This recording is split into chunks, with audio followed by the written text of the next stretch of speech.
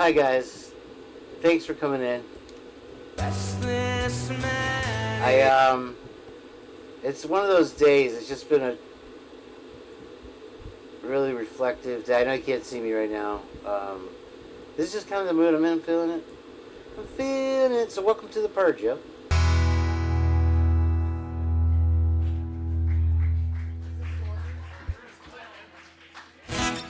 Thanks.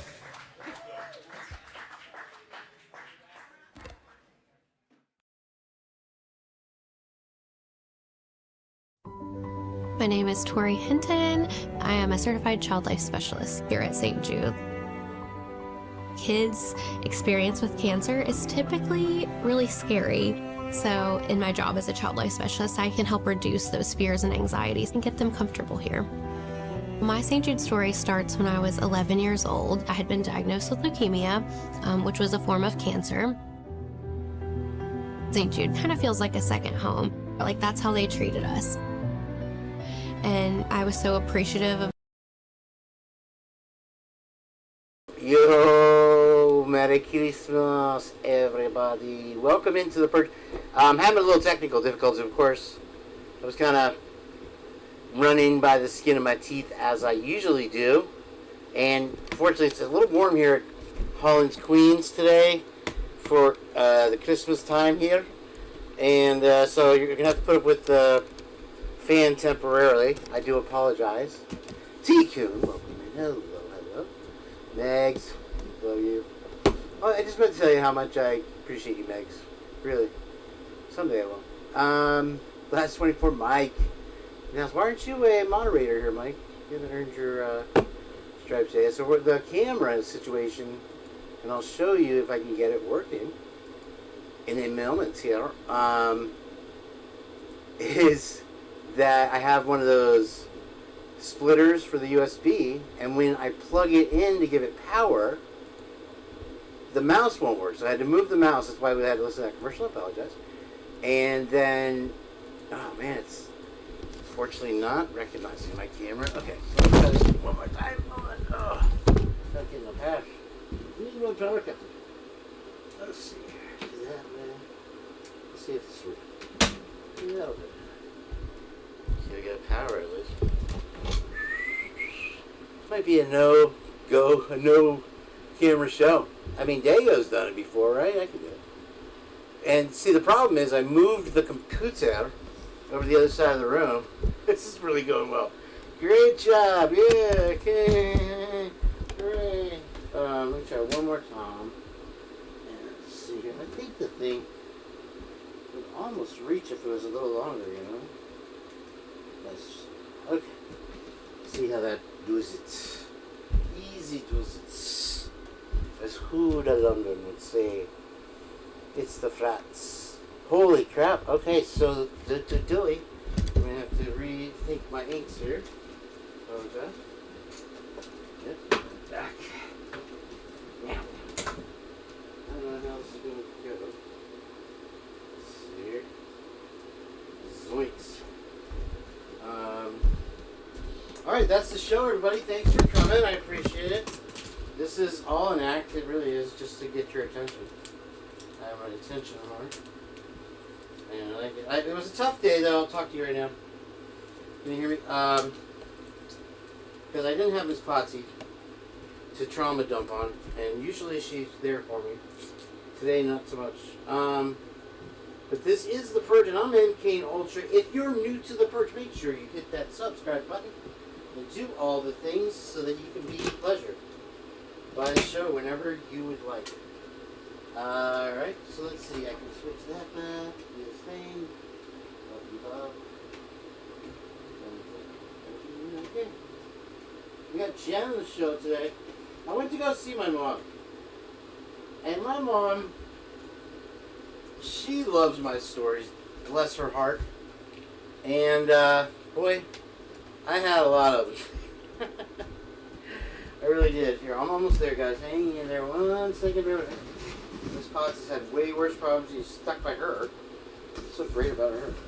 Just kidding. Oh, there goes my headphones. Meow, meow, meow, meow, meow, meow. Just need the box and you're set.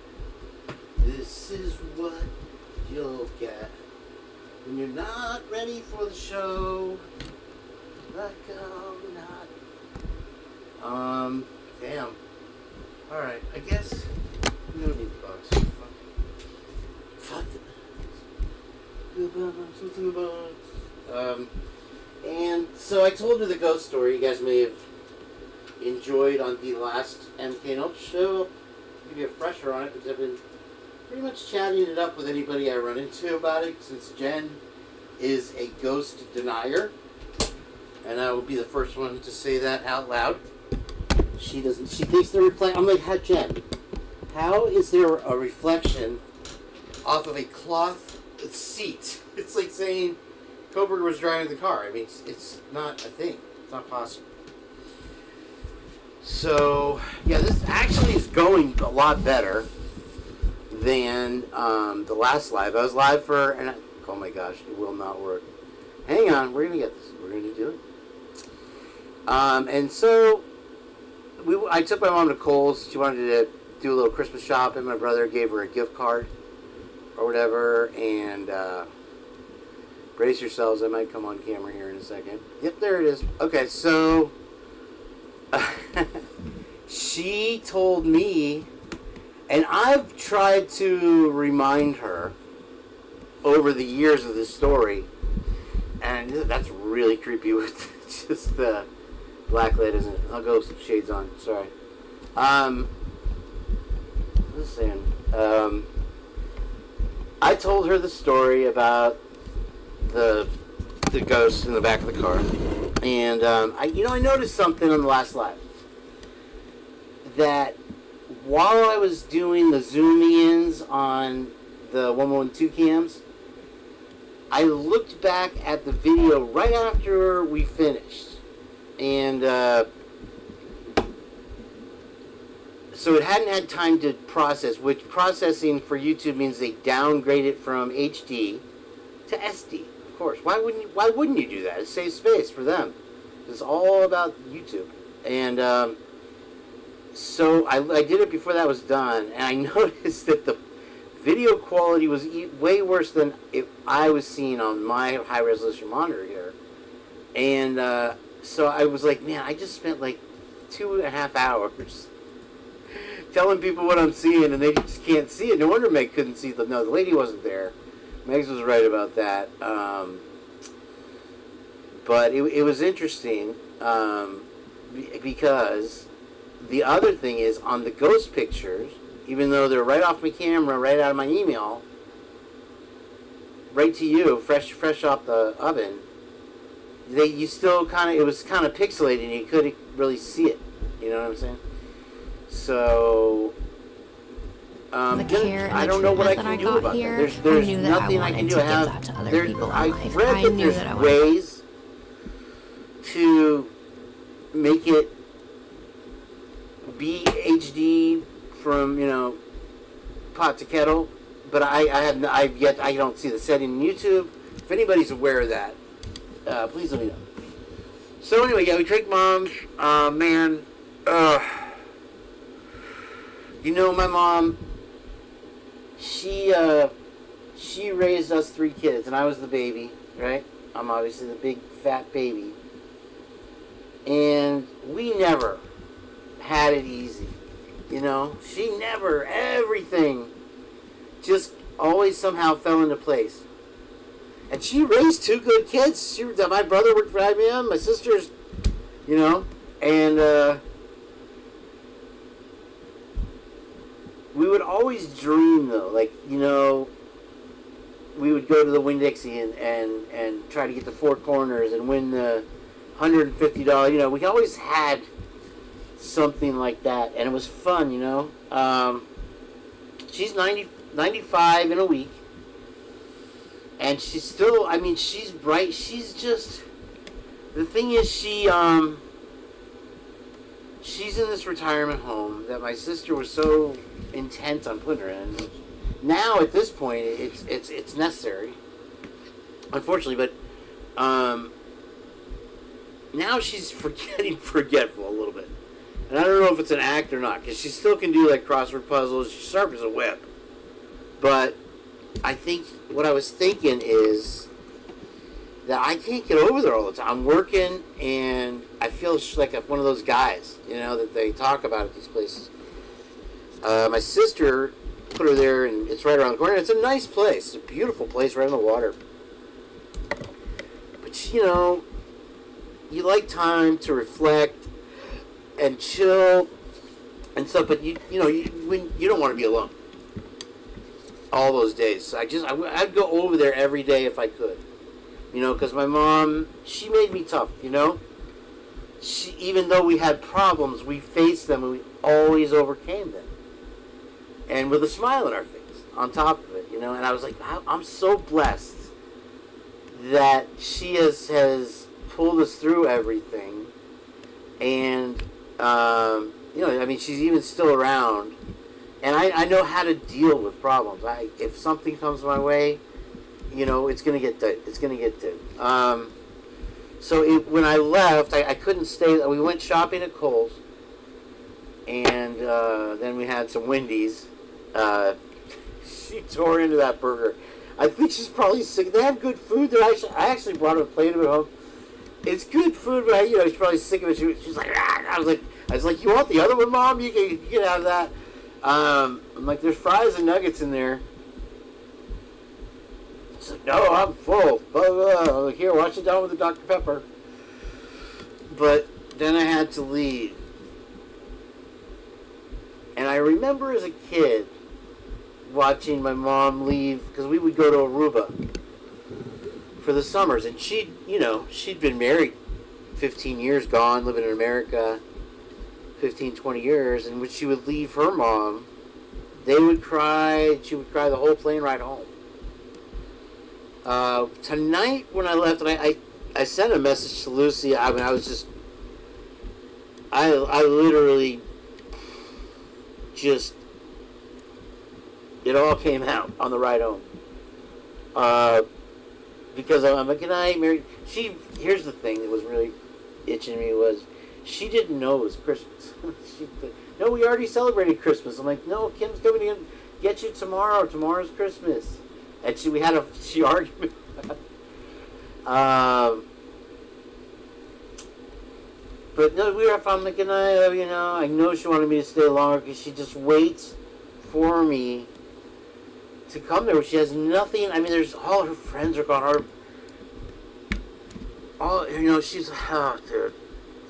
She said, I don't know if my mom's still around or not, but, she was telling stories about my grandmother who's passed 20 years ago. And then she's talking about her sister, where she lives. Her sister's been passed for 5. So she's getting a little forgetful there. But she's still got the same personality and style and class, So we were okay. I'm like, all right, Mom, bye. I'll talk to you tomorrow. I'll try to come out, to my sister's going to have, but I'm not going to have dinner with them. I'm going to Rockford's tomorrow. That's a whole other paper plate. But I got out okay. I'm like, all right, that's not too bad. And then she's like, wait. And the elevators at this place take 3 minutes for the doors to close, because they have, some of the patients are probably disability or something. And just as the door is about to close, she pops her head around the corner with her little roller thing, and she's bawling.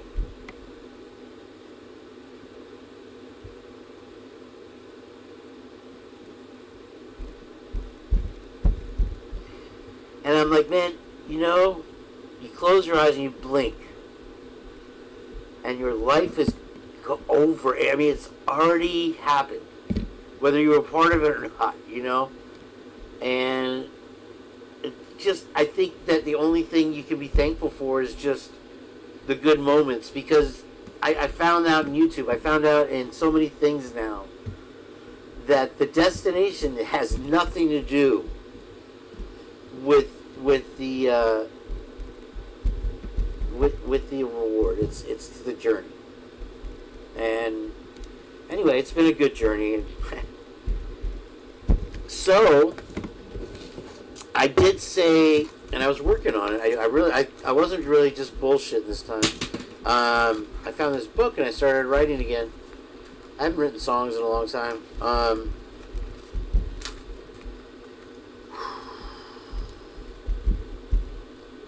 don't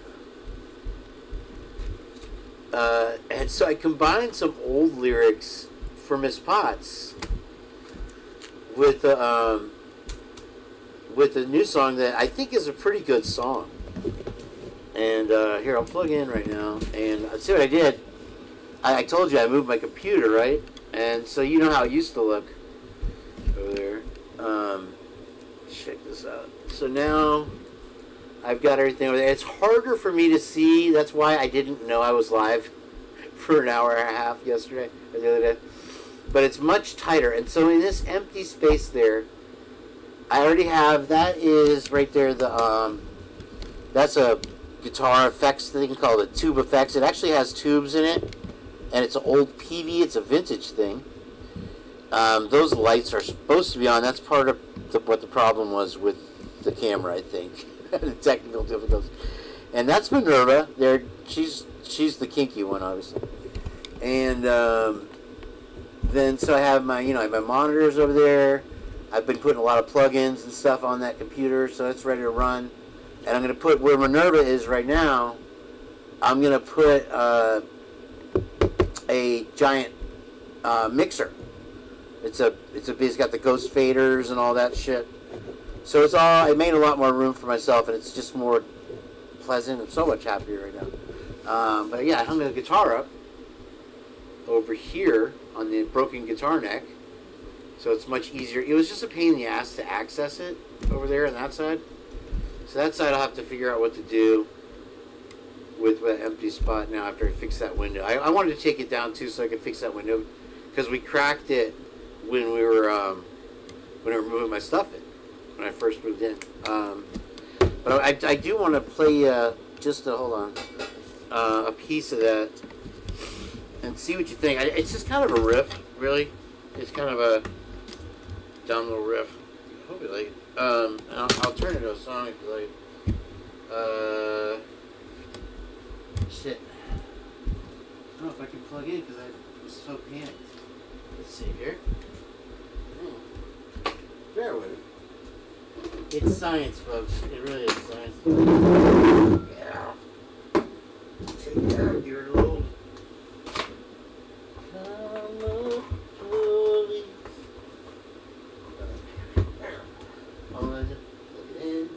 Plug it in. So yeah, I hope everybody's having a Merry Christmas. Sorry, I feel like you guys are my soul friends here and can tell you anything. I hope. Judge free zone, judge free, and that's what today was. It's you get there and you're like, man, what the fuck happened, bro? What's going on? Okay, so just one of these. Mute myself for 1 second.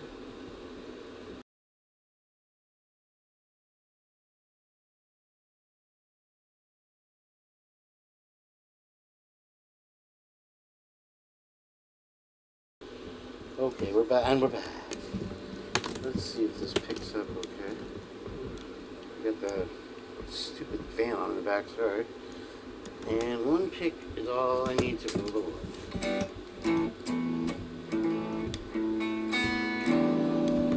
Camera back over here. And it'll be all, I kind of set up this cool little thing for the camera, and then now I had to move it. And you notice I have the Jackson back. I finally was able to repair that, sort of. Now it's starting to fuzz up a little. It's a weird guitar.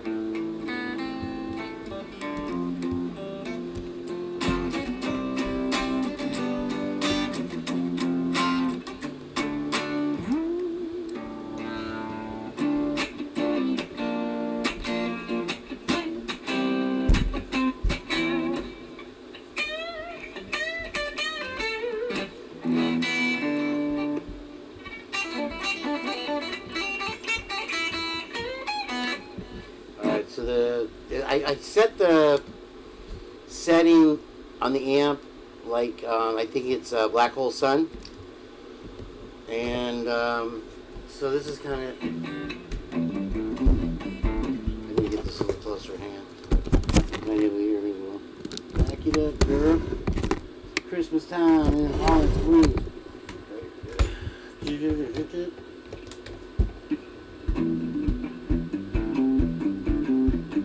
Dead man's.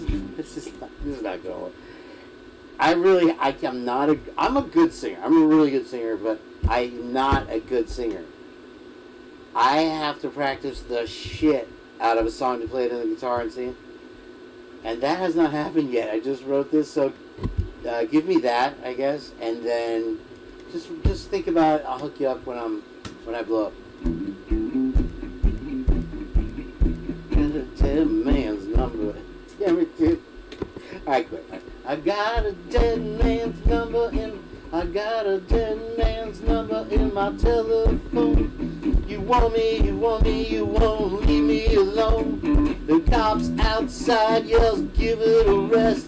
Something, don't have that lyric yet. And then he goes,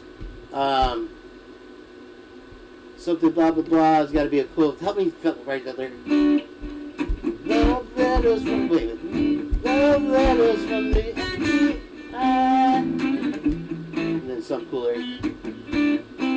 Look at that. Pull it right.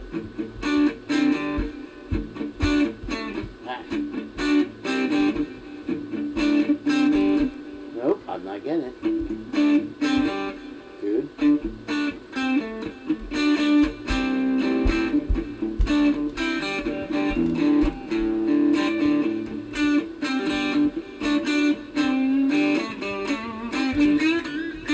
Something like that. I don't know. I thought I'd wing it and throw that out there. Love letters from the FBI. I had like a little drum beat on the computer over there, so we'll work with that. I was working on something else, and I don't know how it's going to sound here, but it's weird. It's the weirdest thing, because I didn't even know that there was harmonics in these places. But, let's see if I can find it. It's that song Blurry, and I've always heard it and been like, that can't be too hard, right? But it's not easy. It's like fucking, what the fuck? It's like, but I haven't gotten the rhythm down yet, but it goes, wait, see, it doesn't even sound right.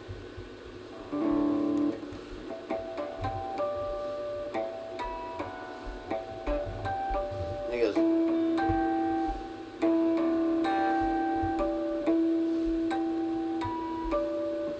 so stuff like that. I'm freaking delirious. What a day. Okay, so, yeah, last night, right before I went to bed, I got a special little treat. I don't know if anybody really talked about it today.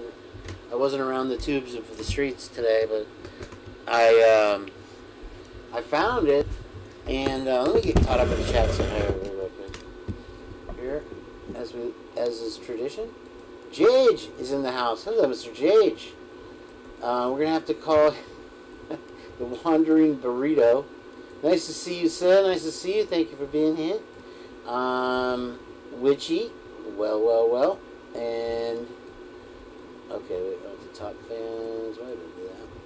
What else we got? Amy Conway. Bunny Murphy. And did we see Miss Buck? Is Miss Potts is not arrived yet? This is a very small show today here on Christmas Eve. It's fine, so I can do a family. And this will be one of the last purges where it's monetized. I'm taking them on. I'm dethroning myself of the monetization. You know, it's again, the journey was much better than the reward. YouTube, just in case I haven't ranted to you about it, YouTube takes 60% of the money that the viewers donate through, you know, it may differ a little bit for memberships, 40% or something. But super chats, I'm not here to pay YouTube. I mean, yeah, they give me a couple cents on commercials that, you know, I just run them at the beginning of the show and the end of the show, that's it.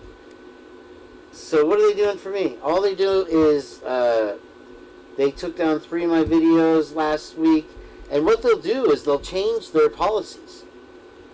And so if I have a video, now with the AI they do it, if I have a video from a year and a half ago that doesn't fit the criteria of their new policy, they will demonetize it. So it's like, you're just making up the rules as you go along, bro. What the hell is anybody supposed to feel? And it's like, dude, I don't show I do show bloody murder on my other channel, but not on this one. It's a true crime channel for adults. And you've got fucking dildo commercials, Viagra, hooker commercials, trafficking kid commercials. And my little channel that says rape and murder once in a while on a true crime podcast can't fit your advertising. Go fuck yourself. So I did get a Venmo. I'll put that up. Some people like the Venmo. I have the Cash App. If you want to support the show, that's fine. If not, chill back and enjoy. I'll be here for you no matter what. So will JJ. We love you guys. And I hope you can stick with us to the show here. See this. Now the cord's getting a little... It's getting a little wonky. Because it's spun around one too many times. There's a setting on this amp. It's called Your Mom. It's pretty dope. Let's see what we've got.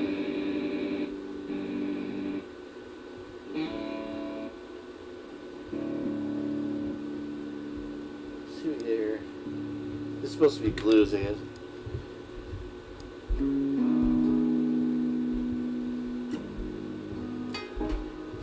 Alright, and now we're gonna that might be the chord.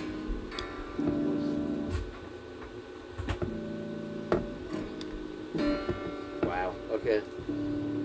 See, we're in trouble. Let's try it again.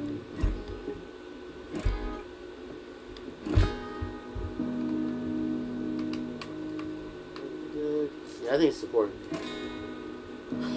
It's like, psych, bitch. Whatever. Beat it. Alright, that's the show, folks. I can't fucking take this. It's two with this two. Yeah, alright, so yeah, right before I go to bed, I look at the news as I always do. It's tradition. And, I see the news article about the fraternity, and it was almost like, it's not a dream come true, but a vision come true, because whenever I check the news, and I'm sure Bubbly Waters and everybody else that reports on current events, part of their channel, likes to keep current, like Mikey there on the last 24, please go sub up with it. You'll be very pleased with yourself if you join the last 24. That guy does not fuck around. He sets the bar a little too high for me. So I'm just to throw my dick out there in the wind and let it swing kind of guy. Mike is precise. He's got graphics that'll kick your fucking ass. And all his stories are amazing. He doesn't sugarcoat anything. And it's not bullshit. So if somebody would put a link for Mike in the chat, please, the last 24, I would appreciate it. Jago, what's up, man? How you doing, brother? Merry Christmas to you. I couldn't catch your show today because I was hanging with Mom. But it looked like a good one. Yeah, I'm sorry. Scotland is probably the better part of England, I guess. But, man, after a while, I can't listen to them talk anymore. It's like, it's crap! If it's not Scottish, it's crap! And I found myself telling them to shut up, and I'm sorry in advance to the Scottish folk. I love the guy Mike. Was it Mike that was on the show? He's amazing. Such great insights. Then that caller comes in. I think that is Destiny did it and did it. And I'm like, and we're the lesser of the evil of those folks. I don't know. Some guy. The other day, I was asking for Crime and Chaos's link because I couldn't find it in the search. Maybe you can provide that to me, Diggs. Yeah, she was pretty on point. I liked her. She's pretty easy on the eyes too. So maybe I met a girl tonight. Maybe she's watching right now. Stephanie I'm gonna ask her to. It's funny because I walked in the store, and I was singing "Karma Police," and she was singing too. I'm like, "Were we both just singing?" When I walked in, she goes, "No, you were singing." I'm like, "Oh my god!" And I'm like, "Yeah, can I get what I want?" And she goes, and she's like, "Yeah, yeah." It was just one of those. So I'm gonna. She lives probably close by, and I'm gonna see if she wants to do because she likes true crime, and she subbed up there. I met a couple ladies, and the first lady I met. We're walking into the Kohl's there, and I'll give you a link in a minute, Jen, or if you want to just call in on the phone, it's fine.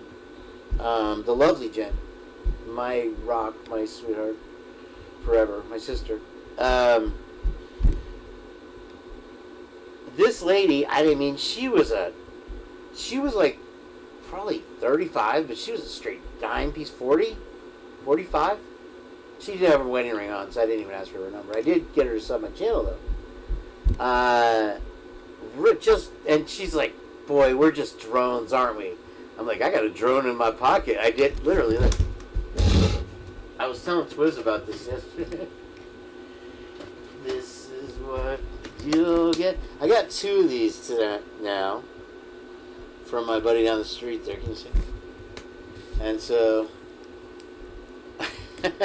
we hit it off. We just started cracking up.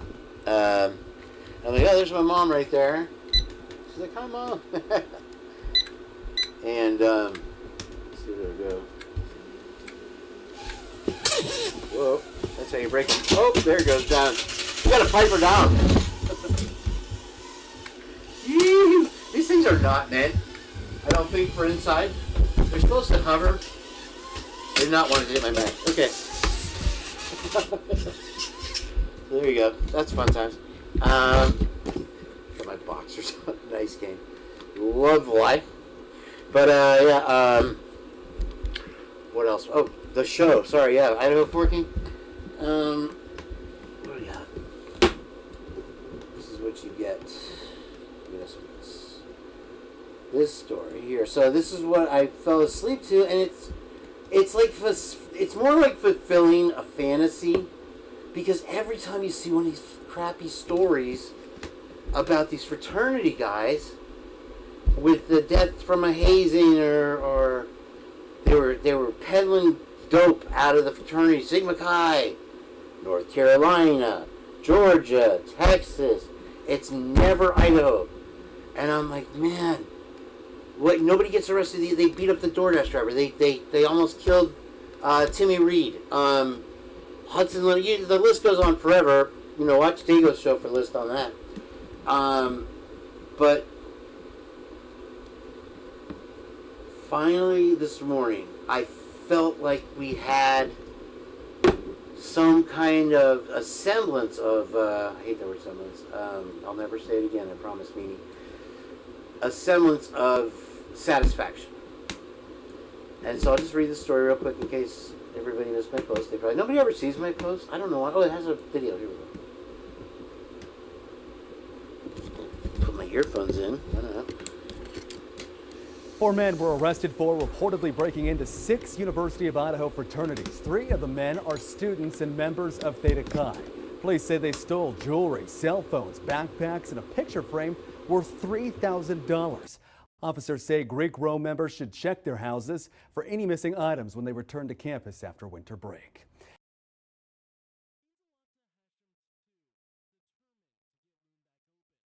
All right, so where the satisfaction comes in is that we can finally say, you see, folks, they are a dirty,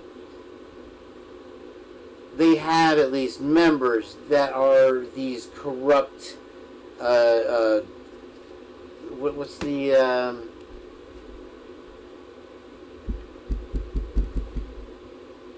not without remorse. They think they're these gangster kids. We see who they are. I don't have to describe them to you guys. You know all the adjectives. I've made all the thumbnails and everything to drive the point home as many times as I can. And now here, finally, we have this article about 4 of them in Theta Chi that were arrested for, and they were breaking into the other frats. They were stealing, phones, pads, these types of things, jewelry, whatever they get their hands on.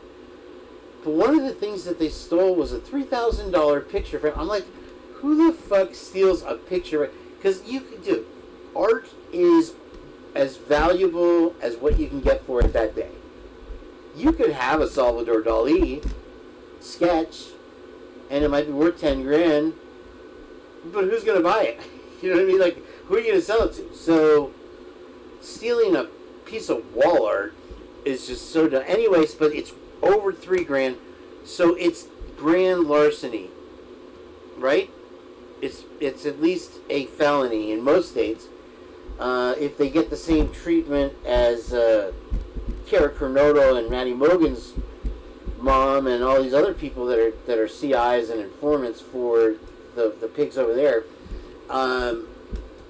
they'll get a week in time served and half a year's probation. I mean, you got somebody that was on a multi-state shooting spree that was tried in Idaho and got time served plus 5 years probation. What the fuck? What is going on over there? Absolutely nuts. And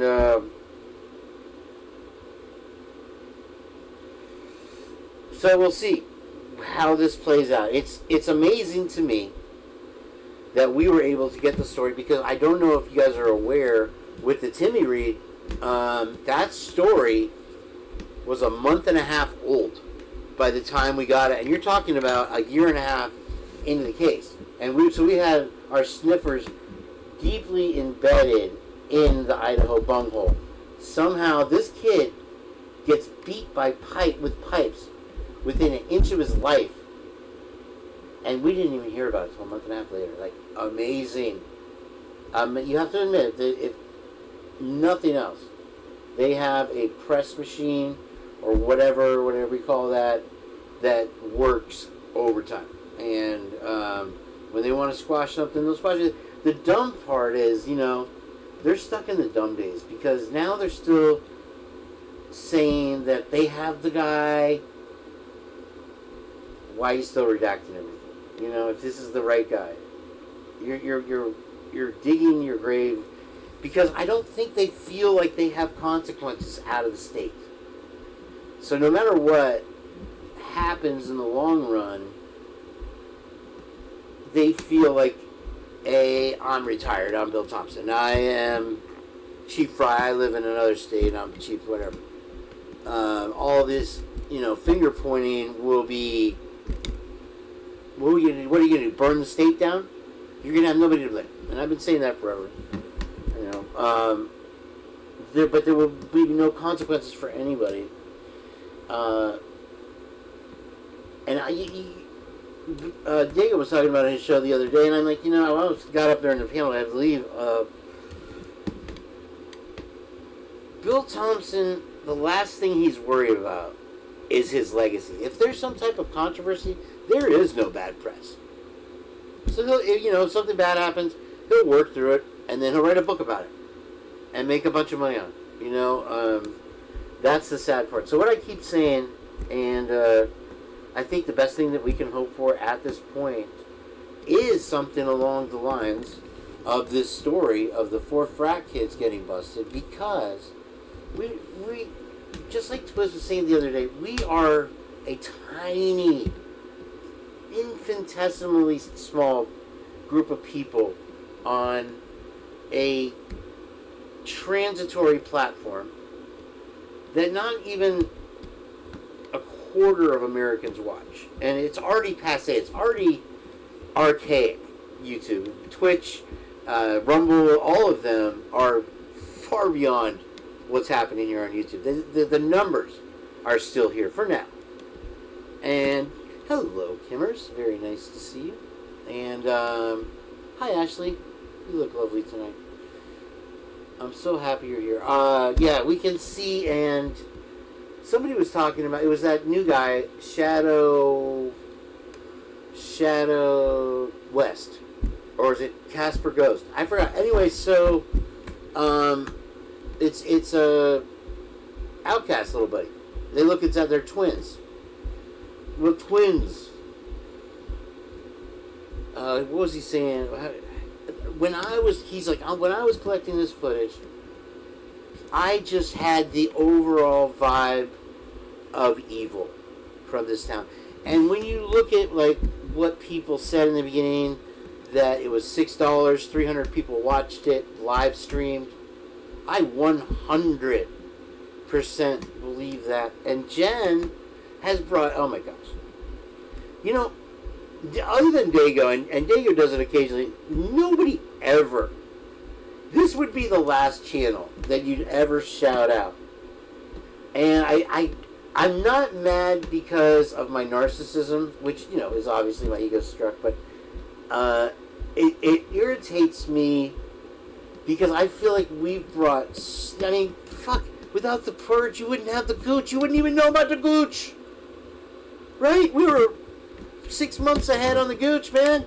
You wouldn't have Lucy's basement. Okay? Who do you think writes all her humor? Do you think she's sitting there with a typewriter? No. It all comes from doing these 6-7 hour lives with Twiz and Willie and Heather and Megs, dude. Megs is like, for, a lot of people, chicks aren't funny. Megs is fucking funny and she's smart. And she brings a lot of shit here. But, the fresh soft thing that we showed you guys, if you've never seen it, Translucent might have gotten struck from my channel for all I know. I feel like we've brought, and I brought stuff over to Dago stuff, and he's always interested. He's always got an open mind. That's why I like going over there. And now I'm hooked. Damn it, Dago. You got me hooked on that super channel over there. That true crime. I even sing the song. I'm gonna do like a, if I ever fix my amp now, version of that true, because I want to change it just a little bit.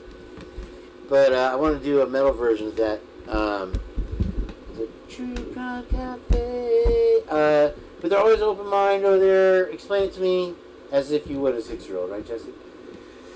So this moment, yeah, it was a pretty powerful moment for me, and I right away, of course, I texted it over to Heather Fitzgerald, otherwise known as the Dark Lordess, and she,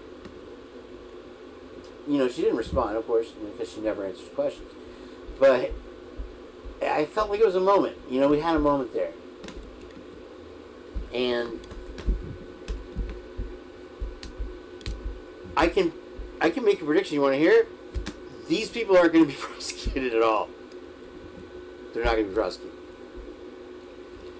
This shit school and this shit town is so garbage that they will continue to do this with anything that comes up. And just remember, man, if you're just a regular Joe over there, you're going to get 10 years for a joint in Idaho. But you have a pound of meth, 1,000 fentanyl pills in your trunk, and you walk the fuck out of here, dude. For one, you have the CIs, and then you have the wealthy people. There's some wealthy people in it. There's a lot of power. And then, Coco, who I haven't spoke with, I'm worried about her a little bit. I wish she would check in.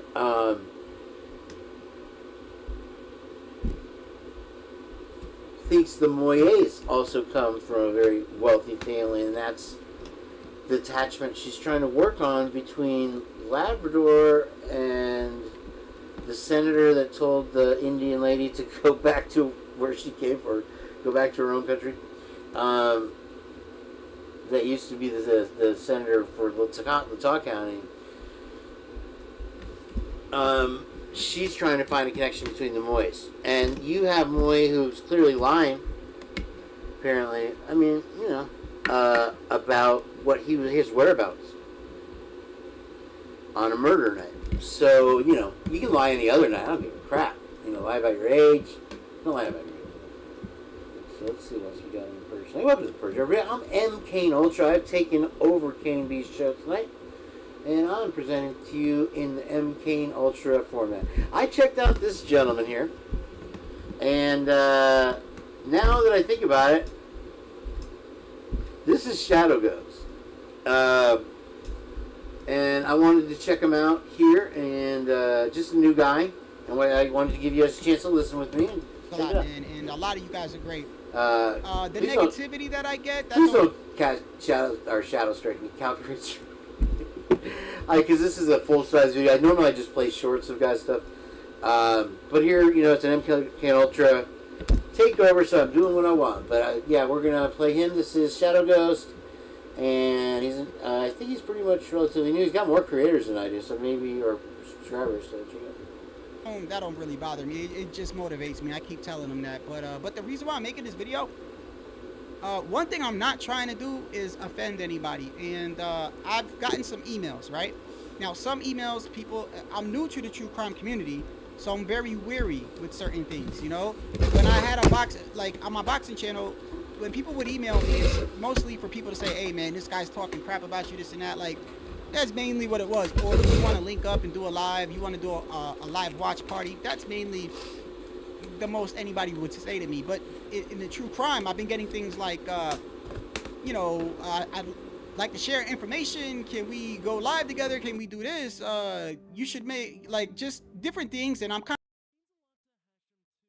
of... Okay, I did not know he was a boxer. That's fucking awesome, dude. Or if he's just interested in boxing, whatever. I had a little spell in my life where I got trained in. I had, you know, just one of these fitness centers that pop up. But my coach for boxing was Antonio Tarver's coach, who was at one time the world champion.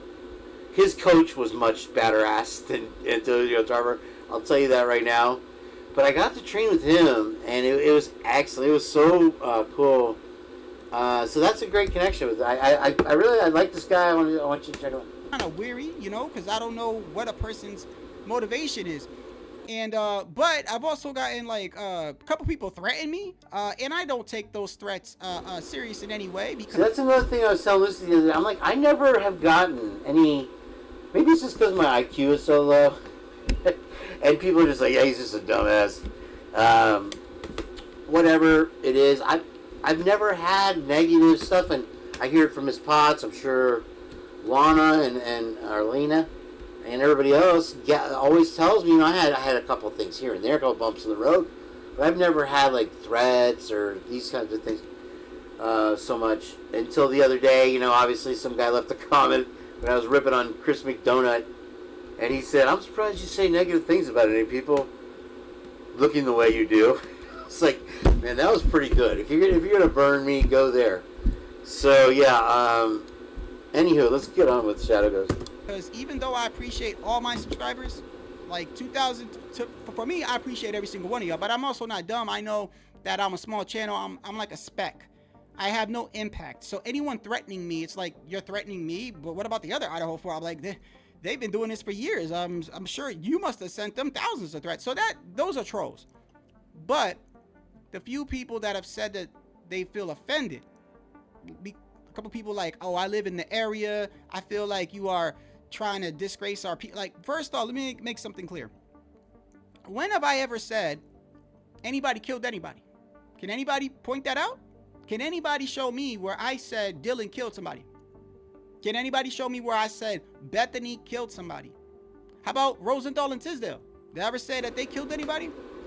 I said that they're suspicious, and I don't believe their story. Yeah, this is the trap. This I worry about Shadow Ghost. Not that he needs to take my advice on anything, but this is the trap I think that a lot of people fall into, is responding to the ridiculous stuff. I think that I've done pretty well at ignoring stupidity as much as I can. I bring my own stupidity, so don't throw any more into the mix. But, you know, I was thinking while he was doing this, I'm like, it would be really cool. They have a website called Steam that Twiz told me about. And, where is he, by the way? Twiz is watching.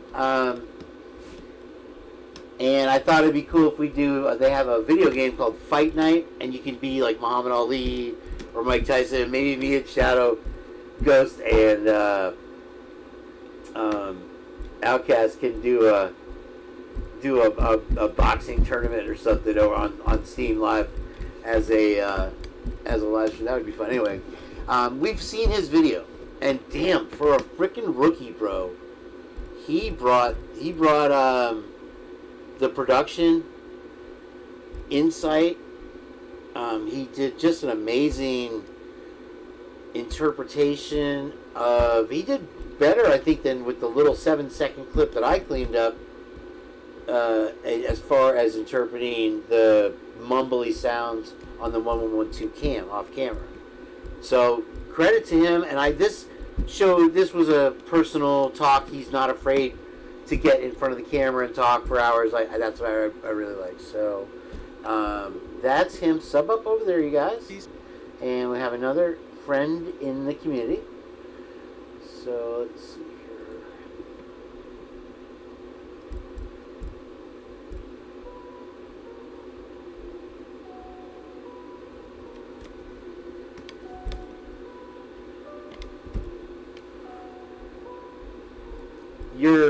Your guess is as good as mine on this video. Shit, I didn't mean to play that song. There goes my chat replay.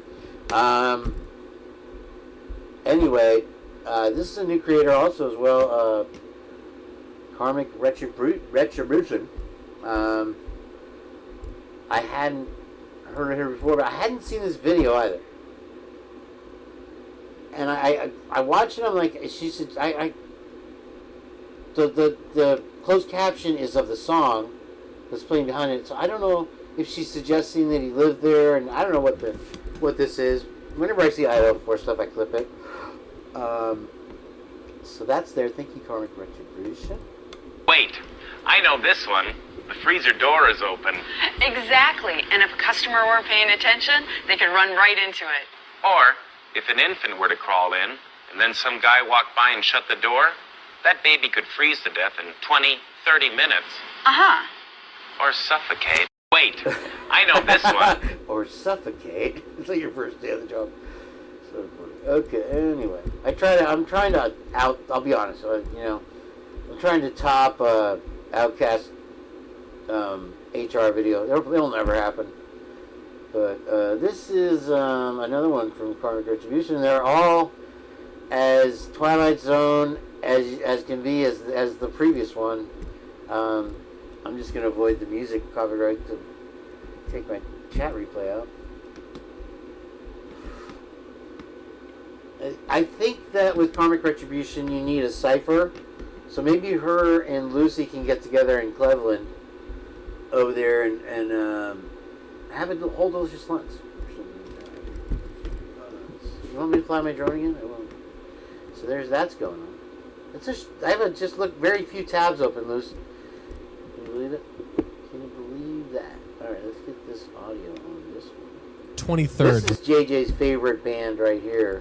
That kid that went missing in Romania. Vampires. Yes. Oh, yes. no. November 23rd, this 18-year-old kid wants to go out hiking, and it's literally winter time, so it's just snowy, crazy up there. Starts hiking all by himself, and he starts walking in the mountains and everything, and he finally gets signal. He calls a hotline, and he's like saying, listen, I'm stranded. I need help. I'm freezing. There's this castle. I have no option. This is a prank. No, come by the fire. It's warm. So he's like, I have to seek shelter. I'm literally freezing. Please come help me. The people are alerted, and he goes in to Dracula's castle in Romania. Terrifying. And he has been lost ever since November 23rd.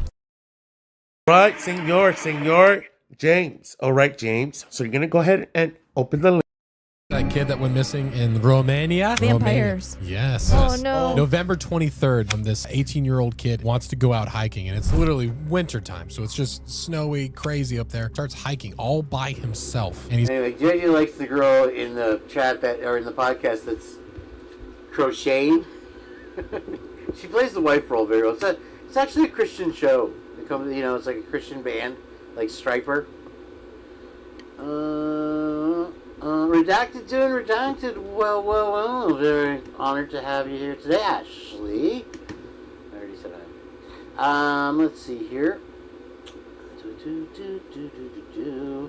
We're gonna play something coming up here from Nothing Half-Assed that she put out for me today. Everybody does everything for me now because every channel is now The Purge. Trigger one.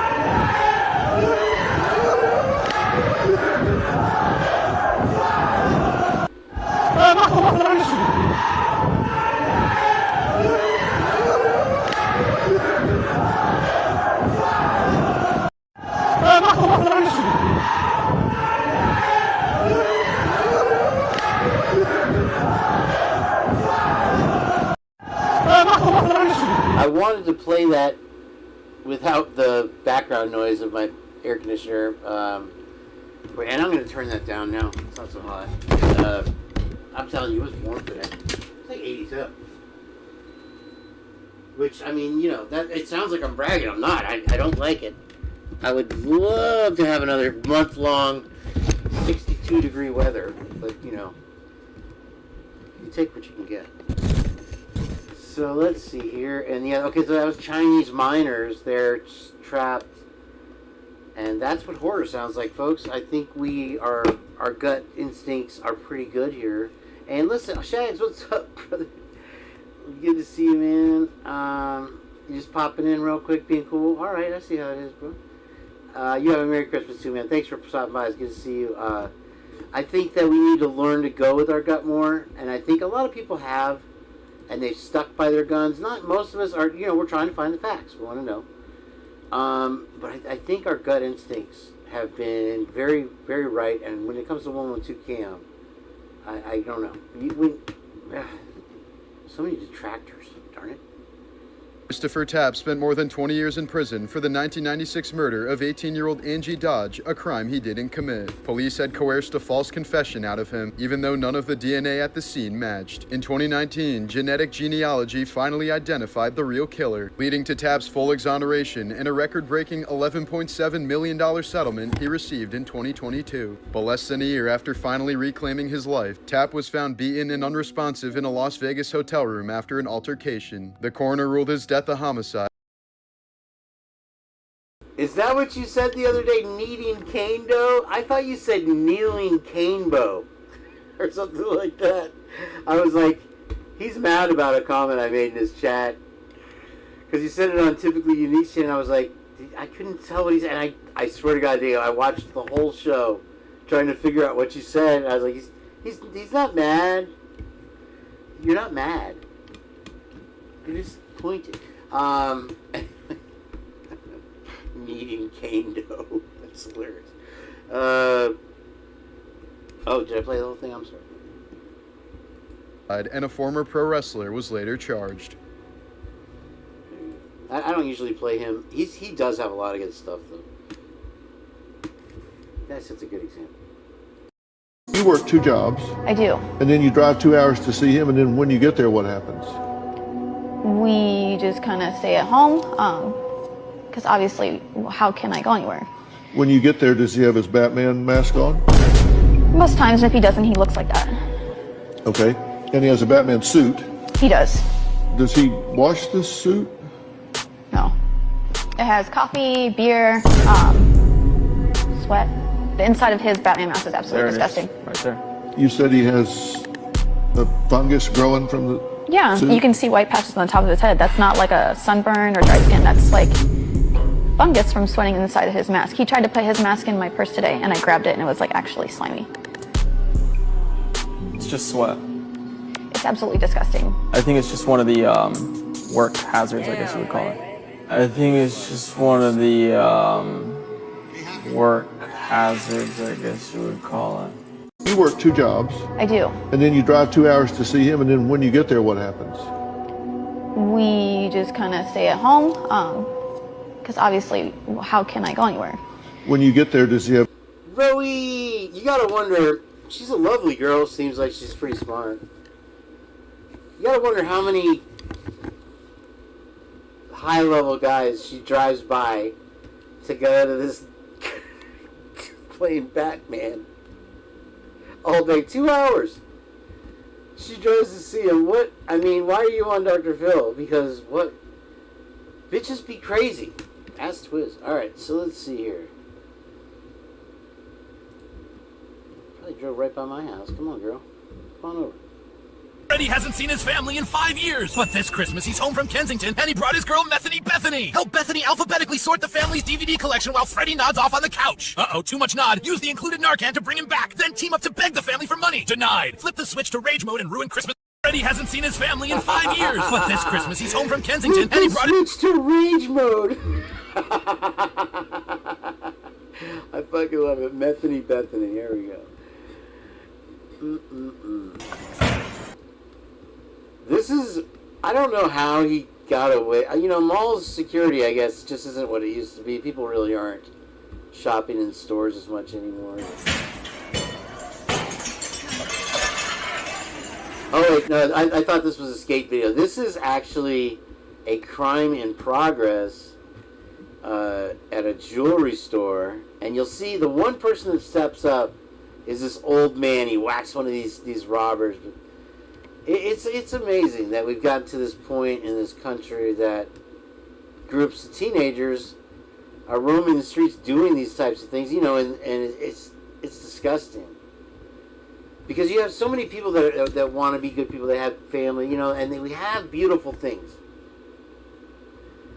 But I understand that we do have a large portion of people that have nothing. And they may feel like nobody's doing anything for them because usually the money that's intended to help them gets stolen by the rich fat cats. But anyway, what? Close the door. Close the door, guys. Close the door.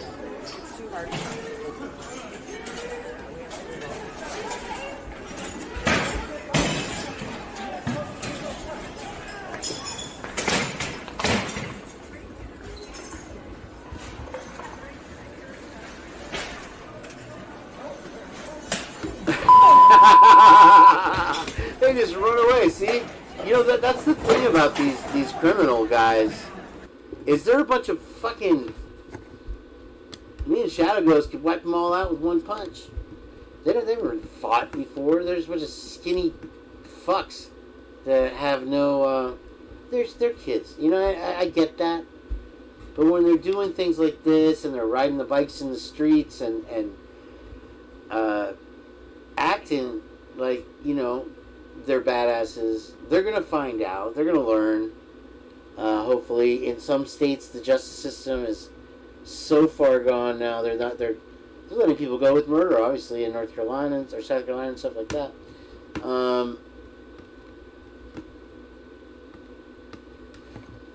Teach your children well. I don't know. Watch it. It's, you know, that's why I was so. Did I just close my? I closed the window. Thanks. That's the show. Everybody, go home.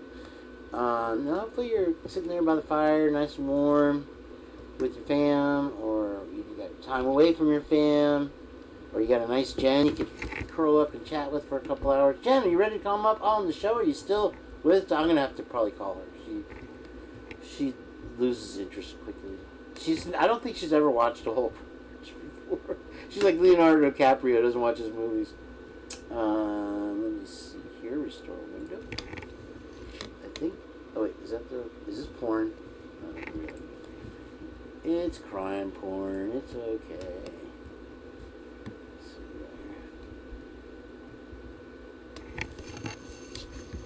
Oh shit! I'm sorry. I thought you were watching it with me here. Dun, dun, dun. Come on, police. Oh, I forgot the words. Let's see here. This, the other thing. There we go.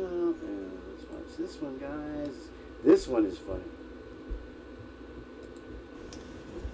As an artist, I'm always blown away when someone will put in an order for a piece of art, if it's custom or, you know, something I've made before, but it always blows my mind when they put in an order for a giant meth pipe. That I just don't understand. And I've sold a couple of these.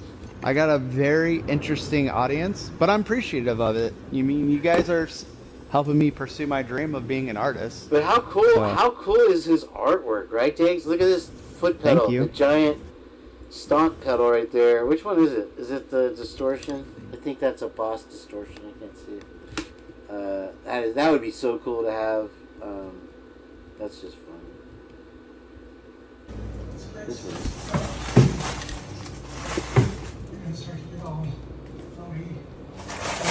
Hi there.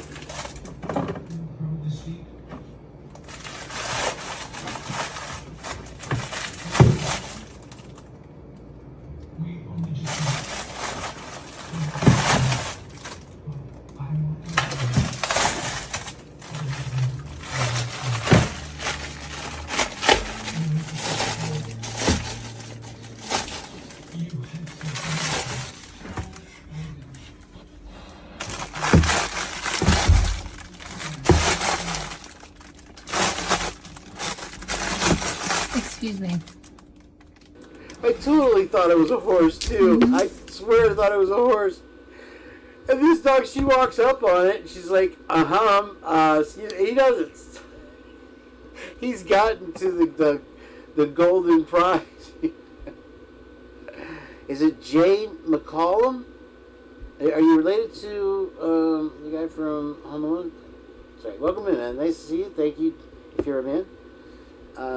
Is this PG? We're getting triple X here in a minute with nothing half-assed, folks. So strap in. All right, there's my tabs for MK and Ultra. I'm going to turn it back over to Kane B. And let's take a little visit to one of our friends here over there at the Nothing Half-assed channel. Like I said, I'm flying by the sweet seat of my pants today, as usual. And I tell you, this is what you'll get when you mess with us. Where'd it go? What happened? She was there and now she's gone. Oh, the girl's name today that I met at Kohl's that was talking to me was Summer. I hope you're out there watching Summer. Very lovely lady. My mom was like, "Did you know her? She's pretty." And I'm like, "I'm sure you're familiar with that song." And she left me in the summer. Or I can't remember. I couldn't remember how it goes. So, oh yeah, no, I know that one. I like it. I'm like, because there's been girls that I've made videos for, and then there was this girl Amber, and I used that song. Amber is the color of your energy. She's like, I hate that song. And then I know a girl named Lola. She's never heard the song by the Kinks. Lola, like, what the fuck is what? And she's like my age, old. You know, and I'm like, how the hell? You know, it's about a transvestite in the 70s, the 60s. What the fuck's wrong with you? Great tune. Where am I? See how, look at my memory. It's just shit. And somehow I got a virus notification thing going. It stopped doing it. I was able to find the latest download that somehow snuck into my computer. But, what was I saying? I don't even know. Alright, here we go. I want more redacted Hitler.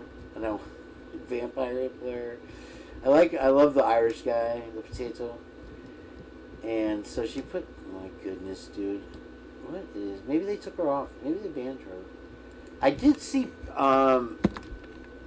Bootsy back, I thought, and she just, people kind of just dip in and dip out, you know, like, oh, you know why? Because I'm an MK and Ultra. Let me switch it over to Kane Beast the Perk. Be right back with you folks in just a moment. Do the magic of Hollywood for you here.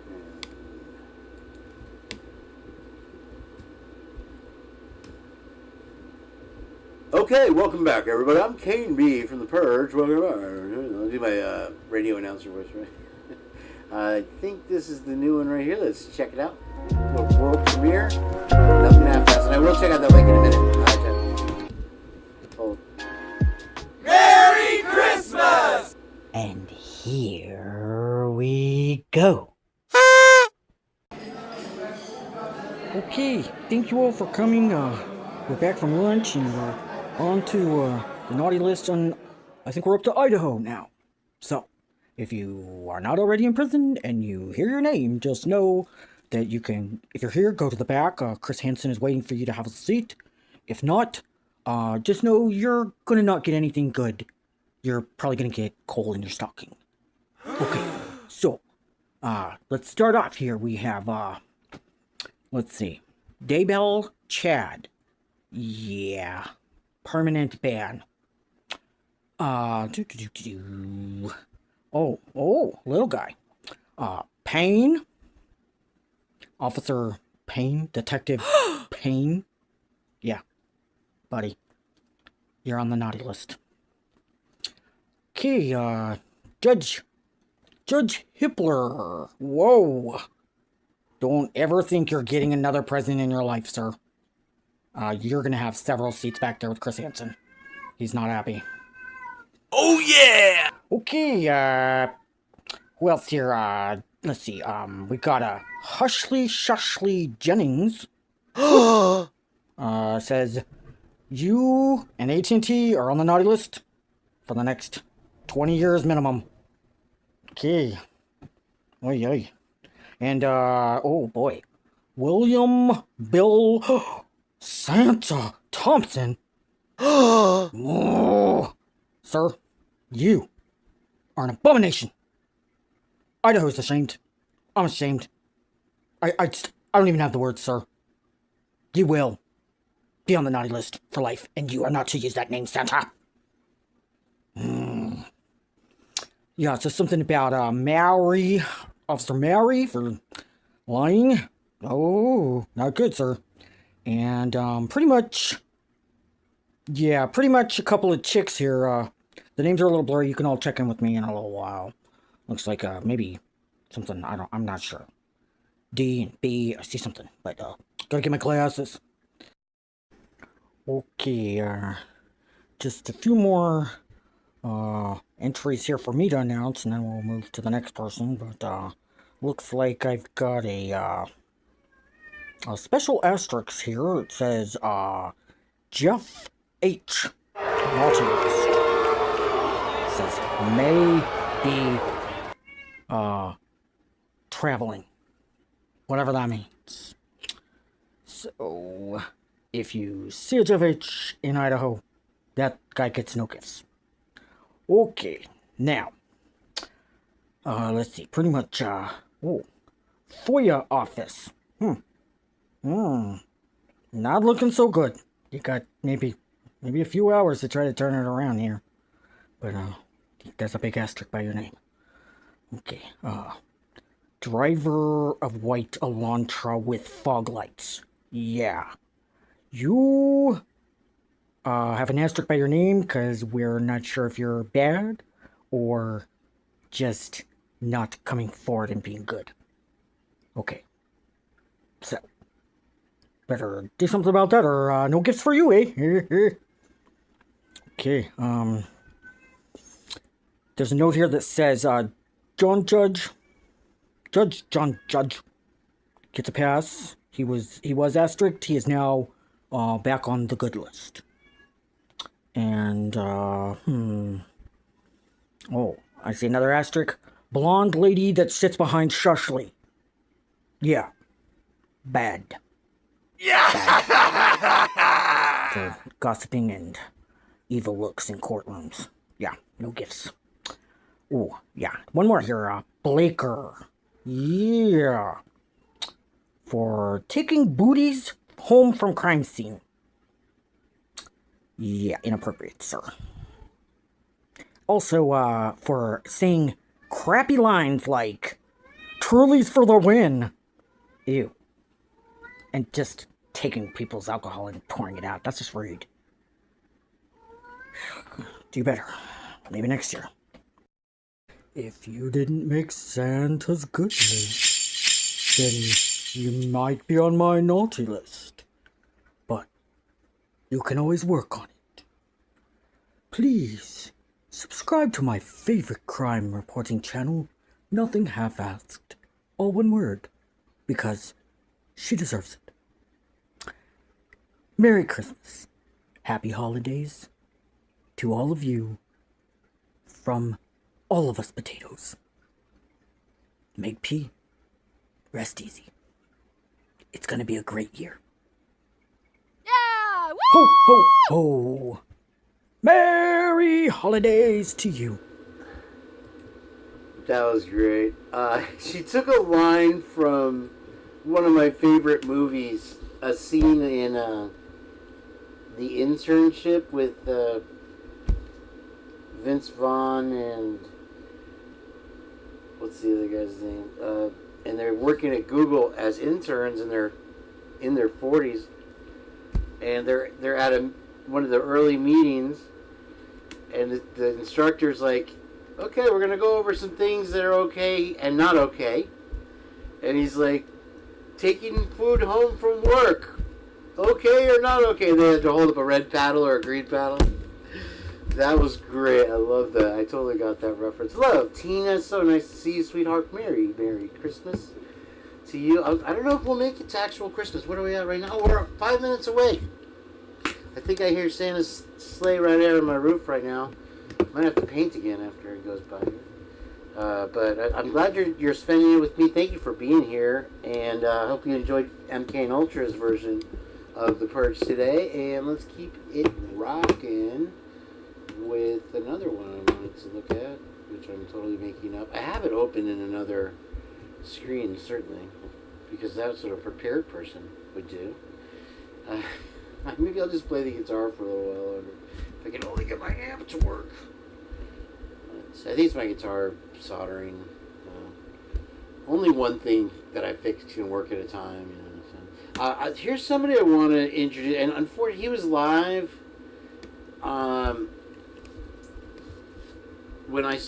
Right before I started, and I love this guy. He is the Cat's Pajamas. Was that? Yeah, you guys can see. Okay, and I've been trying to entice Lucy to come into some of the chats over there.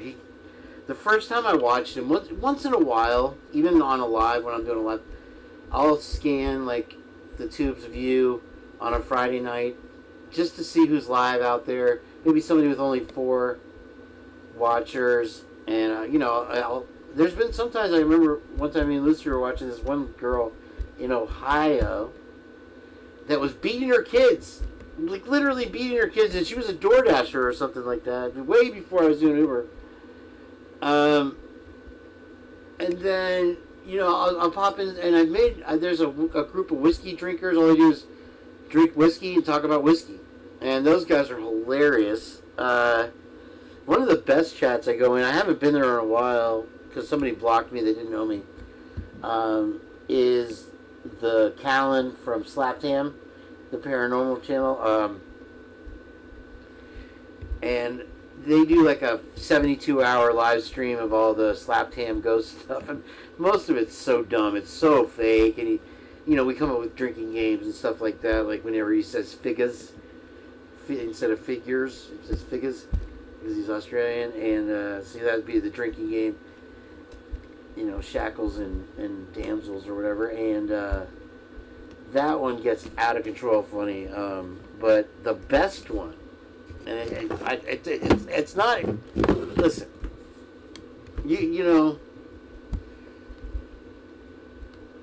I might say some things that are out of line from time to time, but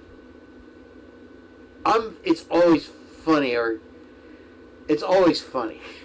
but sometimes it just happens, and sometimes it's not funny, and it's just something that needs to be said, and I needed to get off my chest, and I did. And then sometimes, like I said, I'm a polarizing character. That's how the girl described me, Stephanie.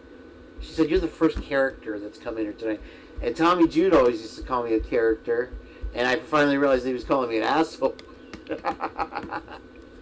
Rest in peace. But okay, so this is one of the other ones, and he's a truck driver. And when I tuned in, he had 6 people on his panel. I don't even know what the fuck they were talking about. It was just some random night. And I jumped in there, and one of the drunk guys was playing the guitar, and he's like, "Kneb, the Purge is in here, man. Kneb, what's up, bro?" And I'm like, man, that's better than Kane BS the Purge from J-Rod on Point. And so I'm like, yeah, and this Irish guy, and it was funny he was on panel with this Irish guy. It was funny because he had like 16 beers on the table, and somebody said something like it was just an off the cuff joke about Irish fighting or something, and this guy went into a blind rage for 10 minutes. And Jimmy C is the guy. He's the podcaster. Maybe you want to come over there and join me in the chat sometime. But let's see. This is a members only one he did. I think it might have been today. Get to know Jimmy C. Here he is. Come on. Yup. We're waiting on Zoom. Redirecting to YouTube. Alright, there we go. Stops in the dark. Nope. There we go. You never know what you're going to get out of there. I'm not going to trouble you guys with too much, but let me see if I can find it. It's the best of his panels. And apparently he was very popular during the pandemic, he says. Jimmy C and Friends. And when I go over there, he treats me like a celebrity. He'll play music for me. Kneb's here, man. The Purge is here. I don't think he even knows that I have a channel or anything. It's just a random chatter to him. But, dude, he is absolutely stunningly hilarious. So, anyway, check out some of the thing there, and let's see what else is going on around the streets of it, too. Glad you joined me tonight. Now I feel comfortable with everybody again. At first, it was a little awkward, right? Admittedly. Okay, so Jen wanted me to click on a link. I'm just kidding, Jen. Will you please post the link again, darling? And I'll make a link for you, love. Do I use... Which one do I use? Let's try Edge. I'll try Edge. And see if we can get her up here. You know, she owes me still. No, she doesn't owe me anything. She owes me to come back on. Because when I hit 500 subs, she had promised that she was going to go on camera. But now I don't.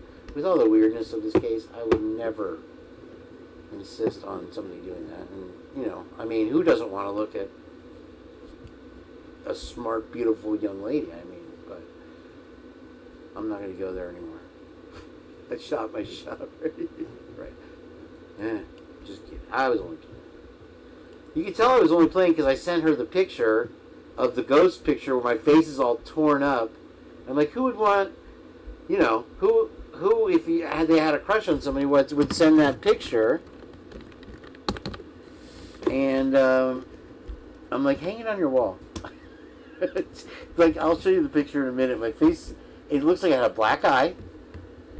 And I was, you know, I went around Kohl's showing it to all the other employees. Because I'm just waiting for my mom to shop. Let me see if there's any setting here that I can do for Jen. Show me some tips. Show me just the tip. Was found JJ123. Let's go with JJ123. No, that's an old one. Because there's a lot of good settings that I always forget to just put in there.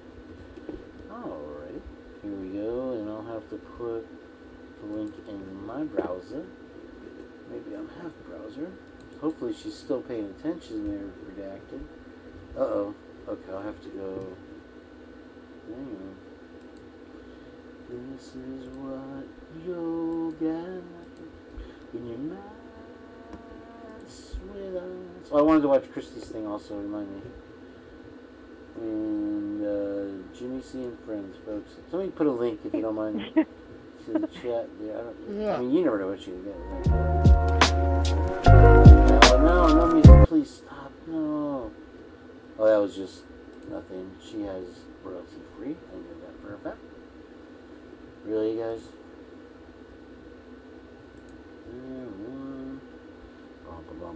Here on Christmas Eve. It's Merry Christmas! Everyone, no music. Merry to you. Oh, that was just. What was I doing? Nothing. She has. And paste. What? Oh, yeah, I'm dumb. Okay, don't do that. Okay. Oh, right. Over here.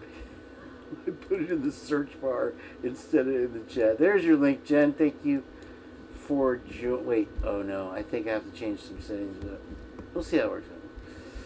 she doesn't. She's not a real high maintenance gal, Jen, which is one of the things that's amazing about her.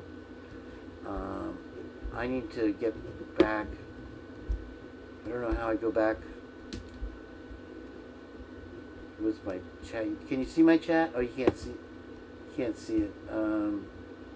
It's got some sign-in thing for, which is weird. I do have to sign in. It was already showing me the chat. Okay, now I'm back. Here you go, Jen. Okay, I have to sign in the chat there. I put the link. Join us. Oh my gosh, I'm getting confused in my old age. Put that on. Put that on. Hopefully she's able to. Otherwise, we can have her on the phone. It's no big deal. No big deal. Let's see here. If JJ wants to join us, also please do. You are still with us. Okay. I have definitely missed his presence on the show. He's an amazing guy who's brought untold amounts of humor, fast food news, and the occasional really mind-blowing facts about all kinds of shit. And I know you guys know that's why you're here. And I want to thank you all for being about the most loyal fans of anybody on YouTube. I mean, I don't ever have to worry that somebody's not watching and they're somebody worth having around. I'd rather have 5 people that are contributing and active and synapses firing. That's the only word. Than 5,000 that are just a bunch of zombies. We love you because you're smart. What? I'm just fucking hoaxing your ass. What are you talking about, bro? Alright, there's browser. That's done. Whenever Jen wants to join, she'll be there. We're going to keep rocking this show because this show always rocks, my friend. And I will put this at the beginning of tee-ups. So there. And there. Yeah, wouldn't it be cool if we have another co-host? That's me. You have to watch yourself with me. Because I'll play a $1 lottery ticket. And Hello?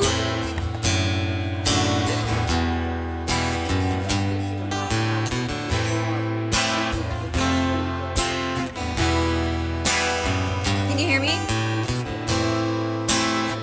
We hit it off so well. Like, there were so many things that clicked that I'm like, man, I thought about it later. I'm like, it was later that I thought about it, which is good. Can you hear me? I thought about it right then. Hello? What the fuck? Is that Jen? It's me. Okay, wait. It's really loud, Jen. Hold on. Where's the browser? Oh, I don't even have the browser up there. Mamma mia. Hello? Can you hear me? I can't hear you, though. Hold on. We'll figure that out. I have to go there and change the setting again. I didn't know you were going to be that quick. Hey. Off like a prom dress. Alright, so let's see here. Video Ninja. What did I do? Close the window. Oh, I put it in the... Wow, that was 20 seconds ago I did that. Yeah, there she is. There's Jen. Hi, Jen. Okay, let's see here. And I'll change the settings. Wow, how nice to have Jen. Jen's got some good stuff. We were talking before the show, and I was like, hold it, save it for the show. Because what she does is she'll unload on me all these new ideas and stuff, and we'll talk for 2 hours, and then she gets on the show. She's like, yeah, I'm kind of sick of you now, Kane, so I don't really want to be on the show. I'm like, bro, what? What am I supposed to... Where's Coco when I need her? This is supposed to be on... Well, there you are. I can hear you, darling. Yeah, hey. I'm hot. Like, I just... Oh, Jen. I'm starting to get Hot. I will agree cranky. Be quiet. Stop being weird. How do I look? Do I look better than I did in my ghost picture? That was a reflection. How do you get a reflection from a closet? You have a rear mirror window and a front window, and you have lights above. That casts reflection. There was no light above. What light There's above? no street lights? Really? Not on coming through the roof, no. You can literally see a bright light in the back window. Oh my gosh, you can also see a transparent face. There's a light behind you, so the reflection of your face in the window is distorted. I am gonna, oh my god. I'm gonna take the picture of the lady when I find out who it is, and I'm gonna side by side with that transparent ghost, and you'll be sorry, lady. There was a bright light behind you going through the rear, rear whatever windshield. Yeah, and all the way, and it made a whole body and a face. Nope, it was a real ghost. It was not a whole body and a face. It was like a face you and some believe like. in the supernatural. Oh my You're God! only Let's doing take a this vote. to Let's show everybody. I debate show everybody. I guarantee it that it's a reflection. And listen, I'm open to those things. So for me to say no, it's not anything creepy. It's a reflection. All you do is say no to me. Well, you don't get the point. You don't get the hint. I just keep saying it. All right. So yeah, listen. Yes. I'm a powerful man about. All right. Would it make you happy if I just tell you that? Okay. Yeah. It was a ghost. There you go. Happy now? I mean, I was waiting for you to get to it. You might as well just tell me how you really feel. Let me. I gotta fuck up my settings here real quick. There's one more. Oh, Maron. Don't get all like that. No. Oh, Maron. Tell me about the cruise that you went on with your. I didn't go on a cruise. Oh my God, you're so needy. I text you all the time and you never text me back. Oh, really? Is that? Yeah. Did you watch the video I sent you? No. I haven't watched it. That's true. You know what? What's this one that you're bringing for today, though? Not changing the subject at all. Oh, I don't know. I posted that link like an hour ago. You snooze, you lose. Here it was a weird frat red room. I don't know what the fuck it was. It just reminded me of that weird attic hatch above Maddie's room. Oh, the attic hatch? Yeah, it just to show that they have shit like that because they have to have their ceremonies and things like that, like in a room that's protected from any outside people. Because so I've been. Sorry, everybody. There, I fixed the audio and everything's good. Right? Everybody happy? Stick around. Yeah. We just, you got bugs here and there. We kind of fly by the seat of our pants. The Kane volume was being. You're really loud. Or I don't know if it's just me, but you're really loud on my end. But it's okay as long as everyone else is happy. Well, while we're on the subject of your end, no, seriously, they're bad tonight. It's bad. That was a ghost, Jen, and I'm not mad. I'm not mad. You can have your own opinion. Just don't express it around me. Just don't have one. Just don't tell me about it. Make me some pie, damn it. The OBS takes, and you couldn't see because of my fat face. But it took me 1.5 years to find this setting, and it's only when you're live. That's why I couldn't find it, because I was trying to find it, and it's right here. And they have the same thing in StreamYard, audio gain control. It's called an OBS, and I think in StreamYard it's called control mic volume. And Miss Kim Aponte from Typically Unique has been having problems with her mic, and that's what it was. And I wanted her to avoid the frustration of what I went through there. Okay, got you. I really don't care. What? Who are you talking to? I said I really don't care about your microphone, Kane. I got 2 turntables and a microphone, lady. Do you? Yeah. Impressed? Okay, I'm impressed. And do you have high resolution monitors? I'm adding a new one. I'm bringing it from my mom's. I know, I saw them. I was so impressed. Listen, what? That's just the tip of the iceberg, lady. That's what she said. I posted the link again. I'm not doing it a third time, so. Gotcha. Okay. Now or never, buddy. I'll take now. Okay. And a little never. Just gotta roll like that. A little side of never. I don't want a whole plate of never. My sides are always a whole plate. My drinks are always a pitcher. My mains though, are always small. I'll go and I'll get when I get spaghetti, I like the bolognese, with the meat sauce. Yeah. But I'll just get a little tiny bit of pasta and just a pile of meat sauce, and it drives the restaurants crazy. Huh? It's gotta have the right ratio of sauce to pasta, otherwise it throws it off. Hold on 1 second. I'm telling you, bro. I thought she called me Joe Vito. That's first. This black light makes me look crazy, cross-eyed Kane. Crazy cross-eyed Kane. Hey guys, welcome in. I can't. If I try to do it. Yeah, that's probably not a good look. Not attracting new subscribers for that one. Got the lovely Jenn from Criminal Confidential. Lovely I'm JJ. back. Sorry about that. That's Sorry. Okay. So what do you want to preface this? You want me to just play it? Oh, this okay. No, just play it. It's just a short. It's like I just thought it was weird. I always expect a jump scare with you. So. Let's see. Well, if you watch my stuff that I sent you, you'd know that. If it was shower pics, you know I would have watched. It's called the Red Room, stop being but weird. It's off limits right now. Not. But You are. wait, looks like it's on limits He's been now. trying to like hit on me lately. It's weird.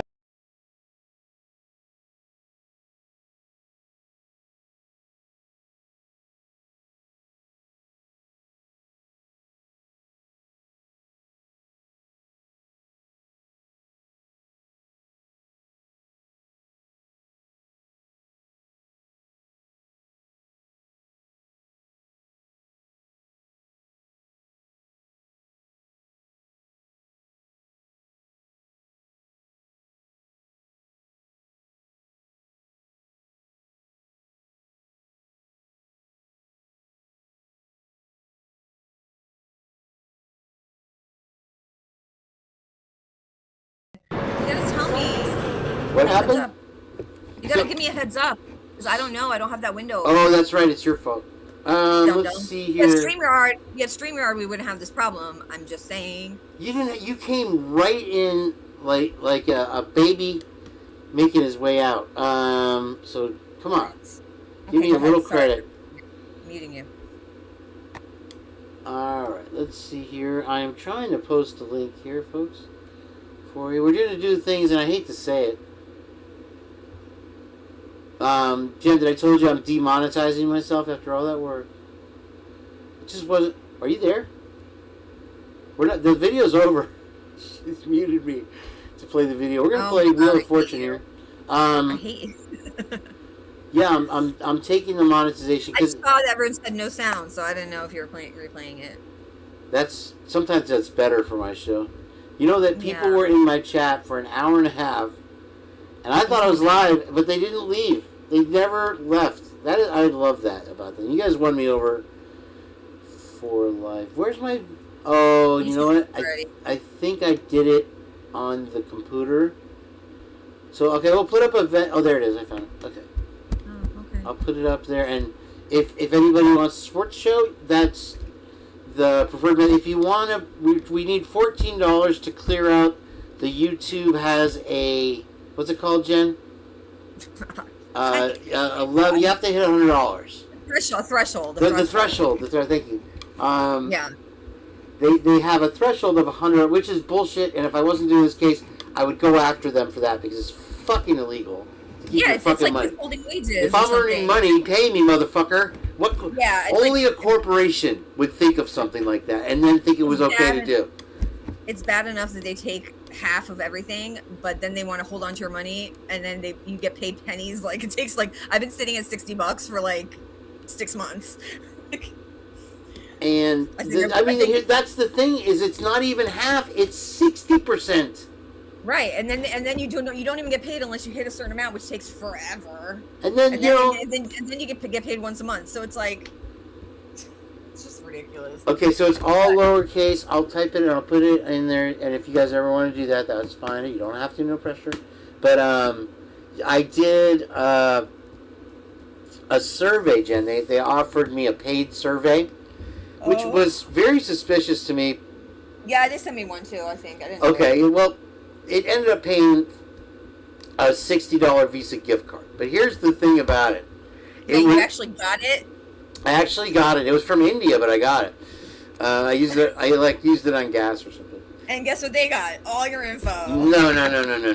It was a low key way of trying to ask me a question without asking me a question because it was done through an independent. They tried to make it look like they were having an independent survey.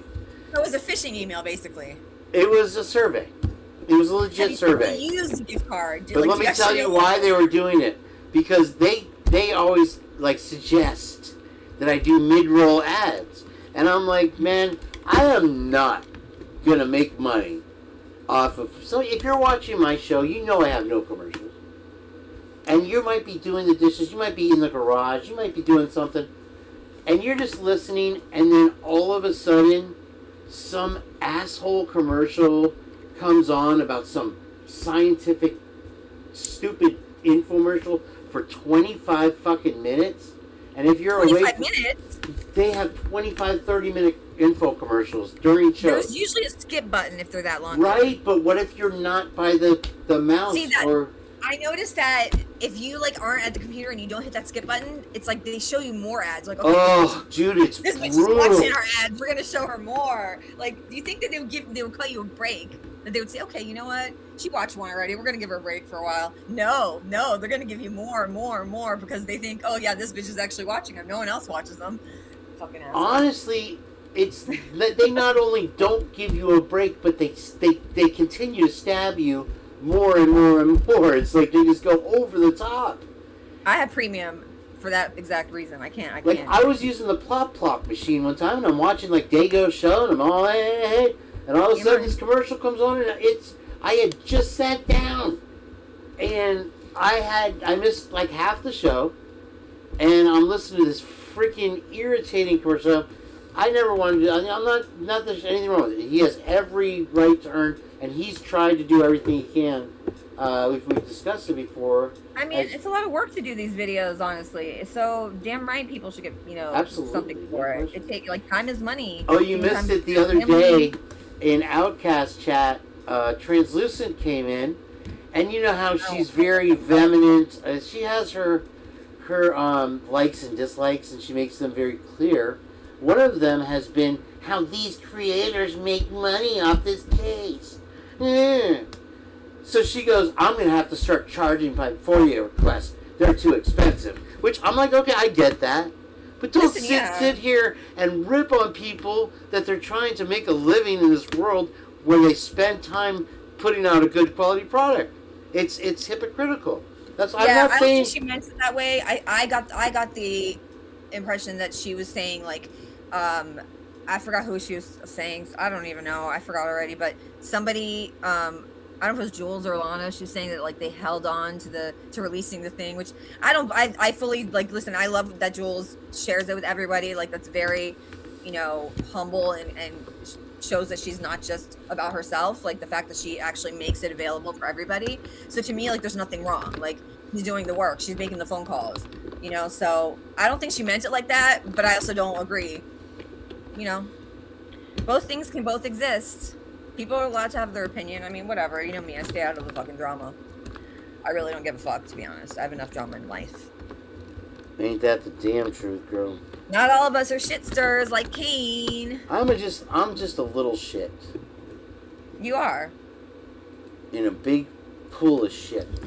Alright, so let's see here. This is the Venmo, and if anybody wants to contribute to that, it doesn't seem like the Cash App is anything anybody's interested in using. I think that's kind of gone by the way of the dodo, Jen. So this will be in the corner for you there. And then if anybody wants to get us caught up on the... Because I'm not going to get any advertising money for this live because I was smoking. We played all kinds of shit. And so we want to get that $14 so I can close out my YouTube account once and for all. And we'll still do the show. And this will be, if you want to support it, that's really obnoxiously large, Jen, is what she said. All right, you need to stop talking about it. Who cares? You said it. Okay. Let's move on and let's talk about the Idaho4 because otherwise I got to go. It's midnight. Santa's got to, Yeah, I understand. I got a date with Santa. You always want to get rid of me. I understand. Well, I was sitting here for like an hour and a half waiting for you and you're talking about... hey, oh my God, forbid that you actually watched a show for once. No, but you could have told. Right, I was on time. You could have told me that you were going to do that, and then I would have. I didn't realize I was. Things change. Feelings get hurt.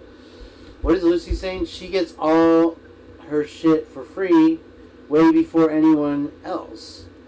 Hands it out to other channels. Interesting. Right. I don't know who we're talking about, but that's an interesting comment. Hello, Robert. Good to see you, my friend. Very nice to have you here. And let's see. Who said she hands out to others? Robert is a super. Who gets what for free? Listen, this is my issue one of the issues I have with MPD and all these fucking fees. Okay, if you read the law, right, for cases that are like for public interest, there should be waivers. And considering they actually went so far as to proactively make a separate page on their website and release those initial reports, that right there proves that they agree it was in the interest of the public. So what's going, like, they can't pick and choose when to charge fees and when not to. Just like they can't pick and choose when the fuck to redact and when not to. If you watch, I think it was Lana long time ago had shown a body cam of the Banfield cops at the stop they made right before the Banfield stop. It was like some drunk girl and a guy. Okay, I'm very interested in. You brought that up earlier, and do you have a link to that video? Yeah, I have to find it. Lucy, can you find it? But my point is, that video, you could see the two students, their faces, like, it's not redacted even a fraction at all. I don't think they blurred out anything, to be honest, when I think about it. But anyway, my point is, so that stop was literally a few hours before within 12 hours of the murder-ish, and it's not redacted. So why are they redacting this but not that? You know, it's like... And they Jen, at this point, they have gone so over the top with the hiding of shit that there's no turning back. They can't deny it. They know they can get away with it, honestly. Yeah. That's what it is. They're getting away with it, and they're getting more and more brazen. You know, it's like if you let your partner cheat, they're gonna keep doing it worse and worse each time. That's what they're fucking doing. Bunch of adulterers over there. Who's texting? Oh, Heather. Hi, Heather. Hold on. Oh, no, I did not know that, Heather. Would know what? I can't. I'm trying to pull my chat down. It won't get big. Oh, because I got it separated. Hold on. That's what she said. Jen. See what she does, folks? Let's see here. Did someone find the link, or do you want me to look for it? We want you to look for it, Jen. This is your job. You have to put in work.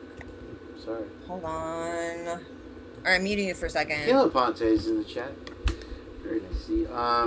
You know what I'm interested in this video about is that seeing the demeanor and the interaction between the students and what they say, particularly, because a lot of people have pointed out that the Banfield kids didn't even have booze on them. Of course, the cops said, "Oh, well, you tried to run," which is like arresting somebody for asking you why they're arresting them or something, like they always do. Something stupid. So I would, because we've always thought, I think a lot of us, that it was an act, that they were some kind of something, and at this point, I think it's safe to say that anything they have released is for their own benefit, to fit their narrative. They didn't do it because, like, Dan, we gotta follow these public record laws. Shucks. No, they did it for a reason. And I mean, come on, no. Like, there just happened to be, cops right outside the 1122, basically across the street. And then also outside Brian's apartment. I mean, come on. No, I don't know. No way. And you got to remember, they were staying a totally different timeline from, like, up until the day that the PCA was released. I mean, not only they were sending everyone on a wild goose chase with the car, but they also, the mayor came out multiple times and said that evidence at the scene is what's showing them that it was between 3 and 4 a.m. Like, he said something to that effect in multiple interviews. So there was something they knew the intention of the crime from day one, minute one, hour one. You know, they had enough. I don't know the word I'm looking for. They knew when they walked in what they were seeing. Right. I think they discussed had it. the alert. They discussed it the next day at the Frat. That's why all the ISP cars were there, and what the intent was. And it's like Kim Aponte from Typically Unique says, is that everybody that we've seen was either sleeping or out to eat or somewhere. You know, it's like everybody has the same story, but now we're watching the 112 cam, and we're seeing that doesn't quite line up with anything. What's this scream here? What's how did you come up with Koberger, who wasn't even there, over this horrible bloody murder happening right there on the camera? I mean, it's disgusting. It's Listen, at so the very pathetic. least, at the very least, he never should have been arrested in the first place. Even if he did this, okay, even if he's guilty of the crime, he still deserves the justice process to play out the way it's supposed to. Period. You know, that is honestly, bro, one of the mysteries of forever. Why he took that plea? Why he did? And I tried to explain it to my mom tonight. You know, because she is very interested. She knew about Libby and Madison in Indiana there before I did. You know, like I said, she's 95. She'll be 95 in a few days. But she's on point, man. She follows the news and stuff, and she might get a little confused from time to time, but that's our family thing, I think. I posted the link. I found the body cam. by the Okay, way. yeah. No, I just want to let's check this out, guys, real quick. And happy early birthday to mommy. Thank you.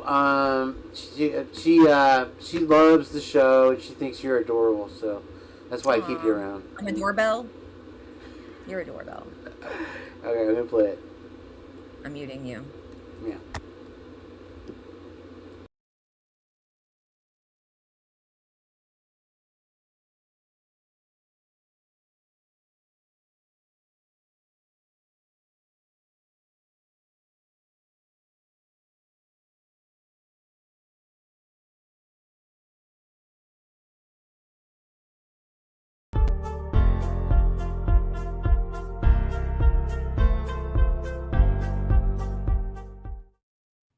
What is up, guys? Welcome to Truth and Transparency. We got a good one.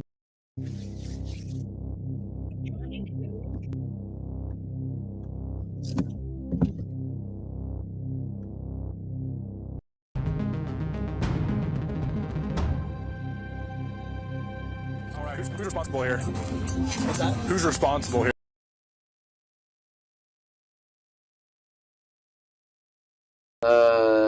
Jen, do you have a is this what I'm playing, or do you have a timestamp? Wait, you're talking about the Banfield. Oh, here it is. Gotcha. Oh, excellent. All right, hang on, guys. Pardon my stupidness here for a moment. I'm a lead farmer, motherfucker. Let's see what we have. Yeah. What do we have? Oh, there's girls involved. Hot chicks. I want butts. Let's see. The little stupid drone. Okay, I quit. That's it. I hate this case. Hang on. Oh my god. You just fast forward through the intro still. Yikes. You ever had a problem, Diego? No. Wow. There's one. It's like a bull in a china shop. Happy birthday, Christmas, whatever it is for you, Hanukkah. Ow, my toe. I hate this floor. I can't wait to get carpet in here. Cheese and rice. I love carpet. I will munch some carpet. No. Alright, so let's see. Back to the Lana video. I mean, my main point about this footage is I that will be working for editing at some point in my life. It's gonna happen. is that the redactions are Very not busy there. lady. No. Okay. So that's the end of the video. Somehow we got there with the mouse drop. I want to watch Rams, this. do you? Check it out. Oh yeah, I think we got some of those Rams. Oh. What's all Literally, this? they were about to ram these doors. Thanks, Happy Abby and Libby. Christmas, Thank you. everyone. Yes, What are happy, you? happy. What are you, Lucy? Again, this body cam just released yesterday. Right, if we need it. I'm hoping we don't, and I'm hoping that this person's... I'll check for it anyway. Thank you. Good advice, redacted.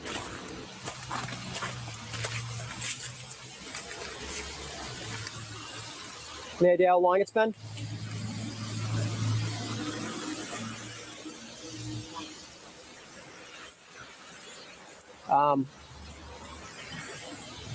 The supervisor from Mansfield probably has a RAM.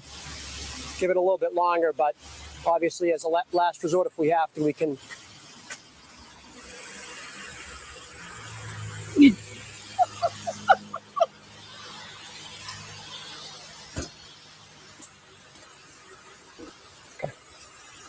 Welcome in, Rabbit Hole. Thank you for joining us.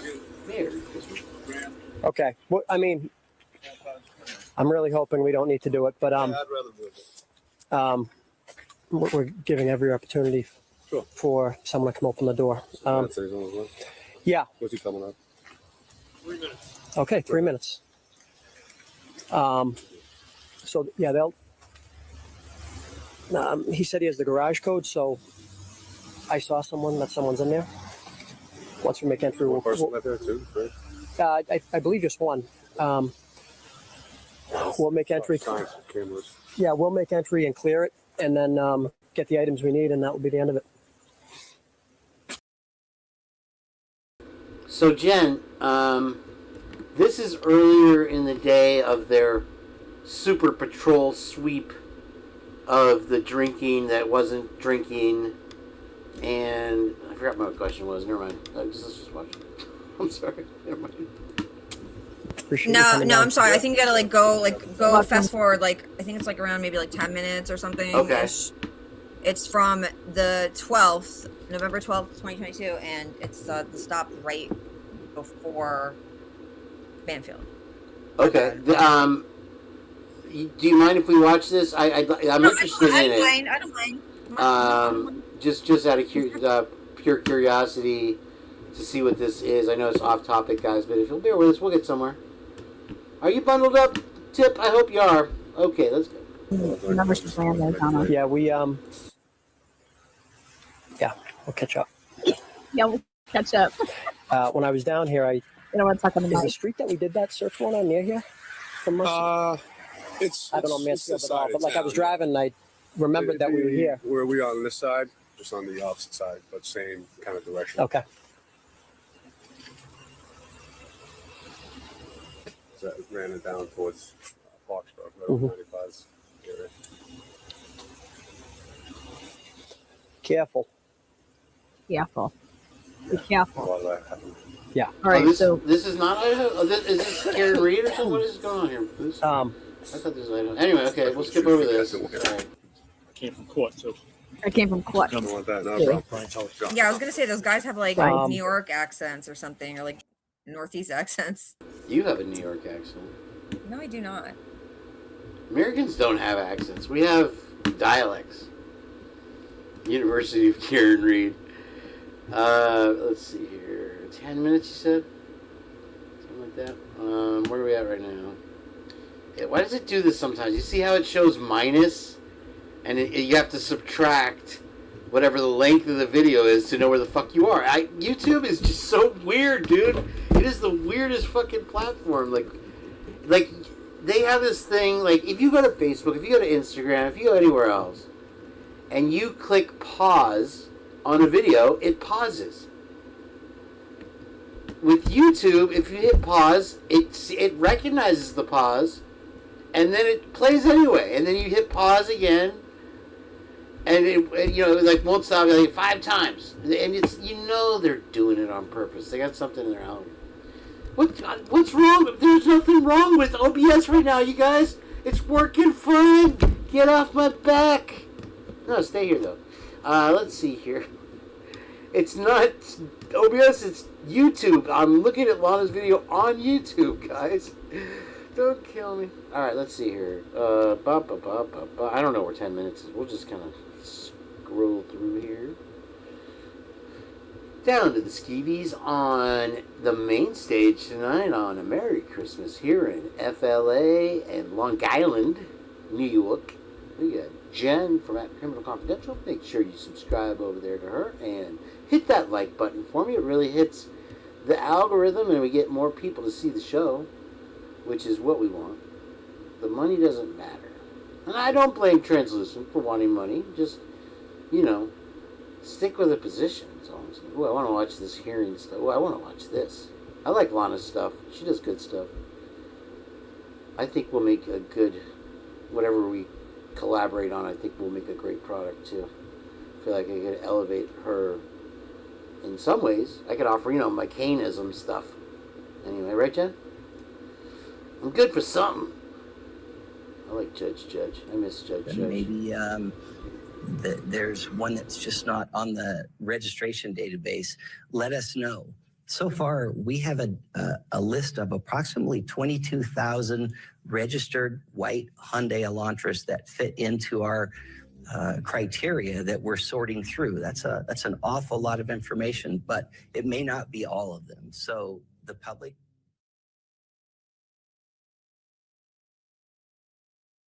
No, I don't. You guys haven't been drinking or anything, right? No. Okay, drive careful. Dude, what are you doing? Did you find it? Okay. I'm playing it right now, aren't I? I don't know. There's a delay because you don't have StreamYard. Oh, now really you have to take Dago's side on it, huh?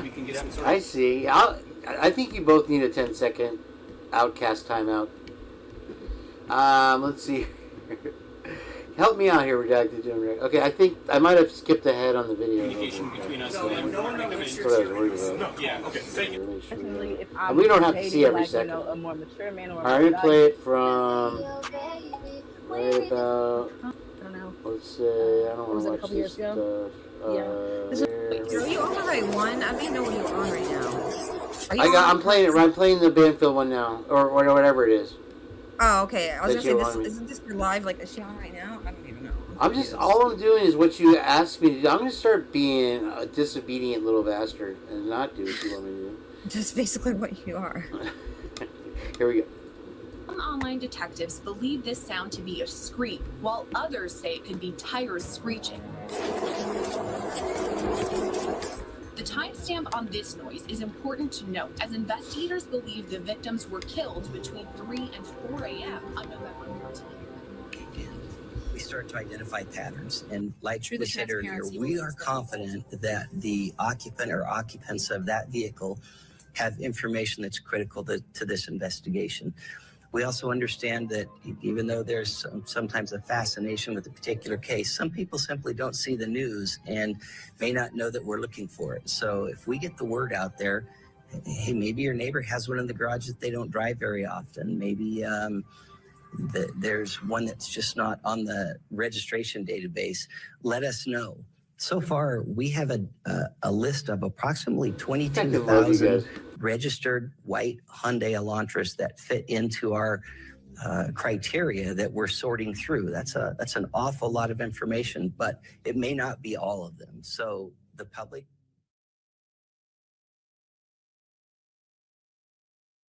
No, I don't. You guys haven't been drinking. Wait, how long have you been holding on to this information there, Mike? Mike, what day is it? That's what you do? You do the virtual cam? Okay, I'll look into that, and I'll make Jen practice it with me, and we'll come better. But I feel like it's finally going well, and everybody's picking on me. But anyway, here we go, back to the video. Thank you for that, Mike. Drinking or anything, right? No. Okay, drive careful.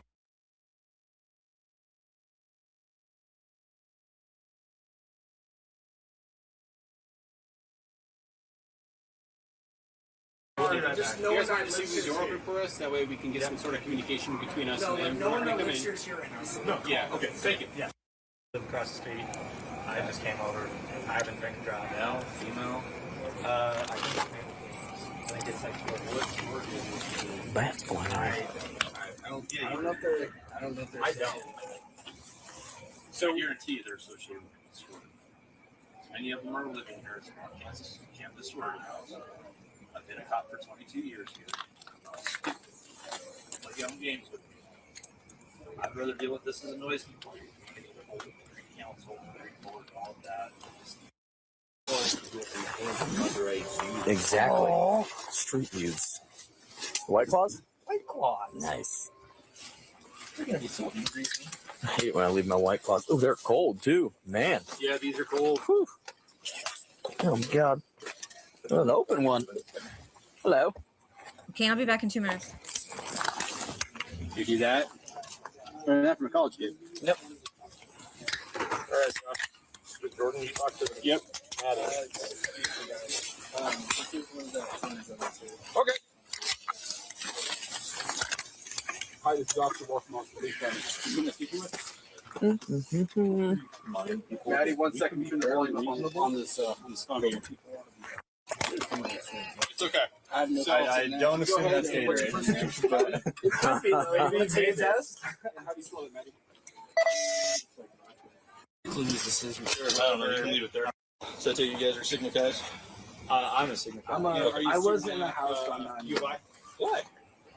Graduated. I will graduated the bachelor's. I'm still getting my master's right now. So. But you get your master's. All right, Madison. Like so here's the deal. Cool. Okay. I actually got a kid. They've already said that no one here lives at Really? like, yes, ma'am. Okay, you enjoy your evening, all right? It's Halo time.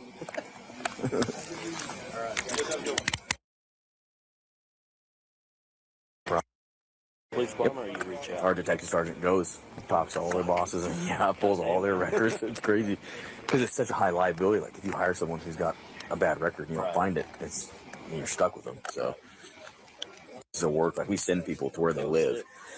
Yeah, so we like to get them to this point, just to get them hired. It's a pretty substantial. Like they do a full background check, tons of interviews. We go to all their previous places of work. Like we send people to where they live. So just to get to where you're hired is a big deal. And then Whoever is going to free here is keep it down to. no. Okay. So at this point, we're going to leave. Okay.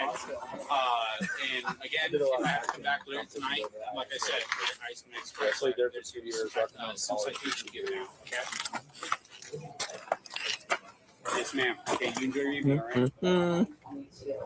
During the course of the last several months, there has been a lot of discovery that's been requested and a lot of charge. Yeah, so we like to get them to this point, just to get them hired. It's a pretty substantial. Like they do a full background check. I would not want to stand here and all their previous places of work. Like we send people to where they live. So just to get to where you're hired is a big deal. And then it's 4 phases, 4 weeks each. They get progressively more burden put on them to do the job on their own. These 3 officers are officers that have each conducted critical interviews with critical witnesses in a case, made decisions about the interviews, made decisions about evidence, and conducted other kinds of investigations. Talks to all their bosses. We seek their training records to understand their because it's such a high liability. Like if you hire so the training records, Your Honor, they are records that we've been able to obtain from various police agencies in the past. In this circumstance, they're not records that I can find on my own. These are not things that are on the internet. They're not going to just hand them over to 2 of the officers that we've requested them about our Idaho State Police officers. Halo time. I have often received. Okay, I'm glad you brought that, but just with the mixed audio, that's a little bit too much for him. It's interesting though. That is a whole. This is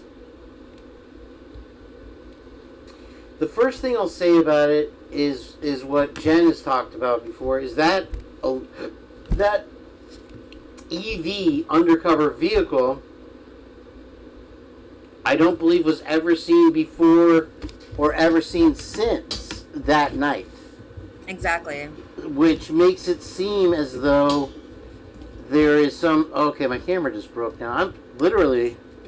Falling to pieces here. I think it was staged, and Right. those three Banfield kids, whatever, guys, they happened to get positions on like the fraternity board, like, you know, like, I don't know. They got treasurer. rewarded like Detective Payne did. Yeah, like whatever the fuck those positions are, like treasurer or some shit. I don't know. Whatever they're called. Anyway, my point Chief is, Dick like, Sucker fucking for University of Idaho. Got it. they got rewarded, it seemed like, because I mean they were like brand new.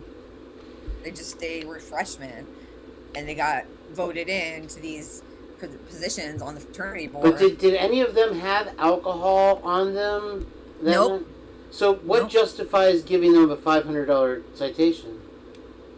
Didn't they like waive end up dismissing them or some shit? Let me turn Jen down a little bit. You're too loud, Jen. I'm sorry. No, you're good. I like it when you get excited. You know what else? Okay. That guy, the reason I think it was totally staged is, first of all, what undercover cop car doesn't even have any like sirens or like no equipment? Like, what are they gonna like run There's after not, everybody? Jen, you look at it and they don't even have one of those searchlights. It's just Nothing, a vehicle. Right. It's right off the lot. We're gonna stick their head out the window and go wee wee when they want to pull somebody over, I guess. I mean, I don't know. Let me give you a break. Put on the clown mask and stick your head out the window, Mike. They're gonna run after everybody, like, oh, hey, oh my gosh, that's hilarious.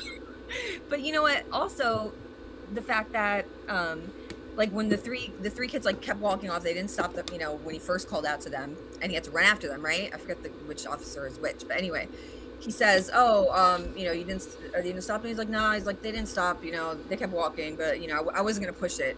He says something like that, like, "I wasn't gonna push it," you know. Like, I wasn't gonna run after him, basically, he was saying.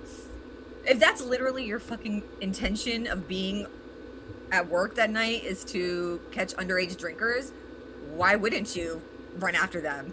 If that's literally what you're there for that night. You're gonna just, no, they wouldn't stop. I just let them go. I wasn't gonna push it. Like, what? Isn't that what you're supposed to be doing? Throughout and the then case, also, Jen, oh, I'm sorry. Go ahead.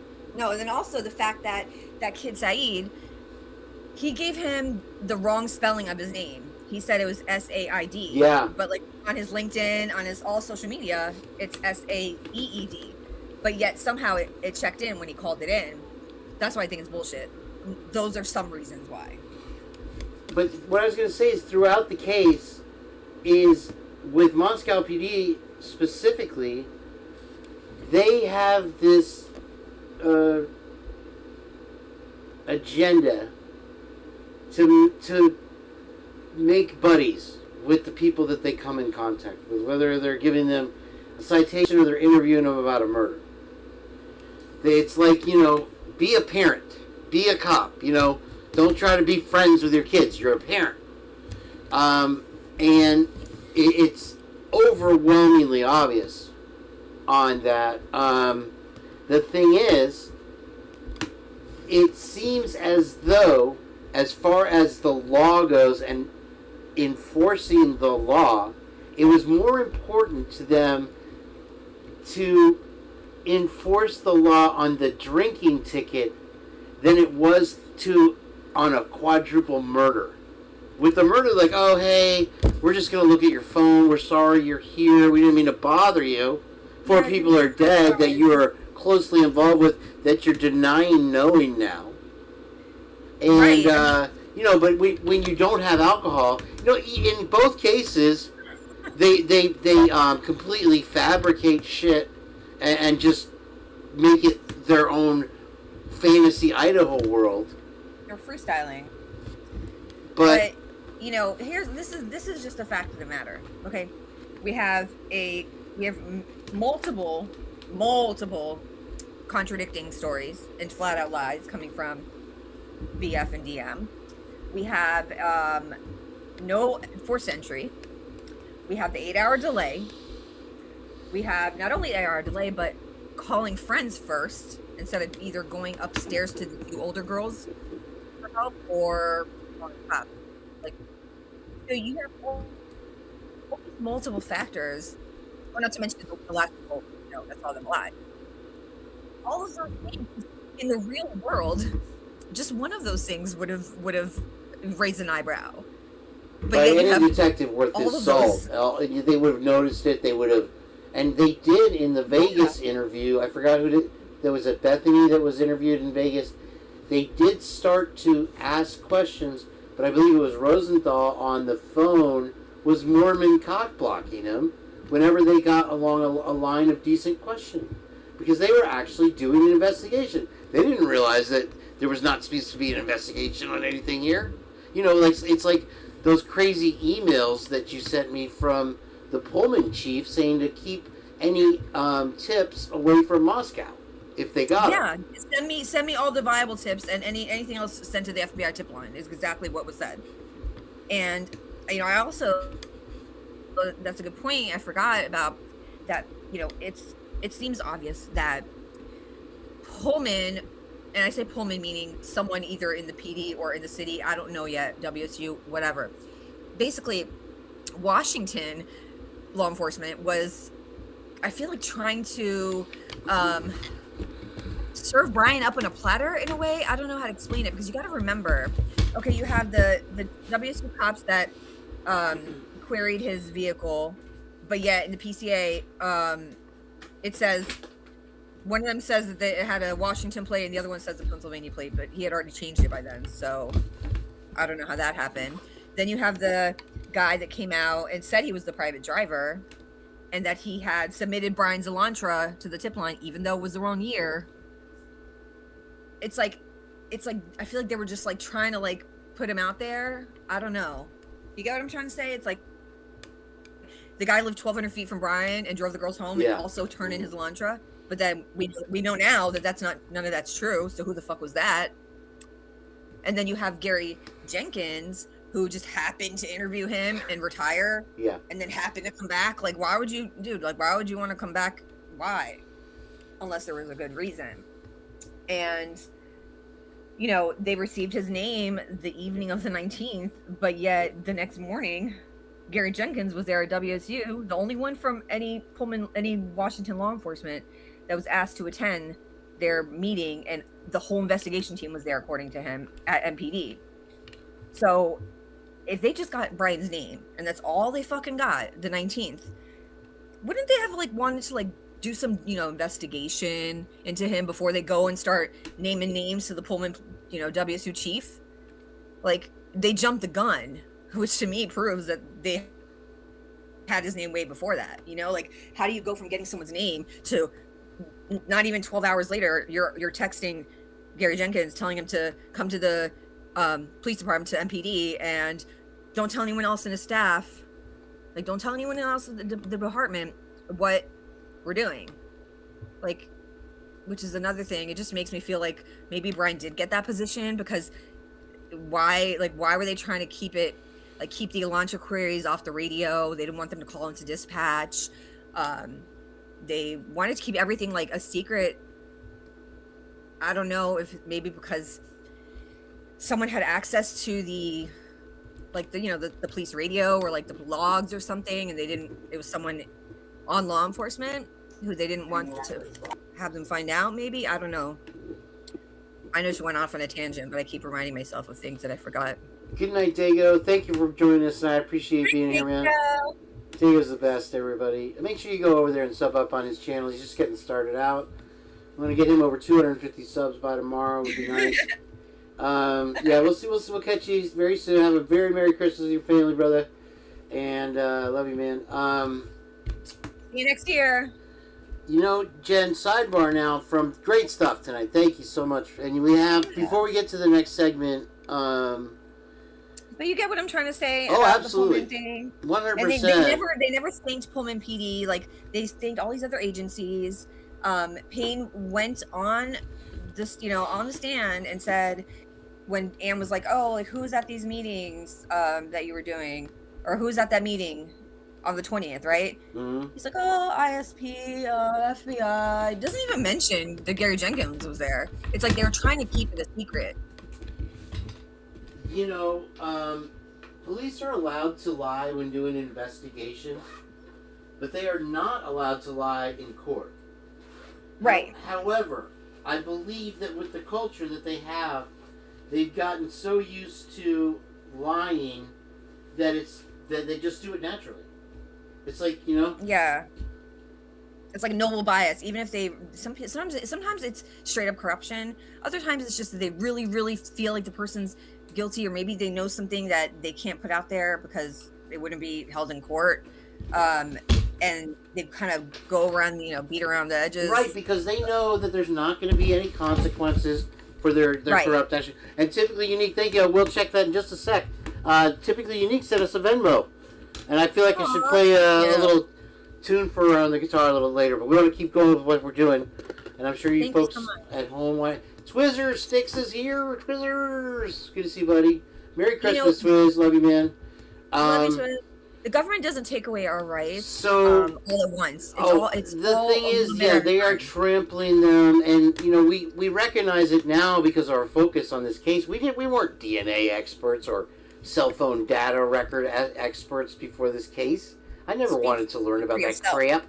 But when somebody's lying to me about something, I want to investigate and be able to explain why. And I forgot to say, Suzanne B. Trigger warning, my girl's in the house. Welcome in. She's missed so many of my lives in a row. I've been like jonesing for some Suzanne the other B. So welcome in. Merry Christmas to you, my love. And okay, so Jen, I always say that, even if we only have 300 views, that those 300 views are usually creators that will take a piece or whatever, something from us, and use it and make it look like their own, right? So lately, so much stuff has been coming from the JJ stuff. A lot, though, I've been seeing on YouTube with the Idaho4, though, is your stuff, which, no surprises, great stuff. What I was screaming about in the beginning. And nobody ever gives us, they never gives us a nod, a shout out, a credit. God bless Dago for looking out, but listen, I'm just glad that now that I'm starting to, I feel validated. Well, specifically, what I'm talking about is that, and they curiously led to the same conclusions as we've presented. They were talking about the possibility of the girls having some type of camera, some type of what do they call it, a dorm cam thing, and they were talking about some of the wires, and somehow it magically led to that shed. And I'm like, come on, I mean, really? I'm like, I felt like patting you on the back right there. You know what I mean? And it's beautiful, but the shed and the antenna. Yeah, and we see now with these new stuff we've been getting a different side of it. And it's Kimmers is like, I want a shed like that, because when you see it from the front, it's a tiny little shed. And another thing, did you notice, like, even the apartments across the street, the whites, the ones right next to them in front of the shed, like, all of those have basements. Every single apartment building and house in that neighborhood surrounding, they all have basements or sub basements. So the chances of 1122 not having a basement is very unlikely. I think what it turned out to be with 1122 was that there was a secret room in the first floor that nobody knew about, and they haven't talked about. Half basement. It's a half basement that's been filled in somehow. Yeah. I have my suspicions about where the entrance is. Like, basically, they just raised the driveway, covered it up, raised it, and there's some houses like that 733 Taylor Avenue house, right, where you pull in at a downwards angle into like a covered, like an open, what do you call them, a carport or something? I don't know. And then at the bottom of the driveway that goes down at an angle, there is a garage door, and you can enter the house through there. But from the right side of the house, it's ground level. You get what I'm saying? So, like, you can enter what do they call it, above grade or below grade? Well, you've got that window that's below grade, right? Below the ground level, yes. Right, exactly. And behind, there's no rear door on 1112 either. The side of the house of 1112 that faces that backs into the driveway of 1122, right? If you look at the floor plans, there is a window that was there and is now buried and covered with driveway, basically. And then you have the window on the side that they kept the egress opening, that you don't see the window eye level, but if you look down, you see it. You get what I'm saying? Yeah. Well, listen. Let's not start sucking each other's dicks just yet. Well, let's save that topic for another day, because let's talk about what you brought to me when we first started talking tonight. Do you remember that? About Dylan's feet or about The feet. I wanted to go right to the feet. I got a foot fetish tonight. Okay, so I was thinking, okay, like, why wouldn't she have shoes on? I mean, if that floor is so dirty, the house is dirty, like you're really walking barefoot, like I don't know. She's dirty. Anyway, my point is, her feet are really big. She's a tall girl. True. She's got bigger feet than her friends. I think the reason she doesn't have shoes on is because she either wasn't there at all, maybe, or more likely, she was wearing her Vans, discovered the bodies way earlier, left the house, maybe went to Emily's or whatever, couldn't wear her bloody Vans back to 1122 the next morning to call 911. So she didn't have shoes because she couldn't borrow her friend's shoes because her feet were too big. All the other girls have way smaller feet. So she got blood on her shoes. She had to throw them away in the cleanup, and then she had nothing to put on. Because why would you go outside when you're leaving your room? Just slip on a pair of shoes. Big deal. In freezing weather. Right. Yeah. No. Cold is no fun. I'm starting to learn that from our little 50-degree snaps that we get here. I'm sorry. Kimmer's asked a question a little while back, and I want to answer that. That explains like the blood on the railing between the first and second floor, because the killer never went down there, allegedly, right? And it explains the latent shoe print. I mean, we know she has Vans. She's got pictures wearing them. To me, that seems more likely. Let's digress a second. The shed we're seeing had, you can see in the video, Kim, if this answers your question, the power lines going to the shed. I'm not sure if that's what you're asking. I just wanted to address that real quick. It even has a gas meter on the side of it. Like it's like an apartment, but it's too small. I don't even think you could fit a bed in there, really. Right. But here's the thing.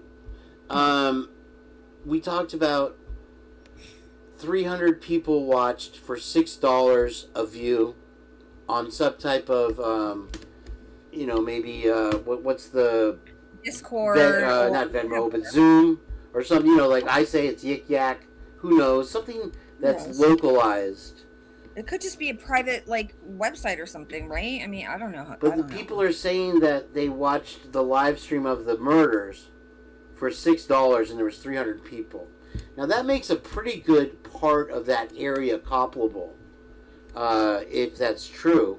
I mean, I have a hard time believing that many people knowingly paid to watch murder. I feel like if that happened, it's more, maybe it was supposed to be like a real life game of Clue or something, and it went wrong. But that's unlikely. I think it's more likely that it was a Battle of the Greeks and it was houses fighting against each other, and something went too far.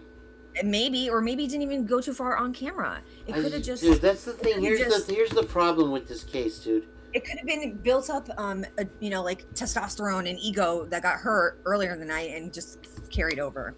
But you have all these people, and just one of them seems as more guilty than the next. Everybody but Kober.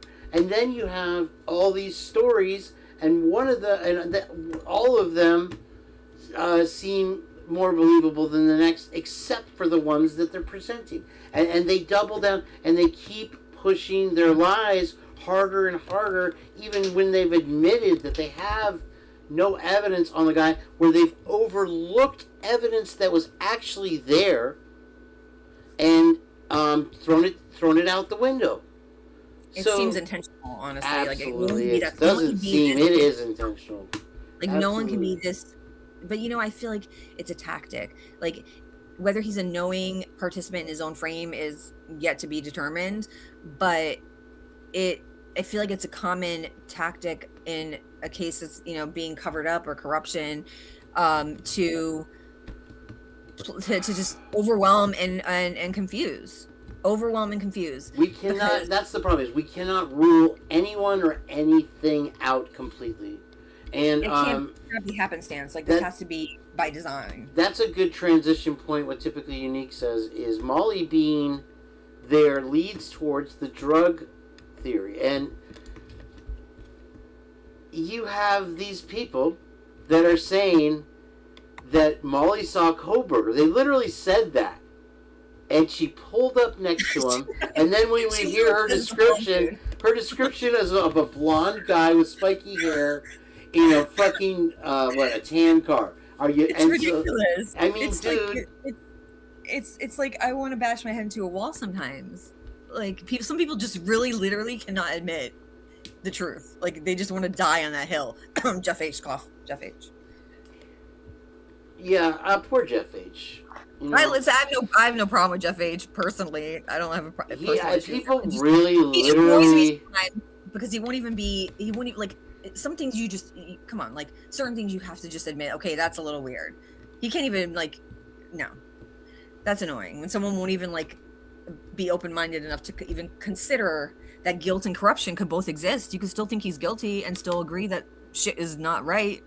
That's why this article about the frat guys that were breaking into the other frats was so satisfying to me when I saw it, because it finally gives us an example that they're not as squeaky clean as they try. Now, you have also as well the fact that I was talking to my mom about it today, within hours of the crime, the fraternity backdating their files on Facebook and deleting everything. So you're hiding something. Here's Obviously. the thing. Think about it, okay? They went dark on social media, radio silent, except for a handful, right? A handful of these students came out and did Dateline and this and that, whatever, Amazon Prime. So that right there. And those are coincidentally also the only ones that just happen to have pictures posted from that weekend. Nobody else does. It's just a little fishy. Like it's a narrative. I tell you what, that it's really stuck in my head now, that foot thing, because that's really good detective work right there. That's good forensic analysis. You have somebody that goes outside in the cold. Why? Right. Your house is right there. Oh, you had to get rid of your shoes? Okay. I mean, girls have a lot of shoes. You would think that she had another pair there. I don't know, though. Maybe, it happened so fast. She has slippers on later at the station. So what? I don't know. And you know what? Also, this is a side note before I forget. I think it was an Amazon doc, or I don't know, one of them, where Hunter Johnson was he's like, I showed up. He's like, I went there in short. I wasn't planning on staying there or anything. He made a point to say that without he wasn't even asked. No one asked about what he was wearing, or he was like, well, I went there first. I was wearing shorts. I wasn't going to stay there. Yeah, explain. He's offering information that wasn't asked for. Right. Bingo. Right. Yeah, and I mean, bro, there is so much footage now, with that weird one that I played tonight from that new creator, of him around them and being what seems in charge of the house. He has a vested interest in that house, and then acting like he doesn't know one of the main characters that lives there is extremely odd. Trying to distance themselves. Did you see the interview that Ava Wood did on Vicky Ward's channel? I haven't watched that. Who oh my god, we have to watch Ava it. Wood. The way this bitch, I don't care, I'm saying that. The way she tries to distance herself from Kaylee is disgusting. Who does? Ava Wood lived with her for 2 years. Oh really? Yeah, we gotta watch it. Okay, you want to hang around? I thought you wanted to get to your Christmas stuff, so I'll be for another half hour. I'll do anything you want, kinky or not. I don't care. That's nice. I can hang out for another half hour probably. Okay, I can last that long. Hold on. Okay. I got something for Twiz right here. You want me to find a link, or someone else gonna do it? But yeah, it's just the distancing from Kaylee is very odd, and it's across the board. I feel I think there was even there was a report, for example, where Emily's mom said that maybe it was a typo. I don't know, but it said something like that Kaylee threw a party at 1122 for Emily's birthday. Does anyone else remember that? Or am I bugging? Hold on, my throat. Ah! What is that noise, dude? It crashes.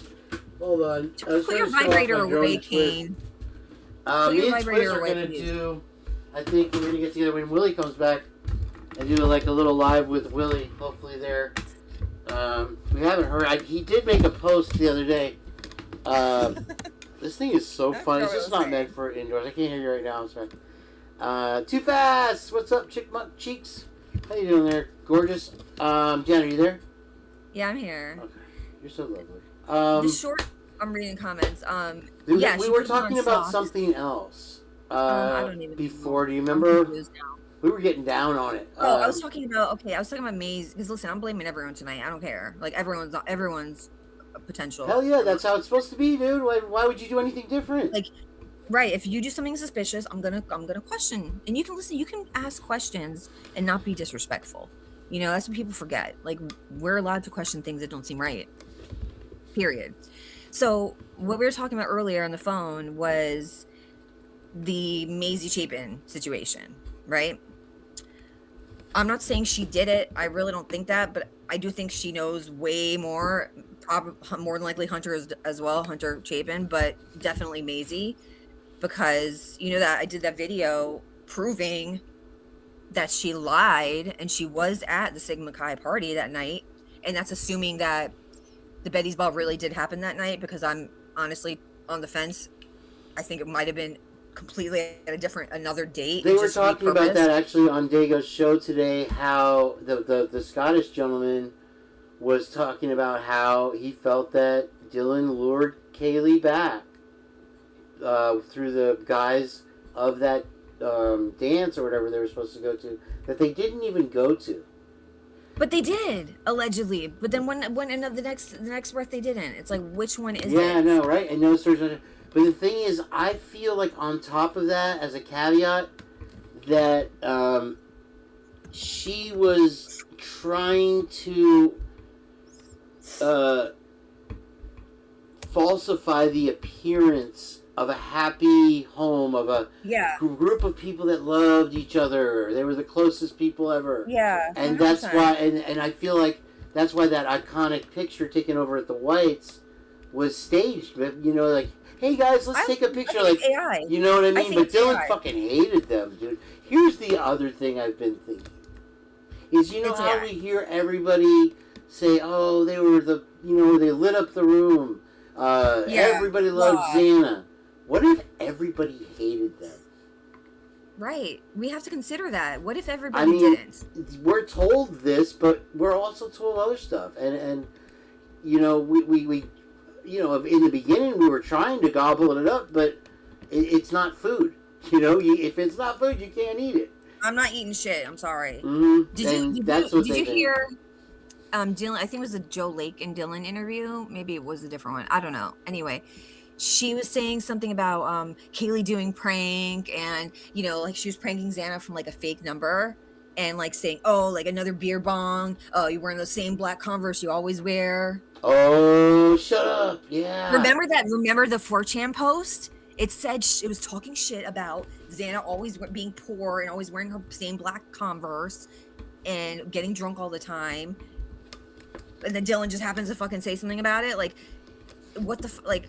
I don't remember when the 4chan post came out. If it was before that interview or after, but like to say that, she's either reading stuff online and just regurgitating it to try to sound like she knows what the fuck she's talking about, and or she wrote the post. I mean, I don't know. Thank you, Ashley Love. And welcome in, by the way, Murica's. You know, Too Fast. Typically here, I've been wondering the same thing myself.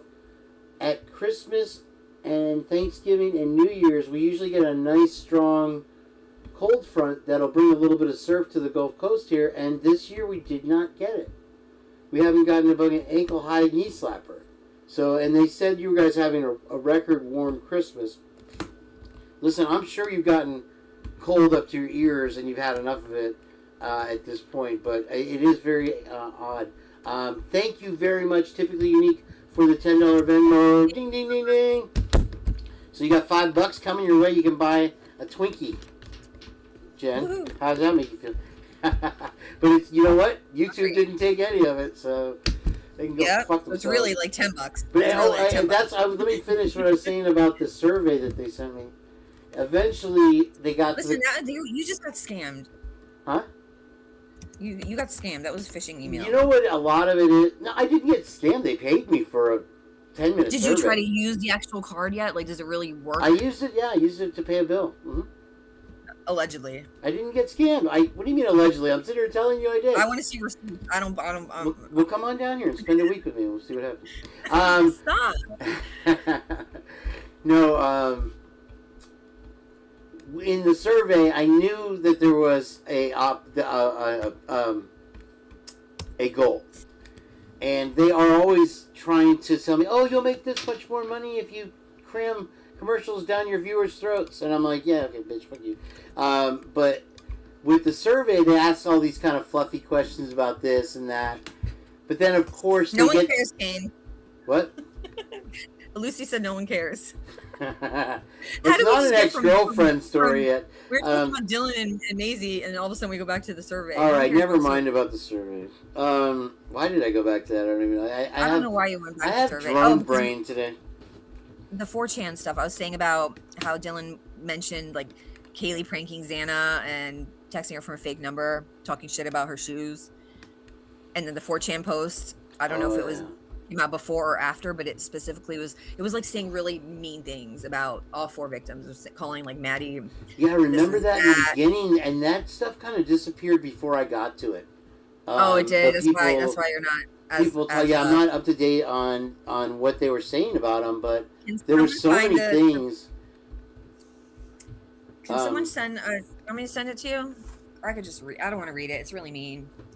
But I'm sure most of us remember the comment in the 4chan post about Xana's sneakers, right? And calling her like saying like her name is Xanax, without an X. Oh wow! Instead, like Emily said that. Oh shit! Yes, that's what I'm saying. Yeah, I mean, if you want to just read some of them on the air, that would be fine. No, I'll send it to you. It's mean. I'm not saying those things in my voice. I'm getting AI regenerated and clipped. Okay, you're getting a little bit paranoid for my like case, here. Jen, I'm sorry. See, Jen said all these bad things. Let me see here. What's this over here? My point is, it's so blatantly obvious, in my opinion, like that this is being covered up, and I think just the 8-hour delay, like everyone's like, "Oh, 8-hour delay." No, it was because they had to call their sorority, whatever, risk management, whatever the fuck they call, whoever the fuck they call, and get everything straight and make it pretty as possible before they put it out there to the public. Period. At the very least, that's what they're guilty of. The unharmed remains. Period. It's just not right. And yeah, no, like I was saying before, they got on the kid gloves in these interviews. There's no investigational questions. None. Nothing prying. They apologize for everything that they do. Have you seen the video? At first I was like, why do they have this? This is ridiculous. And congratulations to all my new members. Too Fast for Fleas. Twizzle Sticks, typically unique. Again, thank you for the $10 Venmo. Our first Venmo from Typically Unique. Isn't that great, Jen? And Lucy Morningstar. All of the hot shots got a membership there from the gifted memberships. That's nice. I don't have a membership, and I'm actually on the show. Yeah, you need to give me a membership. You're part of it. You're my partner, obviously, right? You're okay too. Let's see here. Give me 1 minute, okay? So I'll just real quick. Oh, and Mike got one too. Looks like. Yeah, no, take your time. I'll just ramble on about. Let's talk about drones for a minute, folks. If you're using drones and you're addicted to them, seek help or take a class. Twiz likes drones, and that's what I like about Twiz. Where's the remote? Okay, we're gonna fly now. Fly, be free, boom, boing, wee, up go. I should have done it. Uh-oh, wires in the way. Bing, boing, bong. There we go, off. Oh no. I was supposed to connect it, you guys. Oh, I heard a beep. Boing, boing, boing, boing, boing, boing. Oh, here we go. Got it. Yoing. Oh shit. Okay, level off. There it goes. I've got control. I'm out of control. Holy shit! You can't see it. Oh, it's crashing. Crash drone. You gotta drone down. It's hovering an inch off the air, off the ground right now. I feel like I'm being attacked. It's like being on a Minority Report right here. Where'd you go? Oh, it's kind of mine. Help! Ah, the drone crashed. All right, we'll just charge you up later. Yeah. I'm back. Sorry. Okay, no, it's great. I missed you. Let's see if we can get a membership to Suzanne. Let me send you that, right? Hold on. I mean, let's think about it. Let's think about how many things in the 4chan, like, kind of are true-ish. Yeah. Right? Okay. I mean, the David stuff, like, it was all true as far as the details. Like, well, that's a very fascinating take with the two Davids, because it's the one thing that they never offered us in this press hoax that they gave us is a motive. If somebody, there's two of them that I think are very valid, is that somebody was going to dox somebody for something they were doing, and they didn't want that. And then you got it, Suzanne. That's crazy. And then the other one is because they weren't able to provide resources that they were owed, somebody was owed, and that's another motive. It's absent of a motive, which is an investigation where you start, and they never got one. You know what I mean? It's like just an empty void of questions that we have for them. So shame on you, Moscow, Idaho. Statistically speaking, the chances of this crime happening the way it happened, like, you literally have a better chance of winning the Powerball, honestly.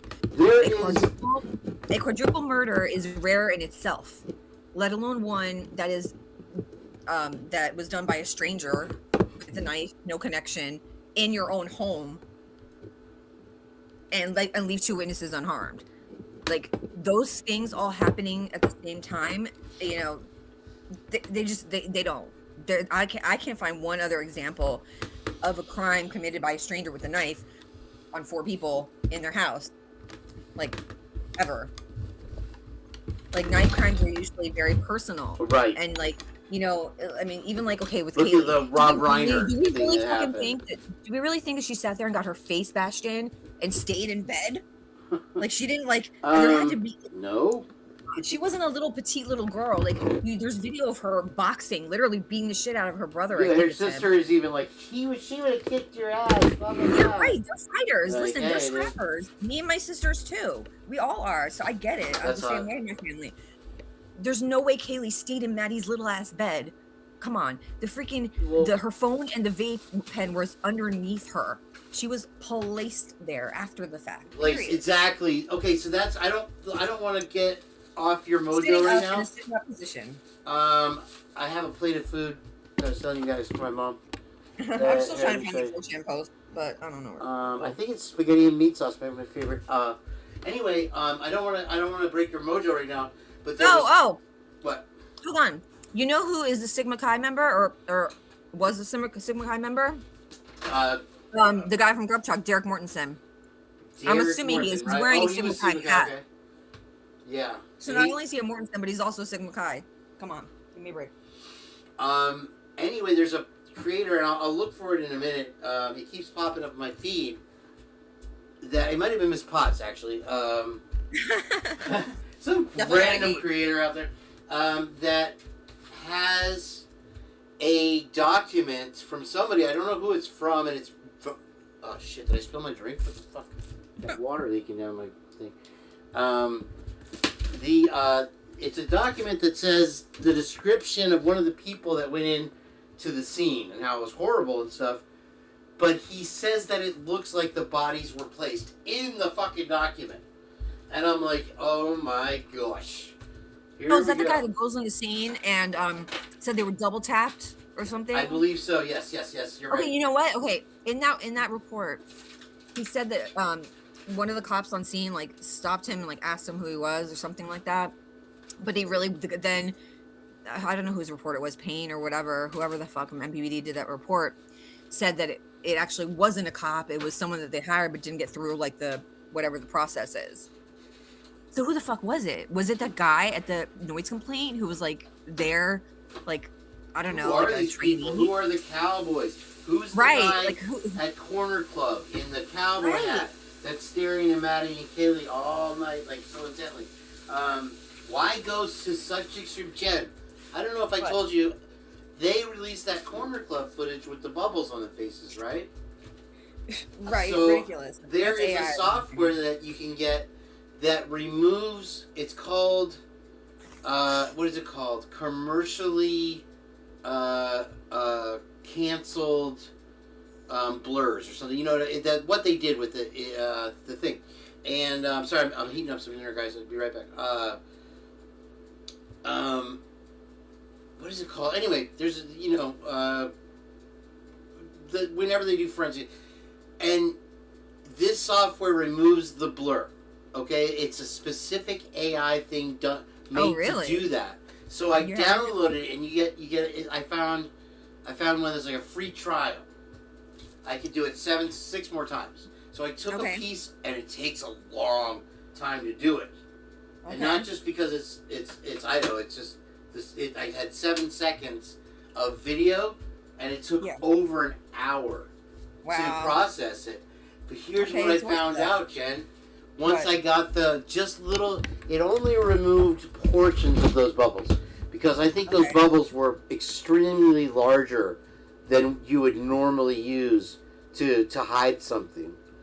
I don't think they had faces to begin with. That's what it is when I was able, the parts that it was able to, like I said, it was only 7 seconds. The parts of the blur that it was able to remove showed the faces, and what you see is like stretched out necks and wild monster faces, because they distorted the faces and they put the blur on top of it. They have to like hide the Photoshop. Like they have to hide the tampering that they did. So they hide it by pixelating and blurring. Welcome in, Tony Stevenson, man. We missed you, bro. No one had a camera that shitty. I'm sorry. Nobody had a camera that's. What is the point of having one when it's that shitty? Because even without the blur, the it's thing shitty. is, Jen, when you're at a public place, if you're at a bar, they have a sign that says "You're on candid camera." Bingo. So you know you are being filmed. There is no justifiable reason for them to have to hide your face. The reason that they're hiding all that stuff is they're not just hiding the faces. First of all, they're people that they don't want you to know they're there, and then something happened that they don't want you to know happened. And we watched it enough, and I think it was on Dago's show that we finally saw it, that there was some type of scuffle in the middle of the bar, like back way behind where Kaylee were and Maddie were. Something went on. Somebody got ejected, it appears, and then everything went back to normal. And we've heard about this story of some fight being there that night. I think the last show you and I did together, we were talking about the Moose Lodge the night before the 911 call. Do you remember this? No, I mean, Okay, I don't think it we'll get back to that. But don't let me get you off the 4chan track. I'm sorry. I diverge so easily. Here's the thing. Think about it, okay? That still shot from the Corner Club, right? It came out like I think the 20th or 21st of December. Like within a day or two of them getting Brian's name, right? Now think about it. Within one full sweep, that screenshot and then the Adam video basically exonerated Jack D and Adam and Hoodie Guy in one shot, like in the court of public opinion at least. It's like, okay, shit, we got Jack, we got Brian's name. Okay, we got to get the heat off these guys. Okay, let's just create a fucking kill shot. It was all fucking fake. I think it's all AI, honestly, or it's just from another day and they're just repurposing it and making it seem like it's from that night. Because, okay, Dylan says Kaylee stayed at the house, didn't go to Sigma Chi because she was getting ready to go to the club. What was she getting ready? She's wearing the same shit she was wearing earlier in the day. What was she doing? Yeah. Your story doesn't line up there either, Dylan. Sorry. Yeah, like give me a fucking break. You know, somebody made a good point the other day about why aren't Bethany and Killen cashing in on the celebrity? Like most girls would kind of take the chance, like talk to a girl, you know, and run with it and try to whatever.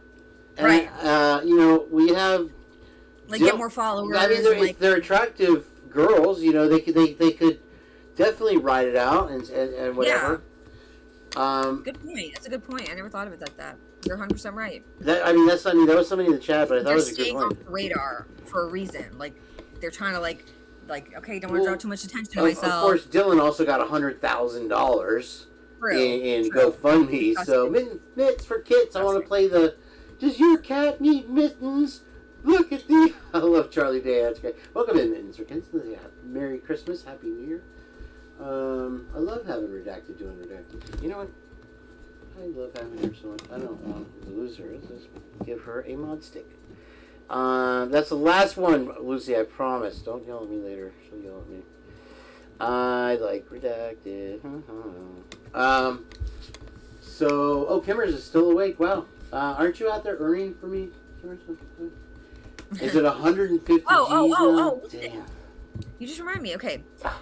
Did you hear? I was watching some news the other day about all these arrests. Like they arrest like a shitload of people in somewhere in, I want to say maybe Vegas or whatever. Maybe it was somewhere else. Anyway, there was like a big college football game that weekend or something like that. A big football, whatever. There's some sporting event, and like a lot of people come in town for this event, and a lot of these pimps bring their girls to town to service these married men who just, you know, they're away for the weekend with their boys and watching football and getting blowjobs. Like, what are the chances of something like that happening in Idaho for the last football game of the season, which allegedly, according to a local who posted on Reddit, is like, hotels are booked up like months in advance. And Hold it's on, like reverse thrusters here in New York. You're going a little fast for us country folk. I'm sorry. You were saying about Vegas, somebody who what? No, there was some. All these arrests were made. A wrestler, a pro wrestler. No, sex trafficking arrests were made, and I want to say it was somewhere in another state. It doesn't matter where. It's irrelevant. My point is, it was all these sex traffickers brought their sex workers into town because of a big football game. Oh no, I have heard about that. Yeah, Twiz says that the Super Bowl is famous for that. Right. So you get what I'm saying. So like, this is it's my understanding from what I've heard from locals in the Moscow, Idaho Reddit, that it's like huge weekend in town, like huge. You have alumni come into town. People bring their fucking campers and tailgate. You have it's a big deal. People booking hotels months and years in advance. The year before, things are booked. The Corner Club is usually shoulders, standing room only. I mean, I think it's very likely that you have some men who want to come in town and have the company of a pretty college girl. And I'm not trying to victim shame so people don't get all sensitive, but like when I heard that whole babysitting fucking bullshit narrative from Ava Wood and that report where she keeps a spreadsheet of the babysitters for the football coaches, blah, blah, blah, blah, blah. The babysitter connection. And quote unquote babysitting. Translucent for that one, right? She keeps a spreadsheet of babysitting schedules, and then you have the driver who doesn't get paid but keeps alcohol in his car. Like, to me, that seems like a trafficking operation, honestly. Tony, like, also the NBA I'm hearing now recently with the Satan worship. 100%. You pretty girls going to town. They have very perverted expectations, not even tastes. Just when this billionaire's coming to town, let's have a harem of underage girls. I mean, you know, because that's the only thing that's going to satisfy them. And they're going to pay everybody off. Everybody's going to benefit. Just keep your mouth shut, and we get paid. And we get paid next time. Right. You know what I mean? Reality. So why would you bite the hand that feeds you when, you know... To me, it's got to be something big that would bring everybody down. Otherwise, there's really no explanation as to why everybody's keeping quiet. Like to get this many people complicit with a cover up means Absolutely, they all have something. sure. They all have something to lose, or they have a. At this point, I think each one of us has expected some whistleblower to come popping out, right? Right. I mean, it's unheard of. These kids can't keep their freaking lunches off of social media, but they're keeping this a secret. That tells me one of two things: either they know that they can go down somehow. It's either a very intense, strong sense of loyalty, which to me can only like religion, like a religion has to tie them together, like some kind of like, belief bigger than real life, or they don't want to get in trouble. I mean, people Well, lie. there's that too. Is that I feel like they have blackmail on everyone. Or that. Like we've discussed that black dinner. I Yeah. think Bubbly Waters gave us that information with that little booklet. Yeah, Real quick, I want to address. Hi, Robert. Merry Christmas to you. I want to apologize for the comment I made in the chat the other day. I told him and it was inappropriate, but you know what? I got it off my chest. You took it well, and I appreciate that. It wasn't mean-spirited, and I thought about it later, and it's Christmas, what the fuck is wrong? But I got it off my chest, and friends, okay? Shake. And now it's good. We'll put it behind us. How about that? So anyway, welcome in. Good to see you, sir. Frankie Frankenstein is here. Now I know I've made it. Once Frankie Frankenstein has showed up, it's all good in the hood. We've got Victorine and Reenie, and Tony Stevens, of course, sir. Always present. And Crime and Chaos. Oh my gosh. I love Crime and Would Chaos. you like to join us on the panel? Because I was asking for your channel link in Dagos, and they thought I was trying to create another ex-girlfriend story, so nobody gave it to me. But I really, I thought your takes on stuff on Dagos' show were fantastic. If you'd like to join us tonight or another night, we would love to have you. So I just wanted to put that out there. No pressure whatsoever. I think you're fantastic. Very easy on the eyes also as well. But you had a very good delivery with everything. Wow, everybody coming in here. Lucy, don't start with me. What else were we going on? Okay, so we're on the 4chan still. I'm sorry. Okay, so my point is, it's a likely scenario. Oh, Tax Max is Frankie. Okay, I didn't know that. Okay, I'm sorry. Even like people don't realize how. I wish I lived in a bubble, honestly, because it's scary when you realize how fucked up this world is. Honestly, like, corruption can stare you in the face, like a evil person can stare you in the face, and you wouldn't even fucking know. And people think that they wouldn't be capable of this. Like, they're not kids. Like, these are men. They're young, but they're men, and girls can be fucking mean. Period. Mm-hmm. And the sense of loyalty and like it's like these fraternity and sorority members, they purposely like indoctrinate them and like reprogram them. They say that a lot of people's aggressive behavior comes from their past experience, which is so ironic to me. Like people that were molested and stuff like that molest. That type of thing. But the shocking thing about it, Jen, is that we've learned that it was the people that, not necessarily that we trusted, but that we have to trust because they're in charge. They're the ones in power, and they were running amok all over us this whole time, lying to us, programming us. And that's the really horrifying part about it. And then, like in I believe it was Houston, they found that trafficking bar that had a secret stairway out the back door, like crazy shit like that is going on.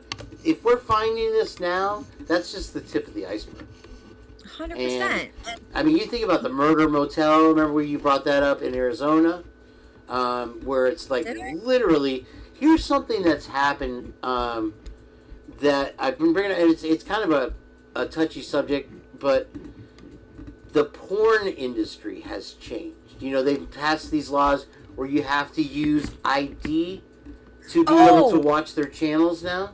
So Pornhub is not in Idaho anymore, like because of. Oh, was it in Idaho originally? I didn't know that. Yeah, so that's all the more reason for these horny dudes to be running around. I'm just What? saying. Wait, Pornhub was from Idaho? No, they pulled out of Idaho. No pun intended. Did they double pull up?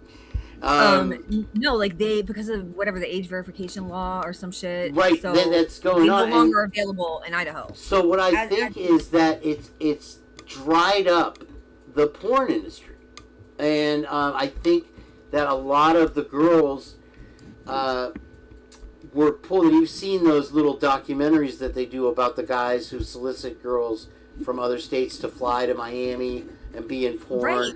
That's my point. And so now it's put like kind of a cease and desist order on it because what they're doing is there's no law protecting your information.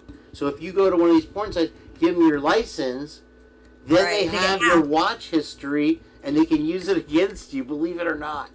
Legally. What was that website? There was some website. It was like a sugar daddy or like cheating if you want to have an affair. What was the fucking Madison Allen or some shit? Oh, that was it was like a hoax. It was Ashley Madison, yes. Ashley Madison. There you go. They got hacked or something, and all these dudes that were cheating on their wives, all their information got put out there and like blackmailed or some shit. Yeah, that was a pretty big scandal. I remember. And where was I going with it? I don't even remember. Well, now you got my head on porn. Just kidding. I think that was a big part of the trafficking, and in the it was so simple what these guys did to bring these girls into this to do whatever they wanted. You think about a girl just graduated, gorgeous, beautiful, blue-eyed girl, or whatever, and then without their parents' knowledge, they turn 18, they fly to Miami, and they're sucking cocks like it's fucking a one-man band, 8 at a time, And the thing about it is, the way that most porn, that they say that most people don't know, is that the way most porn stars' careers end is by drug overdose, suicide, one-car accident, or murder. It's like a really high percentage. So it's like once they're done with you, they are done with you, and they really don't get paid that much money for what they're doing. Hell no. I mean, we got to remember the sororities are both on probation at the time, right? Mm-hmm. Here's the thing. Like, I looked at you cross-eyed when you first started talking about they were disassociated with their sorority, and now just struck me the other day how important that was, because they didn't say that they quit or they weren't involved with their sororities anymore. They said they had a dispute with their... Right, you don't just quit your sorority without a reason. Like, you don't just... Well, no, but that's the thing. Think about that. They had a dispute, and they got sick of being told what to do, so they left. Right. That is insulting to the story, I guess. But it just seems like whenever you hear a story, they've dumbed it down. You know what I mean? Like, there was a dispute. No, there was a straight bitch battle, is what I'm thinking now. Not once in any of these interviews did any of the girls, to my knowledge, mention that the sororities were on probation. I know they mentioned that Kaylee and Maddie and Xana and I guess Emily too, right? Were no longer in any of the sororities. But they didn't mention that they were on probation. Okay, when your sorority's on probation, my understanding from reading the bylaws and shit is that you cannot live on campus in the house anymore, which explains why Dylan and Bethany, being freshmen, were living at an out of house, right? You can't have parties, all those things. Well, here's the thing. You can lose your funding. Like, there's a lot of repercussions for getting in trouble. Yeah, because that's what brings the money into the university, point blank period. Right. So someone, or more than likely multiple someones, could have lost everything. Good, Robert. Thank you. I appreciate that. They could have lost everything. And someone could have, like, Kaylee was, they said she was like the justice police and conservative and this and that. Like, what if she told on someone, right? I think right, and it's like they're the little minions of these sororities. They're very loyal to their sororities still, and they're living with these, like, what do you call the what people call Scientologists that aren't Scientologists? Hi, Trish. SPs or whatever. That's who they become to them when they leave the sorority. So now they're obeying the sorority. Look, they followed all the sorority rules to the letter. Right. Don't call the cops when somebody's dead. Number one. Jenny was right sitting there in the That's backseat of the cop car and didn't fucking call Kaylee's parents or answer their calls. Exactly. Right? Yeah. And he wanted to know what was is going that? on. Oh, what's Right. happening? We saw your Yeah. fucking lights on until fucking 5 in the morning, bitch. What the fuck are you talking about? Another thing- Everybody knew what was Yeah. happening, bro. It's disgusting. And the Speaking of lengths that rugby- they've gone to cover it up is ridiculous. But anyway, sorry. Remember Olivia saying, "Oh, like he showed up here in shorts, like at their house, at the G's house." Remember, she's like, "Oh, he showed up. He came here wearing shorts." And He changed like 3 times that but day. in the interview with Kane, he's wearing pants again. So what'd he do? Walked out wearing shorts, put pants on, and then went home and put shorts back on? What? Right. That don't make no fucking sense. Yeah, Jack T is I an don't even know anomaly. that these people are even who they are in these interviews. Honestly, like I don't trust anything anymore. Like everything's AI, in my opinion. And that's the best thing you can do, is because we tried to trust the PCA, we couldn't make any sense out of it. Now we have to think, okay, was Brian an incel? Was Xana the most loved person at the school? Was Kate? It could just as easily be the opposite, because they only lie. Now, the thing is about the media is, in this case, you always see in the movies where the cops hate the reporters and they got to go give them the story and da-da-da. In this case, they call them their media partners. Right. And, As long as you say what we want you to say. I mean, listen, they were doing their fucking interviews, quote unquote, in the very beginning, even before the gag order, was basically, it wasn't even like a spontaneous question asking.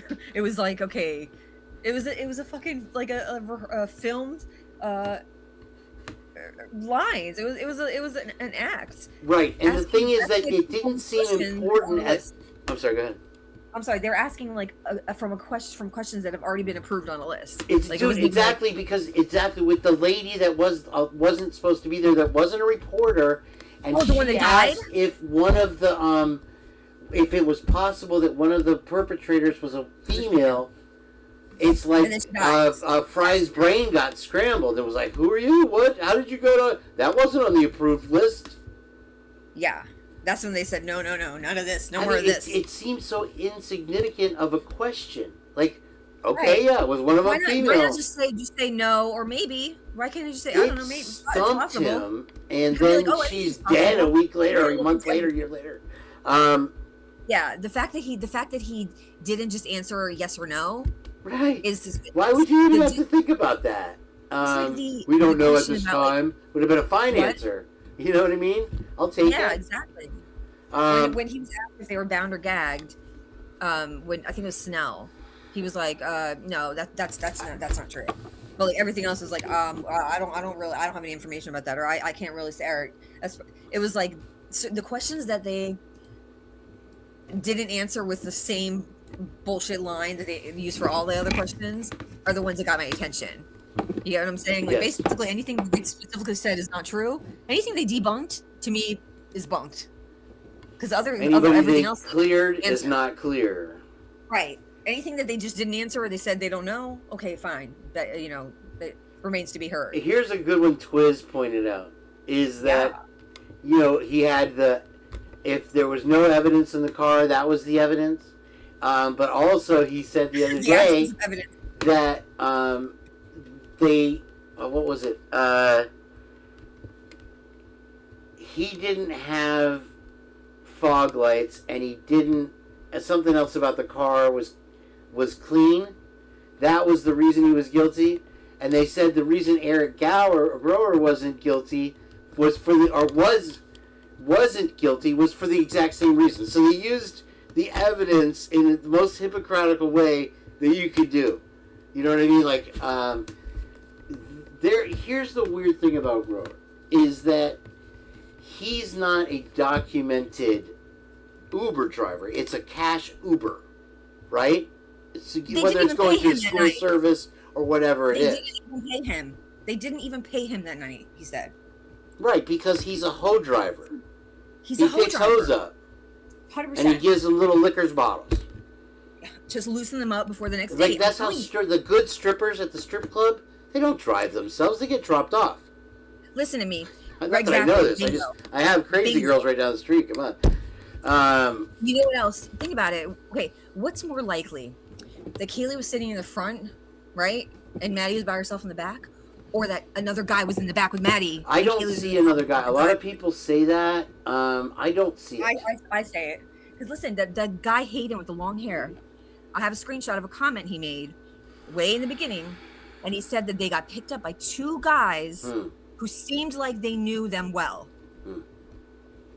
Two guys to me makes way more sense than just a fucking Uber, off-duty Uber driver, and Kaylee wanted to sit in front with him. Bullshit.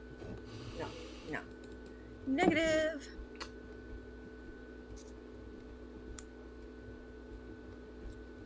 Remember that 4chan post that said they got the wrong driver on purpose? I agree.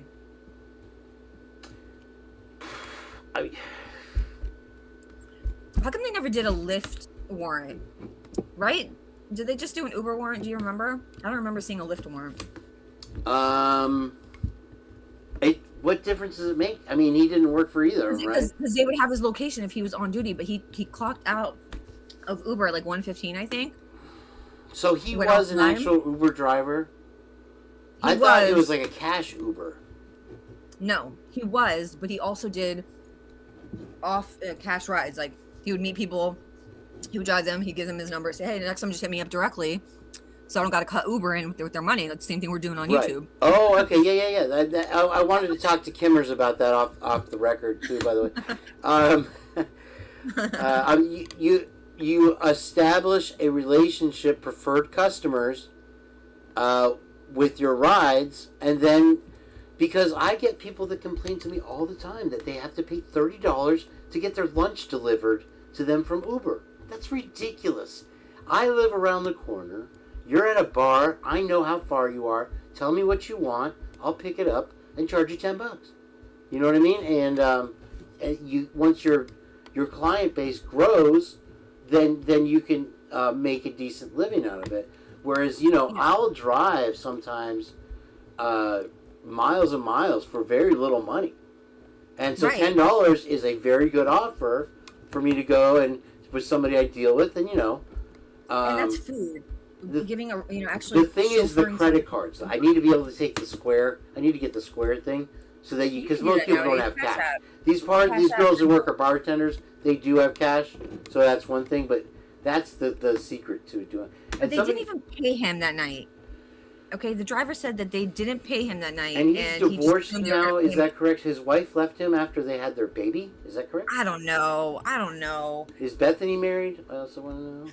I don't know. The whole So fucking many story things. is... I want to kick myself right in the face. Dylan. By the way, Bethany and Dylan both denied knowing Showalter, although there's photos of both of them with him, I'm pretty sure.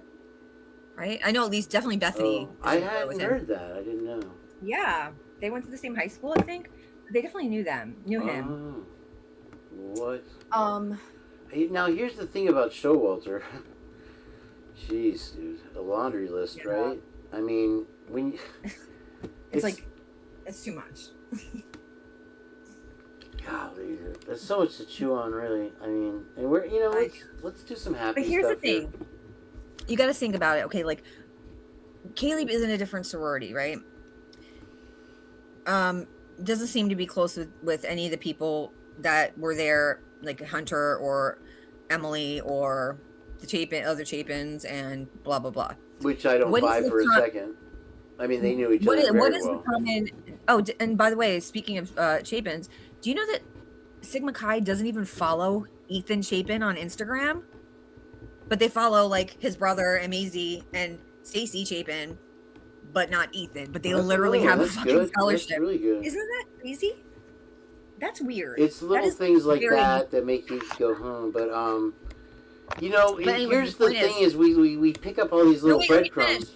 let me finish. Yeah. The only person that I could feel that I see being the common denominator in these victims is Emily. I thought you and dropped Hunter off right Hunter before you Johnson. told us. I'm like, oh shit, no. Yeah. You know? Emily, and also you were about to talk about the interview with Ava Wood, or what's her name? I want to play that. You gotta watch it. If you want to hang around, and then I'll let you go after that. Yeah, let me find the link for you. Yeah. They all seem to distance themselves from Kaylee in particular, you know? And Well, seem to attach themselves it'd be interesting to hear it from somebody else, because we know that quite a few people have distanced them with that Kylie girl. They make a point to How dare you. say, oh, like me and Xana was my best friend. It means I love Xana. And like they talk up their relationship with Xana and completely distance from Kaylee. And that to me is very fucking telling. Listen, guys, if you don't want to get murdered, don't light up a room when you walk in. Don't be the most wonderful person on earth. You know right. What? It would make more sense if they were like, listen, she was kind of an asshole to people, like, you know, like she rubbed people the wrong way sometimes, and a lot of girls were jealous of her. Like that would make more sense. But like to make them seem like they were like perfect, and then also the rarity of the crime itself, like come on. You know what's No Jen? way. You know something Stupid. I think a lot of guys don't understand about the way It's how women mean are. girls are. Mm-hmm. Go on. No, it's how mean they can be. No, here's the thing though. A lot of guys are missing that I fortunately in my life have been blessed and dated some of the most beautiful women ever, and I'm sure you've had the same experience. Tell me if this sounds I've dated a lot of beautiful women. Yes. about right. That's right too. Go on. From what I'm told, you would never think this, but it totally makes sense.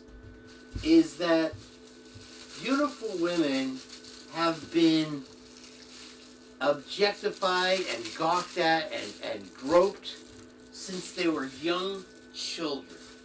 Yeah. And so by the Sometimes time they they're snap. teenagers, they're already over it. It's disgusting to them. And it made me... I posted the link, by the way. Oh, I saw that too. All right, go on. No, I posted the link of Ava Wood. Tell me more. And Mike said, I hate to say it, but I feel like she was like her dad.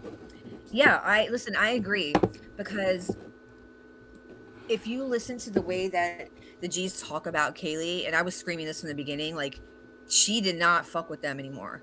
Now, whether it's on them or her, you know, like you know how many times I have clips of like 4 different videos, separate interviews where they called her ornery. She was ornery, which is like a nice way of saying it's always like a low key way of calling her a bitch. It's like oh, like she didn't want without calling her a bitch. It's like, oh, she bless her heart, you know, like that kind of thing. Emily, Olivia saying, Olivia, that's my shirt. Like the little jabs, okay? And the little things like she's not friends on Facebook with Olivia. Right. But Olivia comes in like she's Queen Bee, and she knows all this information. The cops don't even know. What the fuck? What the fuck? And it's all wrong. It's all wrong. It's all lies. And it's all incorrect. And then, you know, I mean, throw in the I always say forensic friendly, but Chronicles of Olivia fucking bizarreness over there with the brain damaged Steve Jr. allegedly. I mean, dude. Yeah. They're not 2 minutes into the interview. He's like, no, we went fishing. We go fishing. You think Chronicles of Olivia wants to go fucking fishing or hear about fucking fishing for a minute? Hell no. Right. That girl wants a check. Good for her. I want to check too. Get some, girl. I can. But I don't want to go fishing either. All right, what are we watching here? What's the video? This is the Ava Wood video. This is the girl who. Okay, this is another thing about her. It's so funny. I mean to watch. Hold on, let me preface this. Mm-hmm. Okay, so she was on the defense witness list, right? But yet, her only involvement, according to her, you're gonna hear in this interview, is that she just looked out the window and saw her friends outside and brought a blanket to Emily and hugged her. But then she was also brought down to the station that same day and talked to, and then she was also on the defense witness list. Like, it seems like her involvement is a little more than just being a fucking neighbor with the blanket. You get what I'm saying? But let's watch it. Okay. I'm trying to find the link. Sorry, I had to go to the chat. But then Will she's you also post it brought one more down to the time, please? station It's way back. that This same chat day is like Miss and Potts talked chat. to, and then she was also on the defense witness list. Like, it seems like her involvement Okay, is a it's little more than just reposted. being a fucking neighbor. Oh, with a wait, blanket. I hit Get what play. I'm I was hearing saying? your voice twice. I'm like, what the fuck is Yeah, going on pause here? it. Okay. Pause that. Okay. And thank you, Jen. I appreciate the lovely Jen from at Criminal Confidential has joined us tonight. I hope you're having a wonderful Christmas. I am Kane Ultra. I have taken over this little channel called The Purge. And we're having a wonderful, happy, we need Christmas right this year in a minute. I don't see the link. Wait, I gotta do this fucking thing. I'm so dumb with it. You really? Don't see. Why am I dumb? Oh, because I pressed pause. Maybe. Wonderful, happy, that we need Christmas right this year in a minute. I don't. Nope, that's not. It's not there, Jen. But you guys see it? Why am I so dumb today? I don't see Heather anything can yet. answer that. Sure. I don't see your name. Did you I don't block see me it. by accident? You see it? I mean, you see my... Nope, I don't see it. I don't see it. You don't see the link? Oh, the link? I just posted it. I know, I don't see the link. I'm sorry. I think you blocked me. Hold on. Cheese and rice. All right. Hold on, I'll again. switch characters. It's okay. Or push it. Oh my god. Can someone repost the link? I just posted it. For the third time. It's not showing up. I mean, you can look at my chat and see. I'm not hiding nothing. Here you had the salami. Like, who is this? Why do you keep saying those things? Wait, Heather, do you see the link? Does anyone see the link? I don't see it. Seriously, bro? I'm going to switch accounts, though, and we'll see. Hold on, I literally see it in my own. I'm switching it. I think you blocked me by accident. See. No, I did not. It happens. You're a liar. Listen, it happens to a lot of guys. Just search, put in Ava Wood, Vicky Ward, and it pops right Yeah, up. that's true. I can do that, too. You just do that. I found it. There it is. It's all good in the hood. Shit. Oh, this is delicious food from my mom's retirement home. Everybody, welcome. Sounds yummy. I am delighted to have joining me today Ava Wood. Those of you who've read the Idaho4, me too? My new book with James Patterson about the college murders in Moscow, Idaho, will know that Ava lived next door to 1122 King Road, and that Ava was one of the friends of the 4 victims who went over there on that awful morning of Sunday, November the 13th, 2022, and that you were interviewed by the police. Lucy, I did it again. I was playing the video and I'd taken it out of the link, and I was watching it. I'm like, why aren't they seeing this? I did it again, Lucy. Hold on. We can't see anything. I hear it, but I don't see it. Giggity. Giggity. Let's see here. All right. I thought it was just me. It is just you, Jen. Here we go. Let's see right here. There's some lovely. All right. It was just a little introduction thing anyway, so we didn't miss nothing. If you got StreamYard, we would have this problem. Jen's pretty face a little bit longer. Here we go.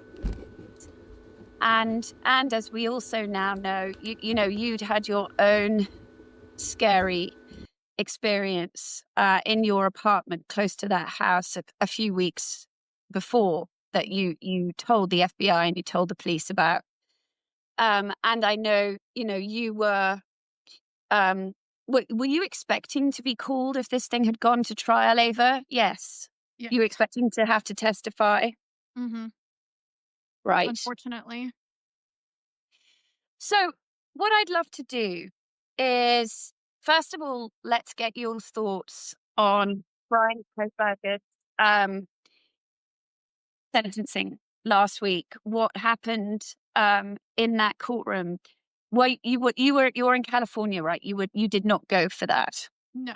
Mm-mm. But first of all, were you surprised to see Emily Allant stand up and testify on behalf of Bethany Funk, one of the surviving roommates. Yes. You know, I anticipated Emily to potentially speak on behalf of Xana. So when she was the very first person to walk into the courtroom and give the statement on behalf of Bethany, I just felt my heart sink because, Emily is one of my closest friends, and I could feel her anxiety through just the camera and through the phone. And it just was not a good feeling seeing one of your best friends having to go do that. But, I'm kudos to her for doing it because it takes such a strong individual to be able to go up there and read a statement, whether that was a personal statement from her or read somebody else's statement on behalf of them. Okay, Jen, I'll just interrupt this real quick. This girl seems very serious. Very, very pretty girl. But she seems fake as fuck to me. I mean, am I on the right track just from the... Yes. Bingo. Okay. Bingo. Yeah. Listen, this girl lived with... Wait till you hear... wait till we see the whole interview. The way she distances herself from Kaylee, even though she lived with her for 2 fucking years and is in the same sorority. And, she's just very, blasé. Like, they're talking about, a TV show. It's just the lack of, it's just crazy to me. But very, very fake, very, Wait. I get the... And I don't care. I'm talking shit about Tax-Max, Thunderclap, Tax-Max, Thunderclap. Said the exact same thing I did before I did. That's hilarious. I wasn't even reading the chat, I swear. Yeah, very I want to be on TV. I mean, that was literally, the first impression that I got. This bitch is fake as fuck. It was in one of the very first fucking documentaries. I think it was the 2021 or something. Where that Jeff Kernodle was in. Remember that one? She was also in there, but she was blonde. She looked totally different. Anyway, play it. You got it. So was Emily, I mean, I obviously, have got to know you and Emily, all of your friend group so well. It's been one of the great privileges of reporting this book. But We gotta interrupt that real quick because I never did get to finish my point. Reporters also as well try to I don't think they try to, but they do insert themselves into the stories by trying to befriend the victims and the witnesses in every case. And there is no reporting anymore. There's there's cosmetology school and hair and makeup school for people that supposedly go into journalism. There might be 1 or 2, like Peter Ducci or something out there that are still actual journalists. Anyway, I had a point there. Twiz made me forget. I didn't know that, I know Emily and Dylan Mortensen were very, very close sorority sisters, right, in Pi Phi. I mean, that's why Dylan had reached out to Emily that morning. Mm-hmm. But so why do you think Bethany reached out to Emily? I think you've told me when we've chatted on the phone that happened literally at the 11th hour the night before, right? Mm-hmm. I think Bethany trusts Emily. I think Bethany knows or knew that Emily has already been in that courtroom once before when he entered his plea deal weeks prior. So I think that Bethany maybe felt comfortable and confident that Emily was going to be able to keep her composure as much as possible while reading Bethany's statement. Had Bethany considered doing it herself, do you know? I don't personally know that question, so I don't want to give any false information, but I would assume yes. You said you didn't know Emily a lot. That was a lie. It's definitely this girl. And thank you, Crime and Chaos. You reminded me of what my point was earlier when I was talking to Jen. Is that when I got that bad comment from somebody or some random person there that said, they're surprised I say negative things about Chris McDonough, considering the way I look, is that, oh gosh, it just slipped right out of my brain, right in like olive oil and out. This dinner is delicious. I put a bunch of salsa on it. It's so good. I think they're full of shit. I think she's full of shit. I don't think Bethany ever intended on reading her impact statement at that hearing. I don't think she was ever intending on going back to Idaho. I think they're just trying to like play it off like, oh, she just got really nervous at the last minute and asked Emily to do it for her. No, she didn't want. She's playing it off like as if she was actually like there in town, ready to go. No, she was never intended. Emily wants nothing. I mean, Bethany wants nothing to do with Idaho coming back there or whatever. Hell no. Dylan couldn't even face Brian. I don't think it was because she was upset. It was because she felt guilty, in my opinion. She couldn't look at this man in the eye and talk shit at the same time. Because that takes a lot of balls to look someone in the face and say all this shit. Like one or two statements talking shit, okay, but like to say all these things that you know are not true is like, oh, like it's cringy. But you know? When you're facing a loaded gun, what's the difference? Right. Unless you're either a narcissist and you have zero empathy, or you are self-serving. Yeah, somebody's got a fucking ice pick up your ass. Right, and that very well may be the case. But listen to my pre-closing here. Okay, point go ahead, finish. I've been trying to make all night. Is that with that McDonough interview, it was one of the first ones before the Magic Glove incident. The camera down. Sorry. Excuse me. Is that early on? Excuse me, I choked on a P there for a second. Not on P, by the way. Is that Chris McDonough has like a mistress or a hoe or something that he used to do the show with, and they used to try to present her as an expert of something. You know what I'm talking about, Jen? No, I don't watch this show. Well, yeah, he did a show and he had this little. Now it's just him sitting there like a doofus, but she interrupted him when he was talking about the house to make sure that he understood that it was an off-campus house. And I mean, if you didn't know anything, if you didn't take away anything else about this case, that would be one of the things that would stand out, because one of the things that they present to us early and repeat over and over and over, and that's MK Ultra. That's exactly how they brainwash people. 100%. 100%. I mean, to me, that tells me more than likely it happened. If it happened in a hyperbolic chamber in Michael Jackson's asshole, pardon my French, kids go to bed. What difference would it make what campus it was involved with, and why do you keep bringing that up? Let's look at some facts. You don't bring any documents, facts, or any of these parts of these redacted fucking videos they covered up. Kids go to bed. Everything is strategic. If there's anything that was done is done for a reason. But it was on campus and it was after. Who cares? Nobody even cares about that. But this is a headline every time. Listen, if you re-listen to the 911 call with like a different mindset, each person had certain things to say and not say, because later on in court it would be excited or whatever the fuck it was. Not excited utterance. Oh yeah, is that what it's called?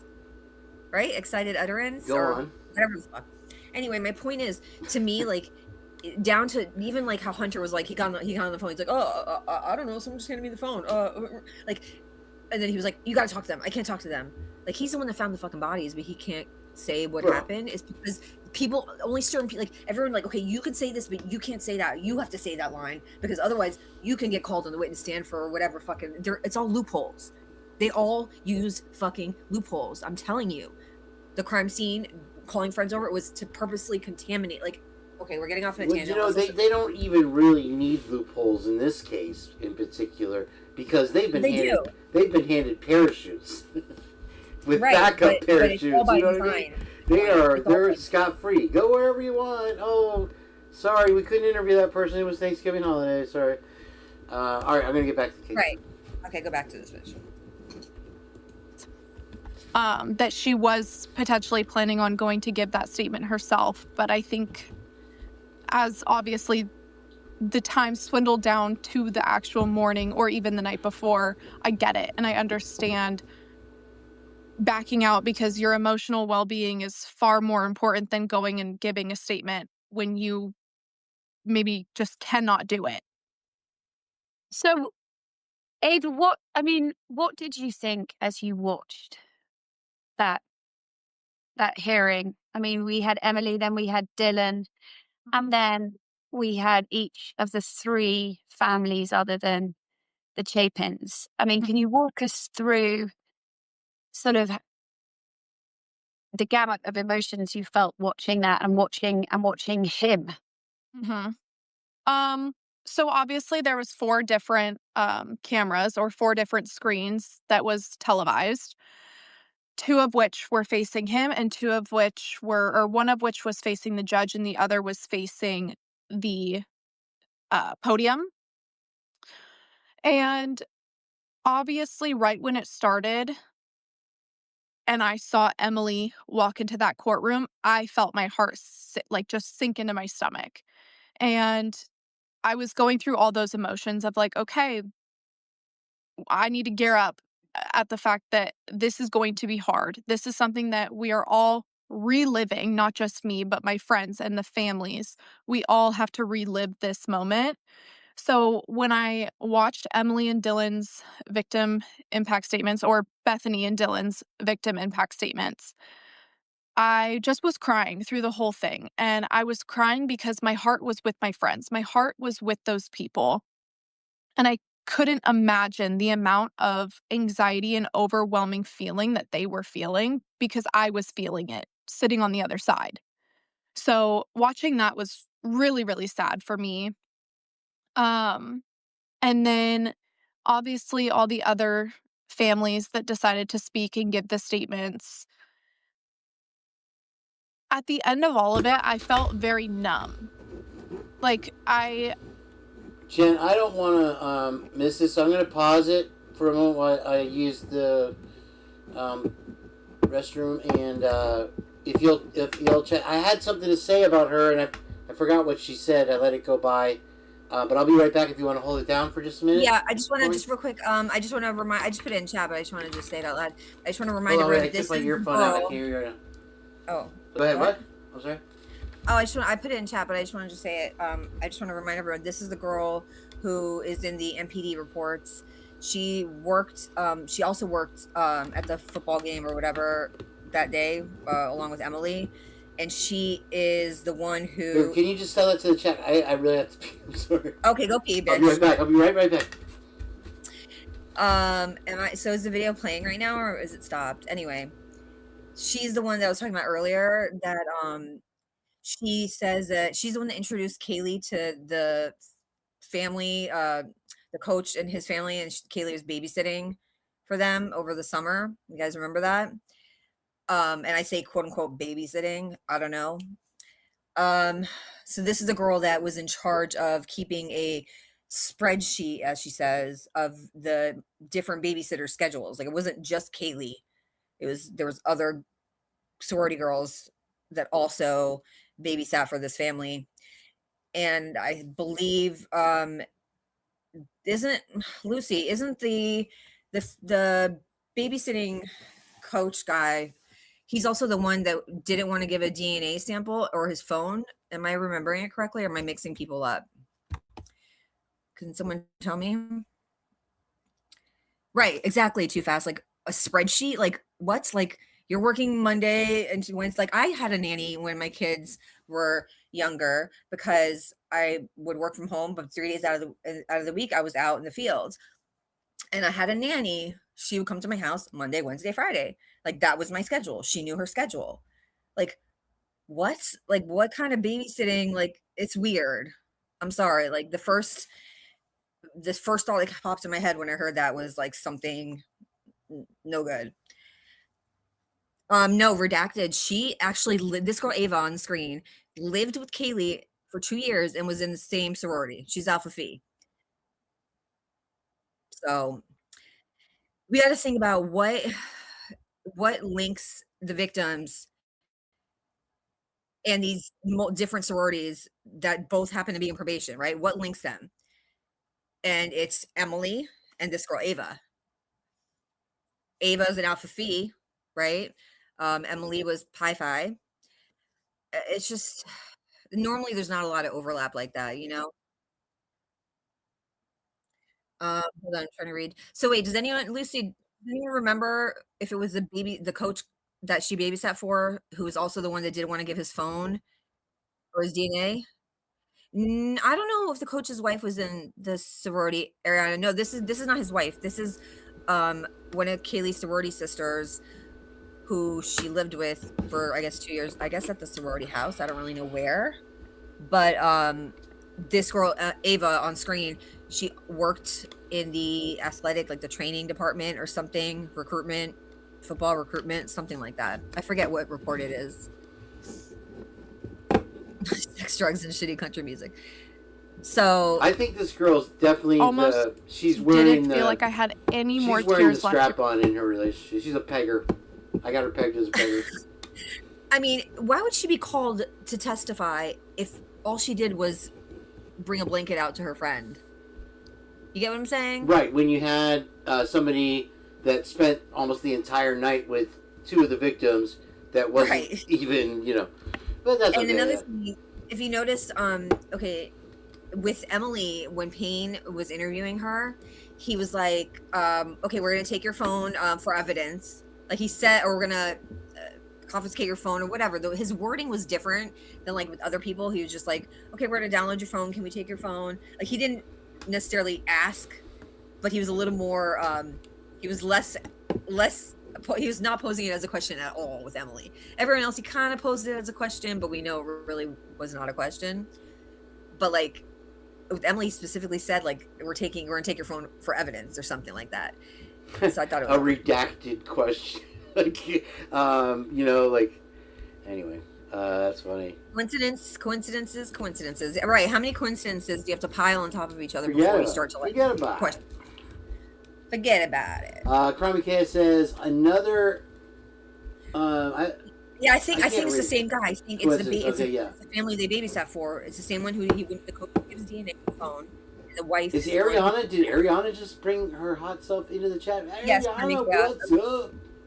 I'm sorry to interrupt you. Go ahead. Yes, Ariana, I agree. I would be surprised if she wasn't. Agreed. I mean, Stacey Chapin was a Pi Phi, I believe, right, Lucy? Anyway, let's watch the rest of this bitch. Yeah, I was telling you earlier that it left a bad taste in my mouth when people would speak badly of Stacey Chapin until I got to know her. And it was like, man, you guys called it. You know, I honestly think that women have a better sense of these things than men do. For whatever reason. 1000%. When I say you called it, it was, you know, dead on, balls accurate. The shit she was saying in that interview with Othram was so icky. Like, first of all, why would the bitch from Othram go up and give her a hug, like, almost a year after the arrest? Like, oh, it's gonna be okay. Of course, they already got somebody. Like, what the fuck? Yeah, I mean, that story is bullshit. A lot of the things she's done are despicable, but they don't even follow her son on social media, but she's got a freaking like. Well, she really raised the bar when she kept going to these crime cons, putting her face as the poster child for Othram Labs, because Othram Labs is literally like art, life imitating art. It's. They didn't do shit. They didn't do shit. Have you ever seen the movie Clockwork Orange? No, I never saw it. It's a very wild case about this violent teenager in the 60s. It was made in the 60s. One of the first really violent. I've heard about films. it. I just never saw it. Yeah, it's a great movie. Merry Christmas, too fast. Hey, Wakenyan. Talking ass. What up, bro? In that movie, though, they use this violent teenager once he gets caught as an example of this new anti-crime method that they have of for a political party. So it's their platform. We're going to fight crime. This is how we're going to do it. And what they do is they make, they have this process where they make him watch all this violence, and they hold his eyes open for hours and give him medicine and drops and stuff, and make him really suffer, so that when any violent thoughts or actions come about, he becomes physically ill. And that's the whole premise of the movie. And then it turns out that the whole process that they're using is bullshit, but they cover it up and they pay off the violent offender to keep his mouth shut. And that's what I'm like with this Othram Labs thing. They take credit for other people's moves, for shit they didn't even do. Shit. It literally says in the document. That's the problem, though, Jen, is they are the next stepping stone in the bullshit-ass law enforcement forensic science that they make up themselves, that they're going to start using. And somebody was like, I really hope that Othram Labs isn't the future of forensics, but it's the first time they've used that technology or something like well, that. I mean, it's not and even here's the thing. Yeah. They were on the wrong track. They were on the wrong part of the family, the wrong branch of the family tree, Right. with the four brothers. They didn't have the same last name as Koberger, and they were stuck without an additional DNA sample from the four brothers to know where the fuck they were going to go from there. Okay? That's a fact, if you can believe the court documents. So why the fuck are they taking all this credit? Like, what? What? Unless they couldn't pat themselves harder on unless they did find Brian's name, and they just had to make up this story because they did a legit way, but they had to lie about it. Right, they would lose their because they weren't accredited at the time, but they were trying to get accredited, and being that the Department of Justice, I know they don't have to follow it, but they do if they're getting federal funding, which Idaho was. So I believe that's why they took it to the FBI. But I don't know if anybody remembers, but not to go off on a tangent, but do you remember the hearing where I believe it was it Becca Barlow or whatever, one of the DNA attorneys on Brian's team? She said that she had seen some redacted emails, and there was one in particular that kind of piqued her interest because the sender and the receiver were both redacted. But there was a screenshot of Family Tree DNA, maybe that website, one of the websites they weren't supposed to be looking at, and it was from the perspective of a consumer, not from the law enforcement portal, and the person had the initials of SC, and it had a screenshot, and it said something like, oh, like, this one's ours, and the profile was only like 1 day old. Mm-hmm.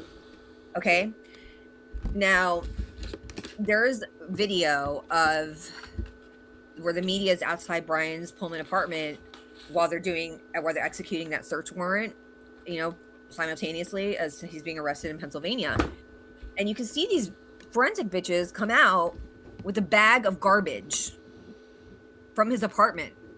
A bag of garbage. I think I told you this before, and you didn't really seem impressed. I thought you were calling me a bag of garbage. I'm sorry, I misunderstood. No, but listen, do you get where I'm going with this? I don't know if I'm making sense here. I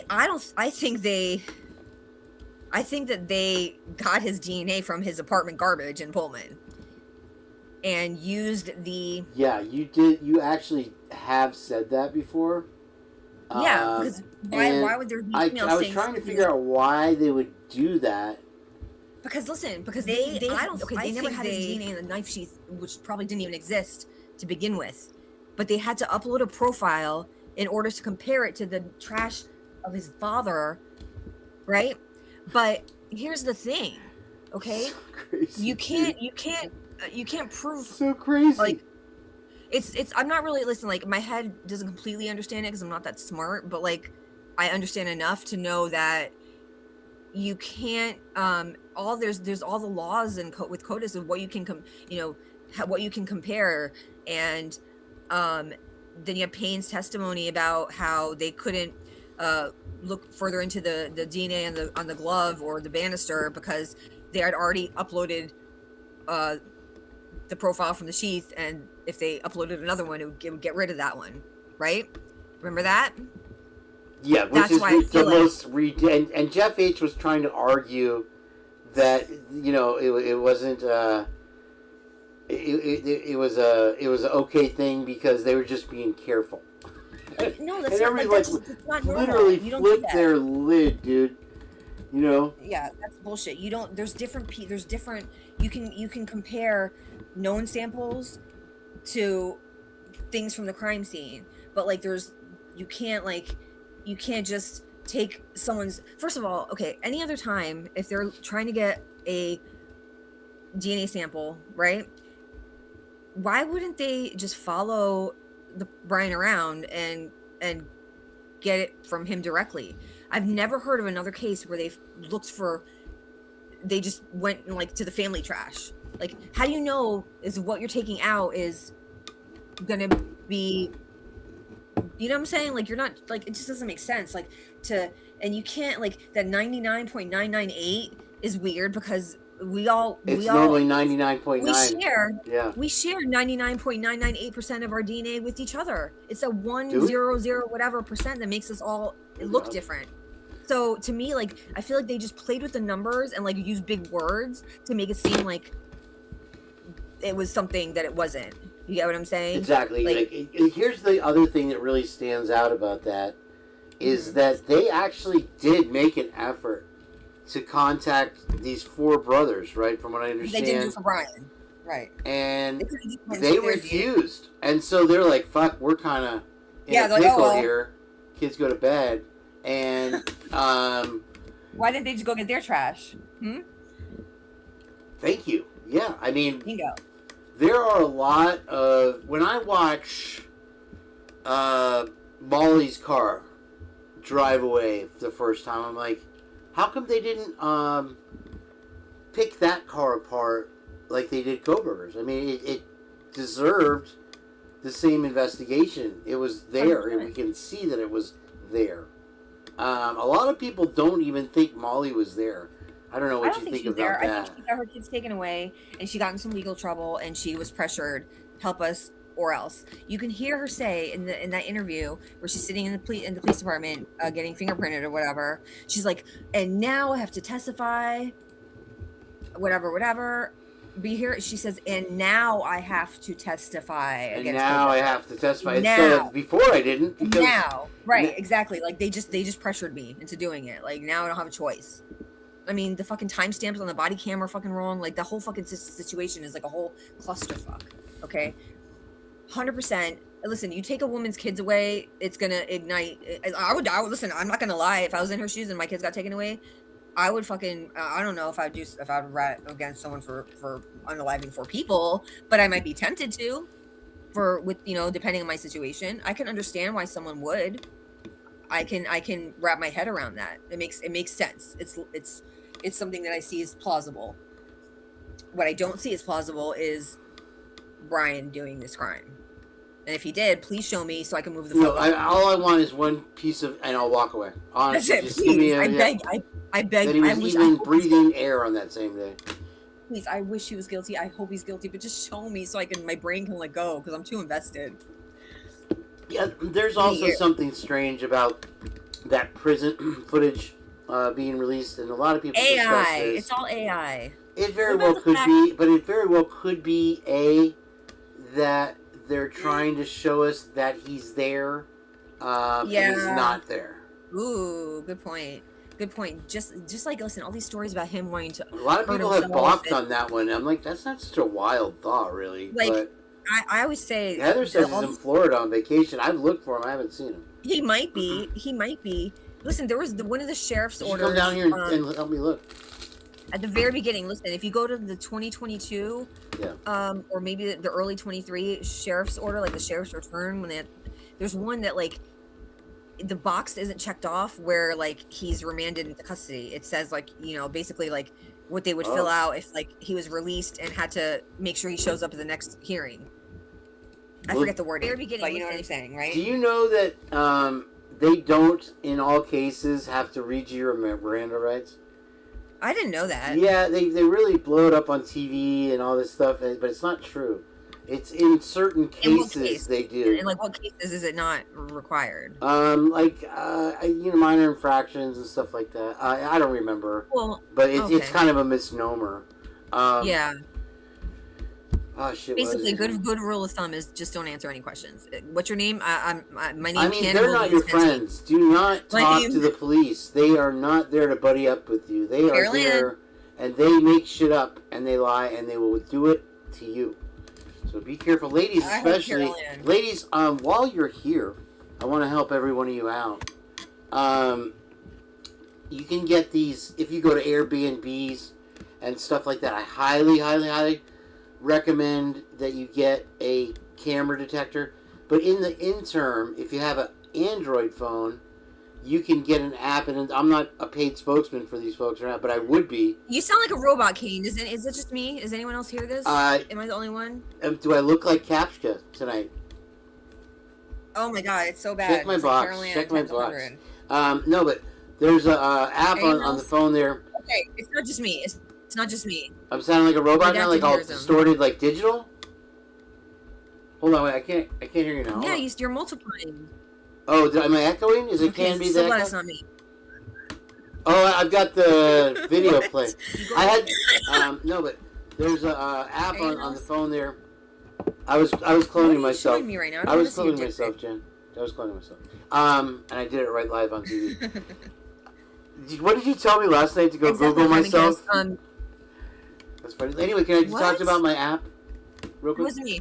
No, Ethan being in the urban basement. Yeah, I heard that. But then also, why was his autopsy dated December 15th, but he had a funeral or a memorial, whatever, and was cremated on the 21st of December? And also, why did they have a private autopsy done for him? So now you have Maddie Mogen's mom saying that it's not about the victims. That means A, they don't trust the investigation or the judicial system or the law enforcement, and then B, you have somebody doing a private autopsy. That means they don't trust the autopsy. Boom. I got a different impression from what she was saying. I think she was kind of like being kind of like sarcastic about it, like saying it's not about the victims. Like, I don't think she really meant. Do you get what I'm saying? I don't know. You're naive, Jen. You can take it two different ways. You can take it as saying, like, oh, like it's not about the victims. Like, it really isn't. It's about the defendants. It's a trial for the defendant. Or you could take it as it should be about the victims and it's not. You get what I'm saying? I think at this point we can safely say that the judicial system did not give a flying fuck about the victims. Nope, no fucks given. Zero. They don't care. They didn't even know their names, and they took shit for that. They didn't even try. So they didn't even try to make it look pretty. Like, they just said, like, you know what? No, like, these fucking idiots are gonna believe anything we tell them. And when it started falling apart, they bring in Hurwitz. Yep. Now, okay. I have not found one report of them, of MPD or any law enforcement interviewing Steve and Christy. Has anyone seen one? And there's no interview of Brian also as well, just so you know. Well, yeah, I'm not surprised at that, but like, wow, like there's not. I don't see one. I couldn't find one. Am I missing something? Well, am I missing something? Because put one in chat. In a murder case, don't you want to, even if he's lawyered up, schedule an interview with this guy to get his story?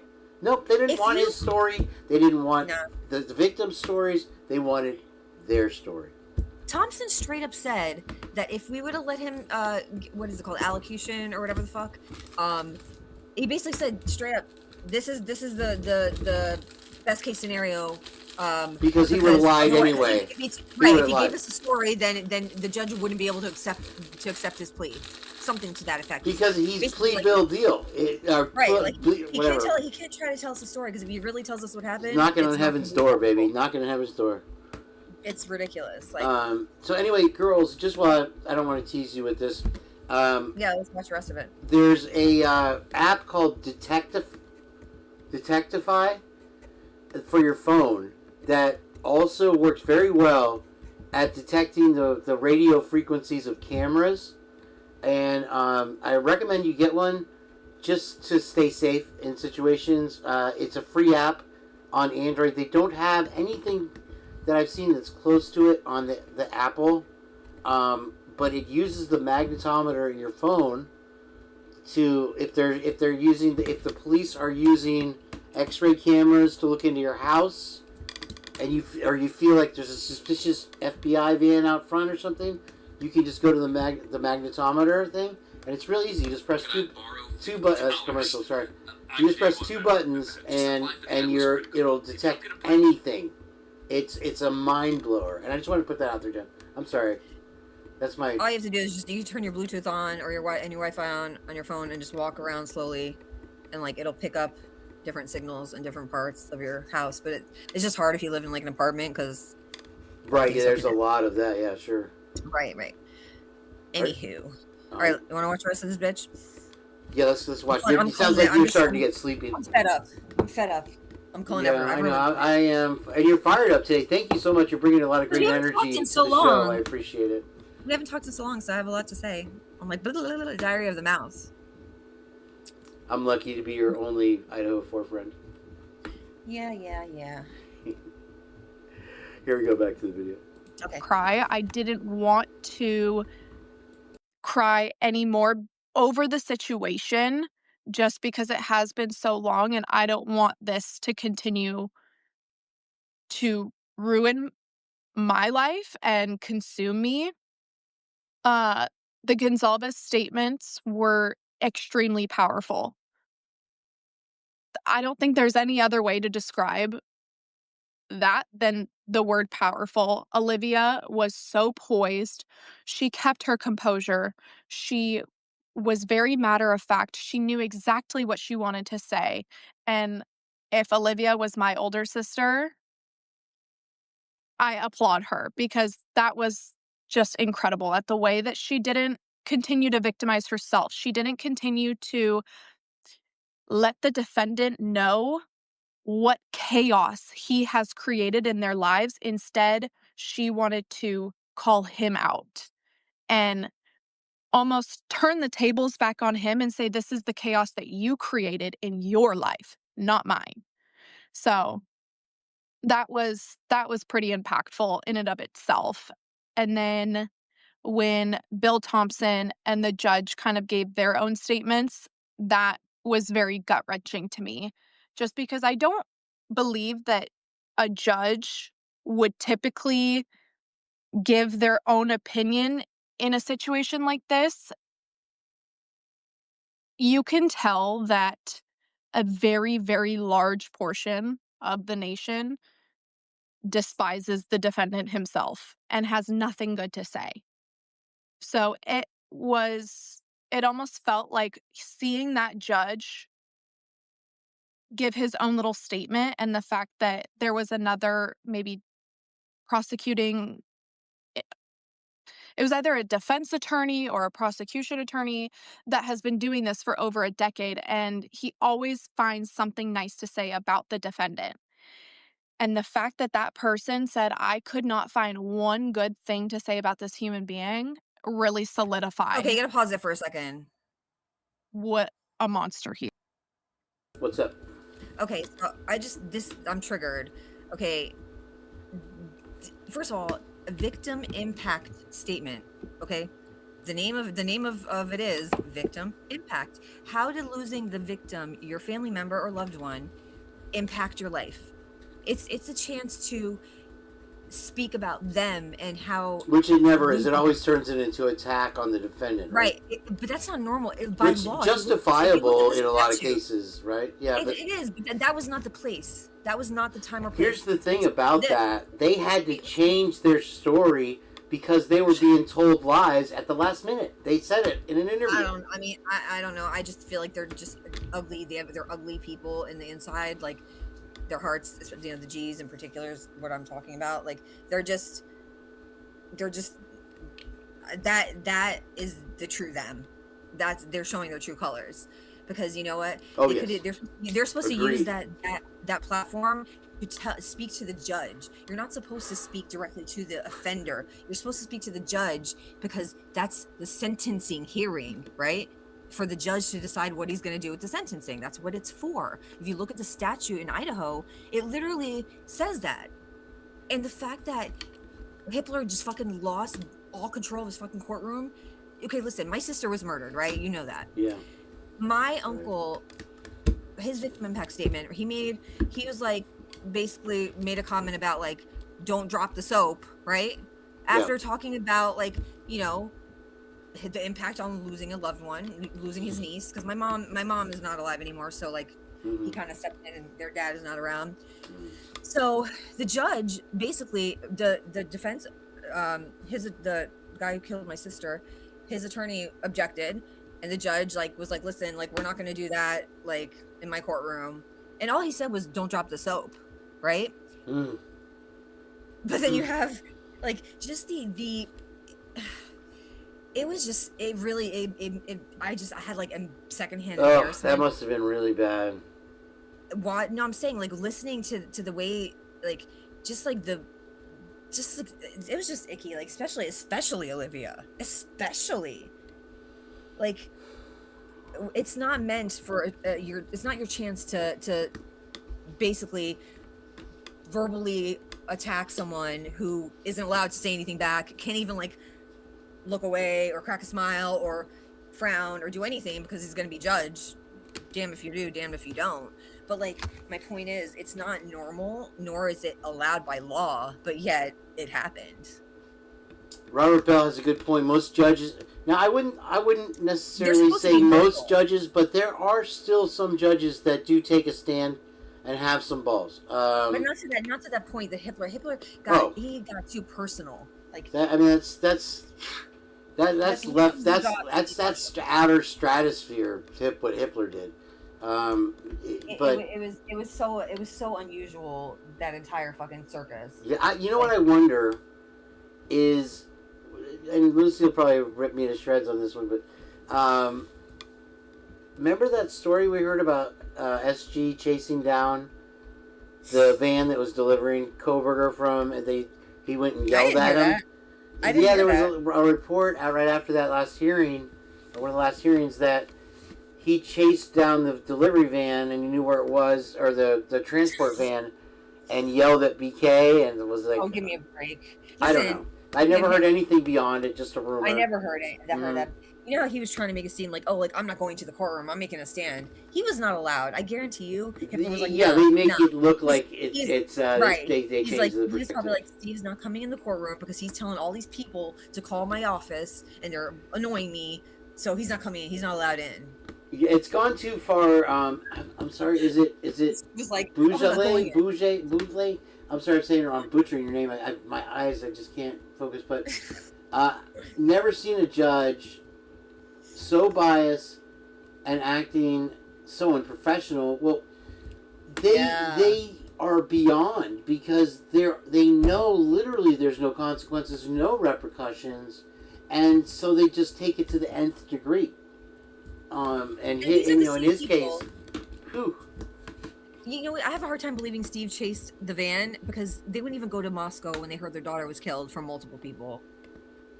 But yeah, he's gonna chase the van. I highly doubt that. Sorry. Candace, welcome in. Nice to see you. We're doing. What's the name of this girl? Ava Woods or something like that, Jen? Ava Wood. This is Kaylee's sorority sister, and they also lived together for 2 years. Unreal. And she came to the crime scene and put a blanket over the 911 callers, or Emily. And she's all of a sudden a witness in the case. Unreal. Yeah, and she for some reason is on the defense witness list. Why? Oh, interesting. Why? Yeah. She's a pegger. That's why. She's the keeper of the babysitting spreadsheet. I tell you, you do have some very solid fans. I get a lot of comments about, and you were right. I'll admit for once that you were right, that we do have a good rapport. That when we do our own shows, boys will be boys though. I gotta have my JH, bro. So I love JJ. You're gonna have to work around it. You get jealous of JJ and me. No, it's just a different. It's really hard when I bring Triple JJ in, and then it's 3 guys or 5 guys against one. But You hang in well. I really appreciate it. I'm glad you're so fired up. You're bringing a lot of great energy tonight. I appreciate it. Yeah. Let's get back to this interview because you sound like you're getting sleepy, and we might lose you soon. So let me get through this. I'm gonna mute you now. Yes. But so let me ask you this though, Ava. I mean, I spoke to James Fry, the Moscow police chief, at the time of the murders over the weekend. You know, I've been in constant touch with Steve Gonzalez, who, you know, like you, was very, very proud of his eldest daughter, Olivia, and how she conducted herself in that courtroom. But, you know, James Fry said to me that he's really seldom, if ever, seen such stone cold, immovable lack of emotion on somebody, you know, a convicted murderer's face. And this isn't the first sentencing he has been to, but it really, you know, he said he's never actually seen such evil personified before. That Brian Koberger's lack of emotion was truly frightening to behold. And so, you know, and obviously the fear of the Gonzalez family was that, you know, he now goes to prison and he gets to control the narrative in some way by writing a book, by giving interviews. I mean, what was your feeling about that? I mean, you must have thought about it now in the days since. Yeah. I was not surprised by his reaction at all, considering how many times he has appeared in a courtroom with, you know, his defense attorney, the prosecution, the judge, reading off all these different court documents, all these different charges.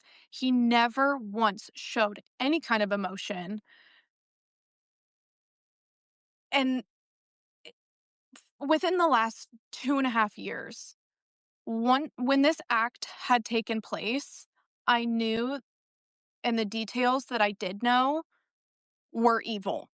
So I knew that the face behind that act was going to have no sort of reaction to begin with, because he didn't have a reaction when he did the act and tried to keep his composure.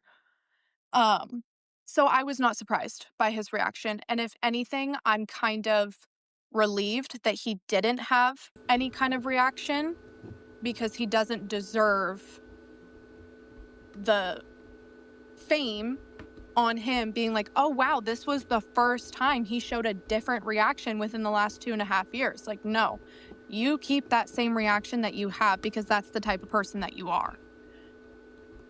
So, I mean, you obviously must have got straight onto the phone with, you know, your friend group, who's all part of this close circle. I mean, I know of the 4 victims, you know, Kaylee was probably the one you knew the best. Is that fair to say? Because, you know, you're an AFI, she was an AFI. It's a toss-up. I became so close with Xana. She was my rock, and that's how I became so close with Emily. Glenn, welcome in, man. And we got Big Mikey in here. I don't see him, but welcome in, brother, Big Mikey. Here we go. So, I mean, I loved everybody in each different way, but yes, Kaylee was my sorority sister. I did live with her in the sorority house for 2 years, so we did get to know each other on a different level. But then once we moved out into our own apartments, I lived across the street from Xana, so I kind of gained a different relationship with Xana because I was over there 24 hours of the day. I would go over there in the morning and come home at night. So at times I felt like I was an honorary Pi-Phi, an honorary roommate who was always over at Xana's house. So it's a toss-up between, you know, who was I closer with, but I loved them all individually in different ways, for sure. So what was, after that sentencing, what was the general takeaway among you all? I mean, do you feel you can now put this behind you? I mean, you know, uh, i- when something like this happens, I think Dylan Mortensen said it very well. You're not, you can't rewind the clock. Something has changed forever. Okay, just as a guy, did she say you gotta rewind the cock? Because I'm pretty sure. I don't know if you went to journalism school to learn that. How you do that, but. Mortensen said it very well. You can't rewind the clock. Something has changed forever. But, did it give you some closure? Yes. It feels good to no longer have to That's worry extra nasty, about Lucy. court dates coming up or trial coming up, when all of us are working, it's not easy for us to just take time off of work to go sit in a courtroom where we actually really don't want to be. So I'm just glad that that piece of it is over. I do feel that there was some sort of justice that was served because now he can never do this to anybody else ever again. And if there was a jury and we did go to trial, there could have been a potential for him to get off or Yeah, or they got the wrong guy, but let's not worry about that. 100, like there just could have been so many different outcomes, whereas this one was written on the books. It was set in stone. There's no possibility of him getting out. So, do I feel a sense of closure? Absolutely. But there will never, ever be any kind, like the proper amount of justice will never be served. Ever. So, I feel like I can breathe. Can you share with the people tuning in and who no doubt will be watching this later as well? Why were you being called to testify? And because if people haven't read the book, they may not. Wow, the $60,000 question, she actually asked it. Impressive. They may not know the story. What was it that you had that prosecutors thought was important to talk about at a trial? So, it could have been a number of things. I was subpoenaed by the defense, so I would have been having to answer the questions to Ann Taylor. Obviously, I probably would have been cross-examined by the prosecution side as well, but it was either because I was on scene that morning and Ann Taylor wanted to know what I saw that morning, what information was said at the time of the crime scene when we were all sitting outside to try and poke those holes, or she was calling me because of the relationship of my apartment and I can see directly 1122 King Road. That could have also been another factor. And then the third factor was when I got pulled into the police station the morning of November 13th, the police had asked me during my interview or investigation, was there anything that we need to know about that was out of the ordinary or scary within a certain time frame? And I was like, wait, yes. So on October 14th at about 1:03 in the morning, I have metal stairs that go up to my apartment. So the metal stairs are actually attached to my apartment. So you can hear footsteps and it shakes the entire apartment. So I heard these footsteps coming up my stairs. And I heard my doorknob because it was a pretty finicky doorknob and I actually got a deadbolt added to it right when I first moved in. What the fuck? We just went from bizarre to the wild here with the. Is she really Okay, hold on. I'm rewinding this. Get the fuck out of here. This story. Holy. How does she remember 1:03 a.m. like the exact fucking time? I mean that's pretty specific. It's 1:53 and 52 seconds. Dark. But I don't know Kaylee. Oh my god. Listen, that tells me it's not a. You're not remembering. You're reciting. It's not a memory. It's yeah. Well, hey, what were the other roommates saying? It was Dylan reciting the same story over and over. Their bullshit ass fucking story. Yeah, she couldn't. Listen, when you can't tell a story backwards, it's a huge sign of deception. That's why she was like, well, can I just tell you what happened at 4 a.m. pretty much? Because she's rehearsed her story from beginning to end. Right. You can't recite the, you learned the alphabet, A, B, C, D, I F, G, cannot H, I, do J, the K, alphabet backwards. I don't care what you say. When someone asks you to say it backwards, you don't know how to because you have not learned it and rehearsed it that way.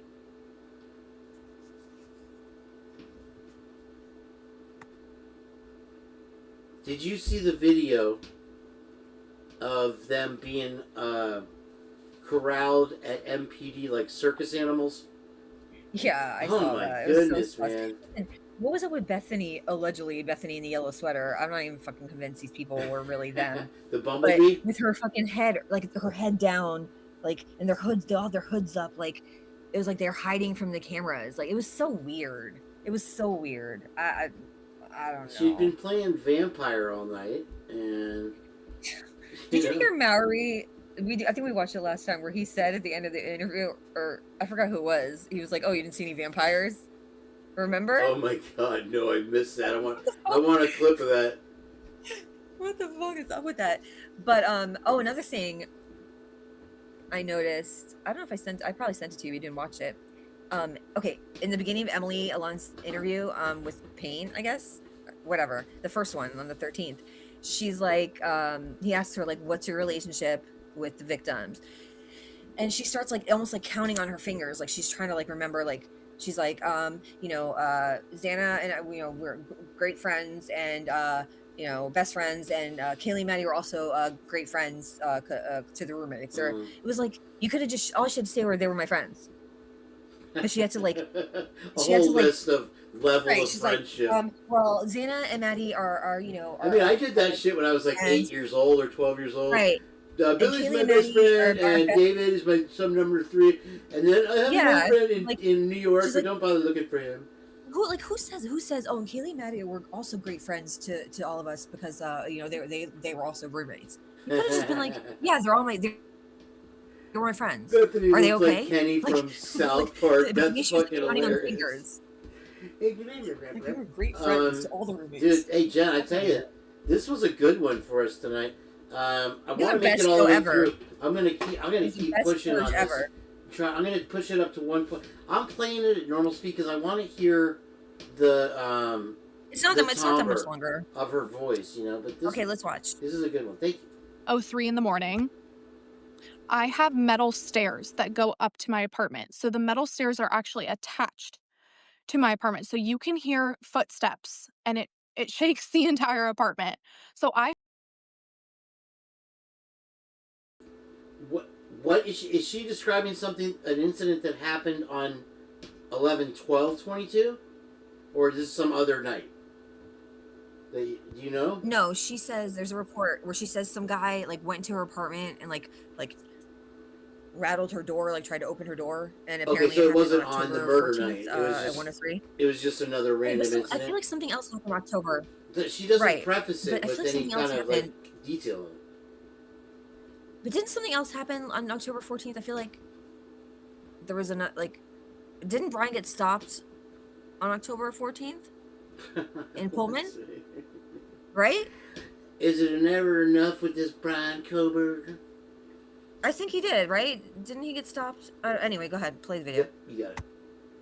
I heard these footsteps coming up my stairs, and again, this is somebody else in the case making it about them. I heard my doorknob, because it was a pretty finicky doorknob, and I actually got a deadbolt added to it right when I first moved in, a year prior to this incident happening. Welcome in. Thank you for being here. I heard my doorknob like try and open, and it was locked. And I at first was a little freaked out, But then I realized it's Moscow. Moscow's safe. I've never had an issue or a fright or a feeling that Moscow was unsafe. So my initial reaction was, this is just somebody leaving a party. They're probably intoxicated. It was an accident. They might not know where they're going, or they were just trying to come into my apartment and say hi as an old friend.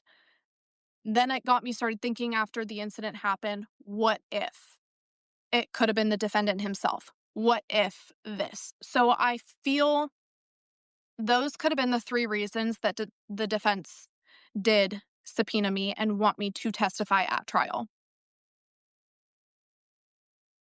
Well, and take us back to that awful morning. I mean, why was it that you were outside that house? It was because you looked out your window, right, and you saw. So why don't you just walk us through what you did see? So I woke up 9:00 on Sunday. And was just getting myself kind of ready. I was cleaning my apartment. I had some homework to do before the following week, which was Thanksgiving break. So I just wanted to catch up on any projects or homework that I had. Laugh my ass off. I made lunch. I made soup. And I was sitting down at my kitchen table to get ready to start. I love the soup detail. Get the fuck out of here. Homework. And I heard sirens. And I was like, oh, I didn't think much of it, but then they kept getting closer and closer and louder and louder. And before I know it, it felt like they were in my apartment. That's how loud it was. So I obviously was concerned and looked outside my kitchen window and saw police officers and an ambulance on King Street and Queen Street, but I didn't see where they were going. So then I went into my spare bedroom and I looked outside and I saw my friends, Emily and Hunter and Dylan and Josie and Bethany, standing outside and clearly distraught. And the first person that I saw was Emily. That's my person. That's my buddy. And it was the initial reaction was something's wrong with potentially Emily. And I need to go out there and comfort my friend. I need to make sure that she's okay. And she was cold. I could see that so clearly. So I stopped what I was doing. I had shorts on. I had a sweatshirt, or I had sweats on and like a t-shirt.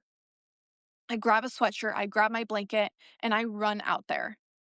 And I didn't lock my apartment. My phone was about to die. And I go out there and I put the blanket over Emily's shoulders and I just melted her. What? All right, I'm pretty sure she said she put the blanket over and milked her. There might have been a skip in the thing. All right, we're going to get through this. We're almost done here, guys. Thank you all for being with me tonight. I appreciate it. Merry Christmas to you. Happy Hanukkah. Sorry, Ava, the internet. That's okay. By internet problems at the moment. Are you there? Yes. So can you hear me? So go on. I think you've frozen annoyingly. Okay. Yes, I can. So I run outside and I put the. So. Can you hear me? Hold on a sec.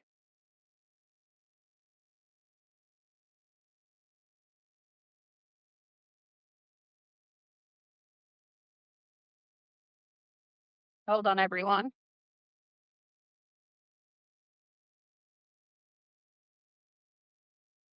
There? I'm here. Go into the How is your connection? Do you want to? Wait, do you want to? Are you there? I'm here. I can see you clearly. I can hear you, but I can't. So you know what? And I can. Are you there? I'm here.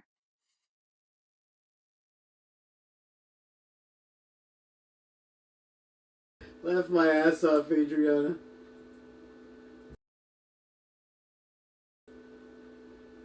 This is Purge? What the fuck's going on here?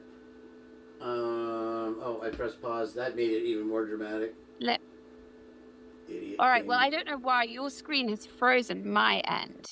But I can hear you clearly. Okay. So hopefully it will just catch up. It's quite annoying. It's quite annoying. So go on, keep It got really explaining awkward. what She's happened. like, "Can you hear me? Can you hear me? Can you hear me now?" So I run out of my apartment. I put the blanket on Emily, and I just pretty much melted her down to the floor to sit and hold her.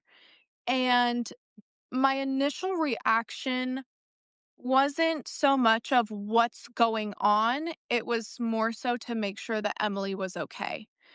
And then they started putting the caution tape up. I was in my head about where's this person? Where's this roommate? Who do we need to call? Where's this person? And so it was probably 20 or 30 minutes where we just kind of sat in silence and we were crying. And I was holding Emily, making sure that she was okay, comforting her. And then Hunter came and sat down with us. And so I put the blanket over him too. And finally, at one point, This kind of sounds like it's going to turn into one of those college experimentation stories right here. This chick is outrageous. Does anybody else see just, I mean, almost parallels to Olivia Gonzalez? I mean, it's like, I have a hard time calling her Gonzalez. So I don't know why. But she's Olivia Kardashian Gonzalez. It mixed with Jennifer Aniston. Oh my god, she's a Malaka Skata for sure. I have to apologize publicly to the Kardashians for. I know you. Oh no, they don't. You don't need to apologize. Yeah, they want none of Olivia. I didn't mean to insult you, Kim Kardashian. Please don't get mad. That literally is an insult to the Kardashians. So that bitch. She's like, oh, what about Emily? Emily, I melted her. I'm melting. What about Kaylee, your fucking roommate of 2 years, and your sorority sister who lives in that same house? I think she was living out some kind of fantasy she had with Emily because I melted with her. Bitch, what the fuck are you talking about? She just got done banging her boyfriend. She wouldn't think about it. I guess she's the one that was like rubbing up on Jack D's back or something, right? I was trying to figure out who that was. But I don't see the moment where she melted her with the blanket. Does anyone else remember that moment? Can we go and watch it? Let's go and watch. That's the best quote ever. I'm gonna I honestly thought she said milking her, but I mean, she could have did that too, maybe. I don't know what's going on under those blankets. What about the pair of panties that's like on one body cam? It's like it's in the road in front of the house, and then like other body cams, it's not there. Everybody keeps talking about that, and yet I know about the panty story where the girl found them stuffed into her drink holder or something, right? Right. Oh, okay. Speaking of that, all right. So that girl who had her panties in her cup holder, she was Alpha Phi, right? That's off-campus Alpha Phi house. That house, and she was no longer. She like left the sorority or something, I think. At the time, I don't know whether she quit or like graduated, whatever. Then also you have the situation in Pullman that they tried to pin on Brian, right? Where that somebody came into the house with a mask on. It was 5'8" or whatever. That girl whose room the intruder went into was also was inactive or dropped out of the sorority as well, of her sorority in Pullman. So like, do these girls play like pranks on each other and like kind of torment each other if you drop the sorority? Is what I was thinking, because those are like three kind of. You know what I'm saying? Good one. Right? Dude. Right. Those are like. It's like big instances. no, that's the tactics of the Scientologists. I mean, even to more of an extreme. If you leave Scientology or talk about them, they'll pick at your house and say you're a child molester and shit like that.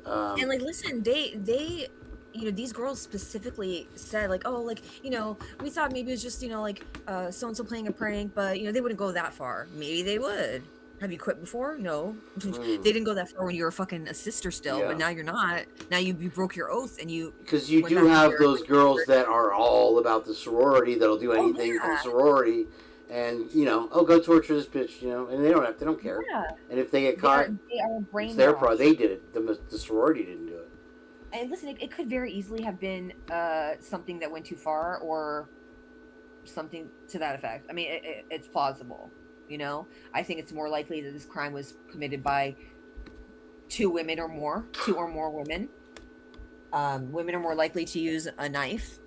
And the fact that it was, I mean, we don't even know that it was a K-bar, let's be honest. You can't tell how long the blade is. Well, also, women are less likely to own a gun. There may have been a gun involved here.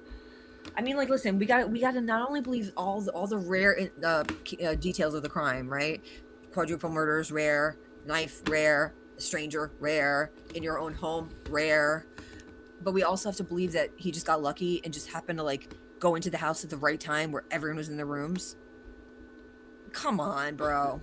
Give me a break. Yeah, right. The only way any of this makes sense is if they had someone they were already in the house or had someone on the inside.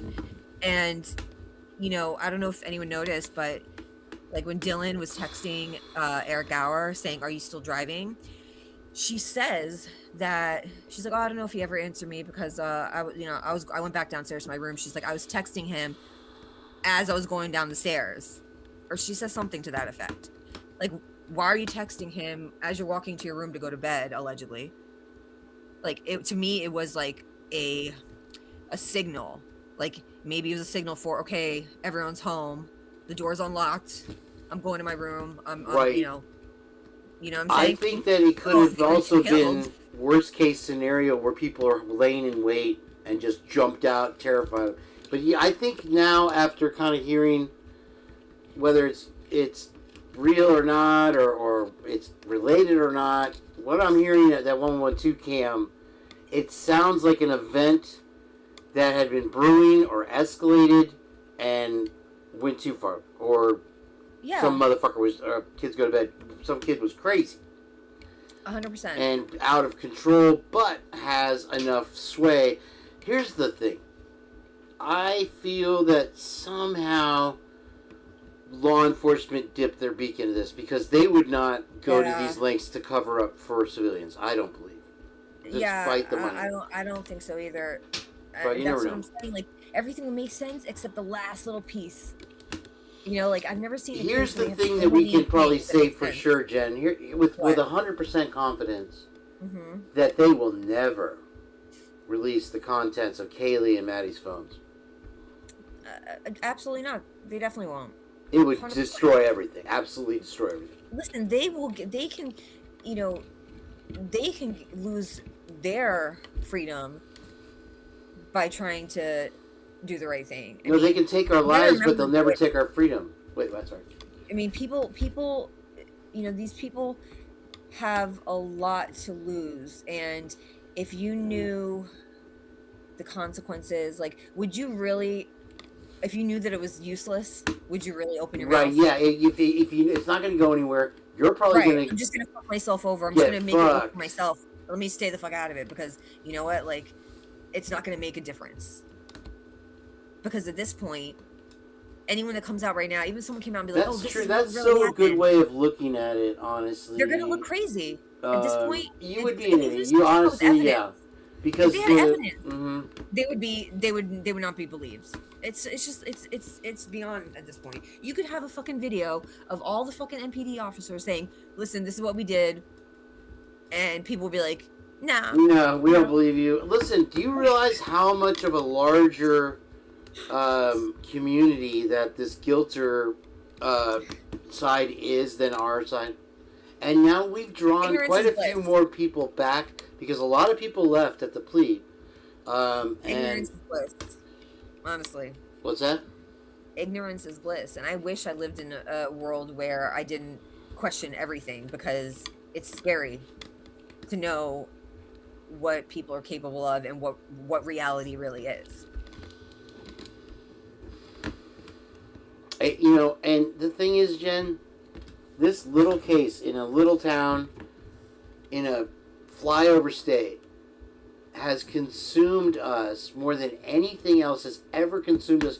I've spent more time on this case than I did playing football or soccer, or learning how to play the guitar, or you know, making out with girls. That was like 15 minutes total in my life. But you know what I mean? What are we doing? There are a million other murders. There are a million other terrorist activities, corruption that we could focus on. But this one is such a anomaly, such a mystery, clear corruption, and we can't put our finger on it. I was like, Mom, I have been on this case for 3 years, and I'm an amazing detective. No, I mean, I've been following this case for 3 years, and we still don't have one single freaking answer that's solid, concrete, that you can say, oh, because this. Here. Here's the thing. Okay, first of all, I didn't follow, like, I didn't even follow my own sister's murder case. Wow, that's right there. Say no more. Honestly, say no more. I didn't read my sister's, the PCA for my sister's. I wasn't, like, I would watch, like, some true crime shows, but, like, the only case you have questions about that now, don't you? I think I remember you saying that. No, I mean, no, we know who did it. I know why he did it. And it was a you know, an ex-boyfriend, you know, that kind of situation. She was being abused. She left him, and 2 weeks later, he killed her. Ugh. So, I mean, that's unfortunately that shit happens way too much, and it's fucked up. But he was on the run for 3 days, but they found him. But there was no questions really. I mean, some, but not to this amount. And in a weird way, like when I see like a new something pop up on my feed, and like the clickbait will get me, and I'll click on it. The minute I hear that like it was you know, something with a GUN, like I'm not interested. To me, I don't know what's wrong with me in my head that I'm like, like it wasn't that bad. Bro, honestly, like there are the freaking Charlie Kirk thing with his widow and all the crazy Candace Owens, and it's fascinating. Louise Mangione, fascinating. A lot of similarities to this case, but for some reason, you cannot walk away from this case. You can't. Good luck. Good luck doing it. A lot of people have tried. It's really sad. I probably watch less than,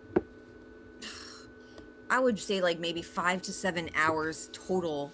Less than 10, between 5 to 10 hours of TV, of like regular TV shows per week, right? Or like even, and I mean like even if it's on in the background playing whatever. All the other time, it's on YouTube or like rewatching the same fucking video, you know, documentaries, quote unquote, about the Idaho shit that I've seen a million times. Like, it's really fucking, honestly, like I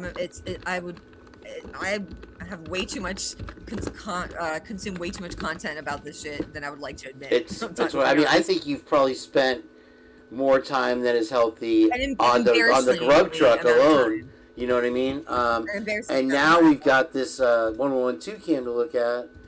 My brain doesn't even have room for other cases. Like I kind of know like the gist. I think that's what it is. Yeah, it's your brain has pushed out any hope of doing anything else. You can't even absorb anything else.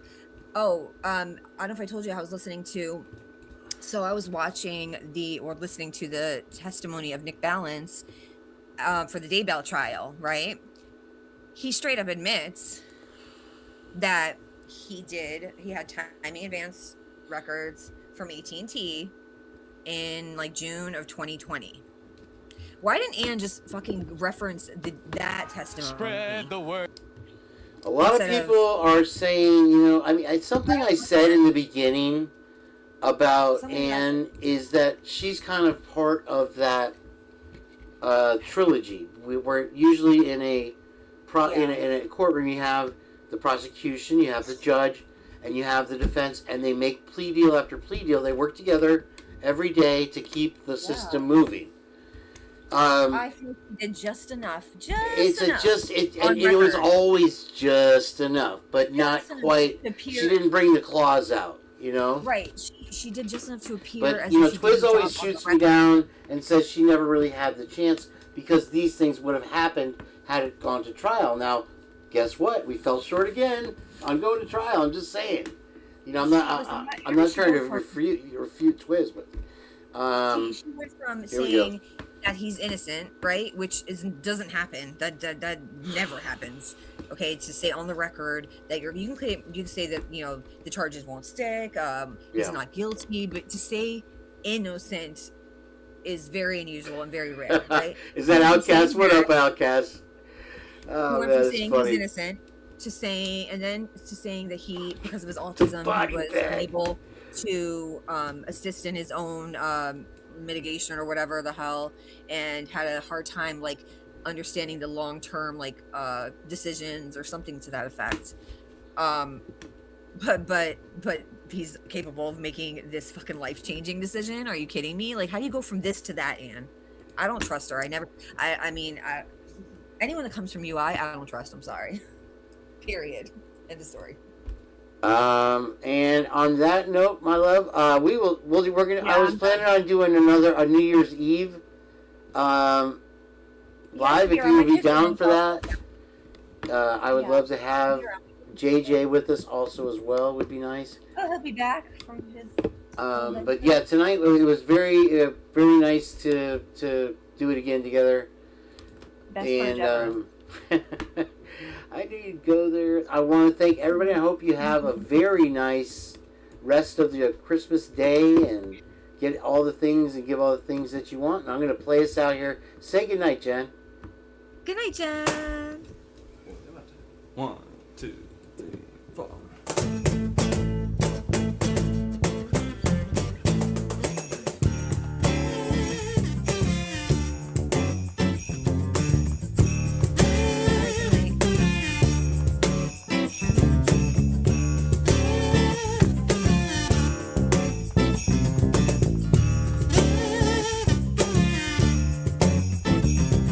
December 24th on Hollis Ave in the dock. When I see the man chilling with his dog in the park, I approach him very slowly with my heart full of fear. Look at his dog, oh my god, a ill reindeer. But then I was ill because the man had a beard and a bag full of goodies, 12 o'clock at near. So I turned my head a second and the man had gone, but he left his driver's wallet smack dead on the lawn. I picked the wallet up and then I took a pause, took out the license and the code said Santa Claus. $1 million in it, cold hundreds of G's, enough to buy a boat and match a car with these. But I never steal from Santa, cause that ain't right. So I was going home to mail it back to him that night. But when I got home, my book was under the tree, was a letter from Santa and the doors for me.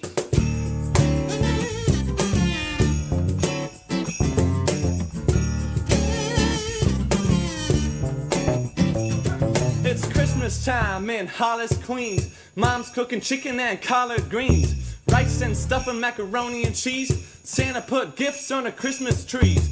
Decorate the house with lights at night. Snow's on the ground, snow white so bright. In the fireplace is the Yule log.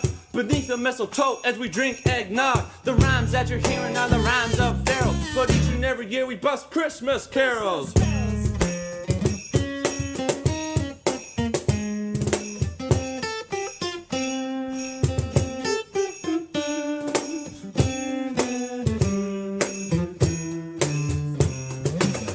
So loud and proud, you hear it, it's Christmas time and we got the spirit. Jack Frost chillin', the hawk is out, and that's what Christmas is all about. The time is now, the place is here, the whole wide world's filled with cheer. My name is Mike C with the mic in my hand, and I'm chillin' and coolin' just like a snowman. So open your eyes, lend us an ear, we want to say Merry Christmas and Happy New Year!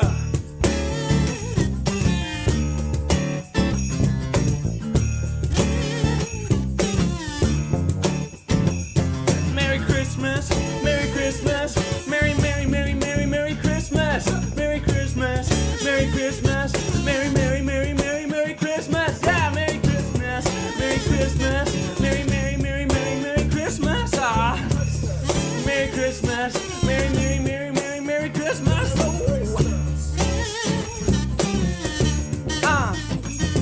yeah, take it home now.